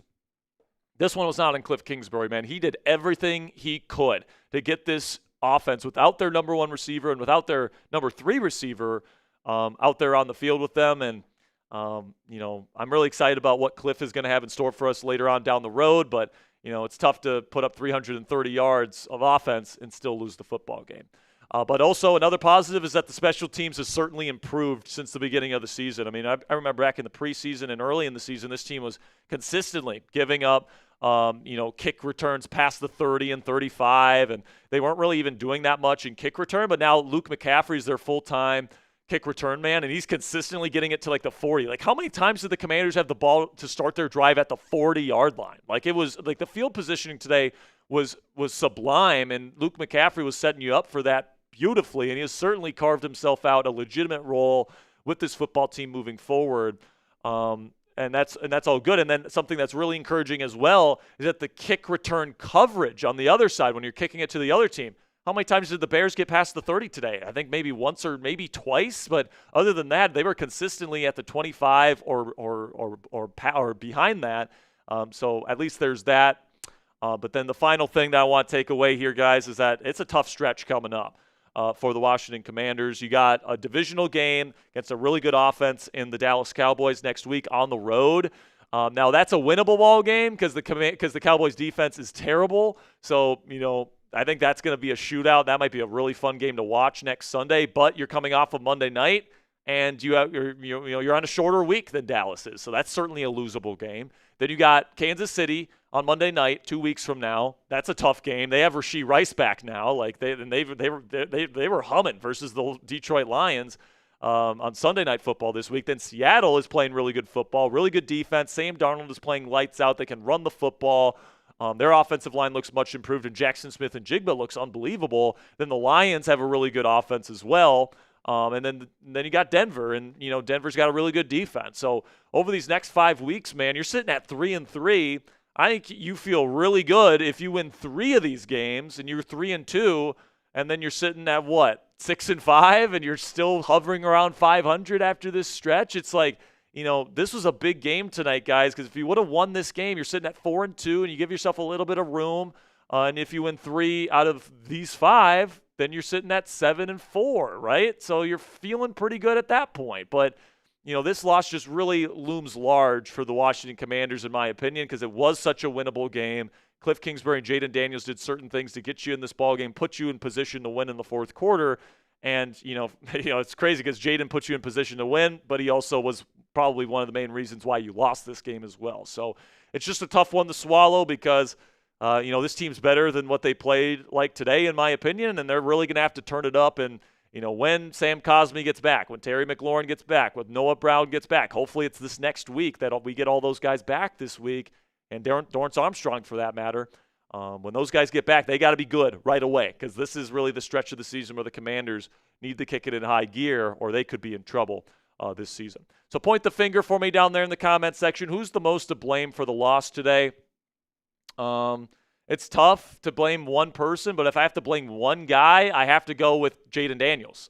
He gave up those 2 turnovers that ended up being the difference in the ball game. Now, he was a big reason why you were in the game, but you still trust your star quarterback to not make those mistakes. You expect him to keep you in this ball game. You don't expect him to lose you the ball game, which unfortunately he did tonight. Hey, man, I'm wearing Jayden Daniels' jersey. I'm not giving up on JD anytime soon. I still think he's a star quarterback, top 10 guy in the league for sure. And I think he's going to win a Super Bowl, at least one, with this franchise moving forward. He's going to be a legend for this franchise. But today, unfortunately, was not his day. And now to kind of just wrap up today's show, guys, definitely disappointing. You wanted to come out of this game, with a 4-2 record because of the stretch of games you got coming up. But now you're really going to be forced to kick it into high gear, all right? You're going to be forced for this offensive line to get back to playing the way that they were before this game with Sam Cosmi being implemented into the lineup. There's going to be a lot of pressure on Terry McLaurin to be Terry McLaurin immediately when he gets back from his quad and hip injury, whatever he's dealing with right now. And the defense is going to have to get a lot better, a lot quicker, and they're going to have to find solutions to some of the issues that they have personnel-wise. Bobby Wagner's terrible in coverage. Mike Samerstill's terrible in coverage and can't tackle. Same thing with Quan Martin. There's issues with this football team right now, and they got to be fixed. So we're going to, go to sleep tonight, unhappy, but we'll wake up tomorrow, watch the film, and we will come up with solutions here as we get ready for Cowboys week here in week 7. All right, make sure you click that subscribe button if you haven't already. That's it for today's post-game show. I'll be back tomorrow with more Commanders coverage. Most likely we'll do the preview for Commanders versus Cowboys for this week, guys. So make sure you click that subscribe button if you haven't already. Till next time, guys, hail to the Commanders. All right, last call to get in on the T-shirt raffle. Do we have all the names in there already?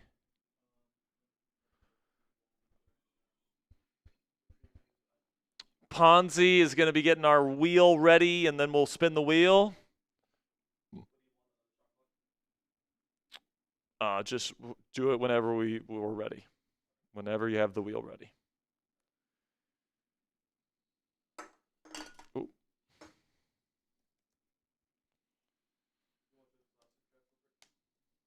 Yeah, we got a couple super chats to get to here, guys, so we'll hit those, and then we'll get to our raffle, and then we'll get out of here. Shout out to Deadman. Did we already hit this one? All right, cool. Yoda Jenkins with a 10. Shout out, Yoda. Says condolences. Wanted a Ben Johnson loss. Cheers from Raider Nation. By the way, please donate my raffles to a Commanders fan. All right, so spam those me's. We're going to give away 3 free raffle entries here right at the end. Crazy Negro says this is not a good Washington team. 9-8, wild card maybe. Here's the thing, Crazy. You might not be crazy for saying that. If the trench play plays like they have before this game, I think once you get Terry McLaurin back, if you make a couple adjustments on defense, get Noah Brown back, Sam Cosmi, I still think this Commanders team can go on a run. Whenever you have Jayden Daniels, and especially when you have Terry McLaurin to throw to, Like, this team can beat anybody in football. They can run the football, or at least they could before this game. And I'm trying not to be too much of a prisoner of the moment. But, like, if they play like they did today, no shot at winning the Super Bowl. No shot. Frankly, no shot at making the playoffs. Unless, like, the Eagles really shit the bed and the Commanders make the playoffs with, like, 9 wins. But, like, 9 wins in today's NFL doesn't get you in the playoffs. Like, you got to get usually 10 wins to put yourself in contention for a wild card. And, it's just frustrating as hell that this team can't put together consecutive good games, all right? It's like convincing win versus New York, then a terrible loss to Green Bay. Then you have a convincing win versus Las Vegas, terrible loss to Atlanta. Really convincing win versus Los Angeles, and it looks like we're back.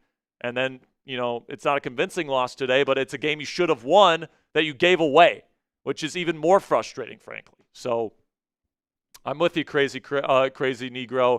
Got to play better than you did today. I have some level of confidence that they will. It's a week-to-week league, and maybe this is just a bad game from the Commanders.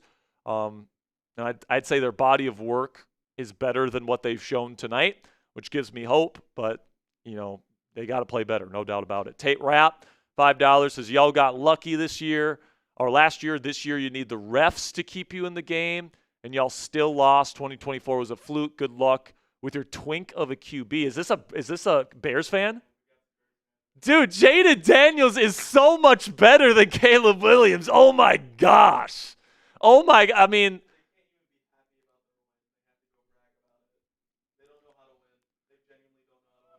listen, man, he can talk his shit. They won today. I'm cool sitting where I'm at with Jayden Daniels as the quarterback of the Commanders, dude. I mean, frankly, the Commanders gave this game to the Bears. I mean, Commanders are clearly the better team. Hey, man, congratulations on the 3 straight wins. It's great, man. I think Ben Johnson's a hell of a coach. Caleb Williams is shaky at best, man. If DeAndre Swift isn't there to carry his ass to the win today, and if Jayden doesn't, frankly, hand you the game himself, this is a different ballgame for sure. But talk your shit, man. Congratulations on the win, all right? It's great stuff. All right, man. What's up? Yeah, let's go.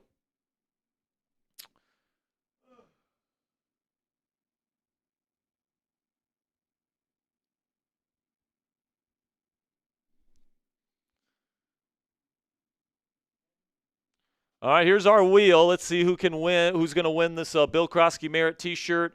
Make sure the winner sends me an email at sperry@chatsports.com. That is my work email. Whoever wins, make sure you send me your shipping address. And let's spin it.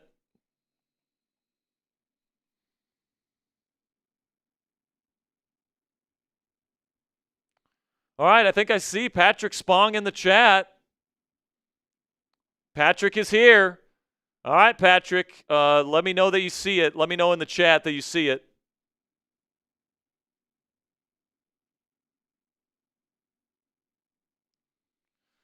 So, Patrick, send me an email, sperry@chatsports.com. It's down there in the bottom of the screen right now. Send me your shipping address, and I'll make sure to get – and the size. Send me the size of T-shirt that you want, all right? So, size of the T-shirt, shipping address, we'll make sure to get that T-shirt out to you. All right, guys, that's going to be it for today's live watch party. Thank you to everybody that watched. Obviously not the result that we were hoping for, and frankly, this one stings because this one was so gettable for the Washington Commanders. But unfortunately, didn't work out in our favor here tonight, but we will catch you guys tomorrow. We will start Week 7 off with our preview of Commanders versus Cowboys. Looking forward to that one, but until next time here, guys, hail to the Commanders.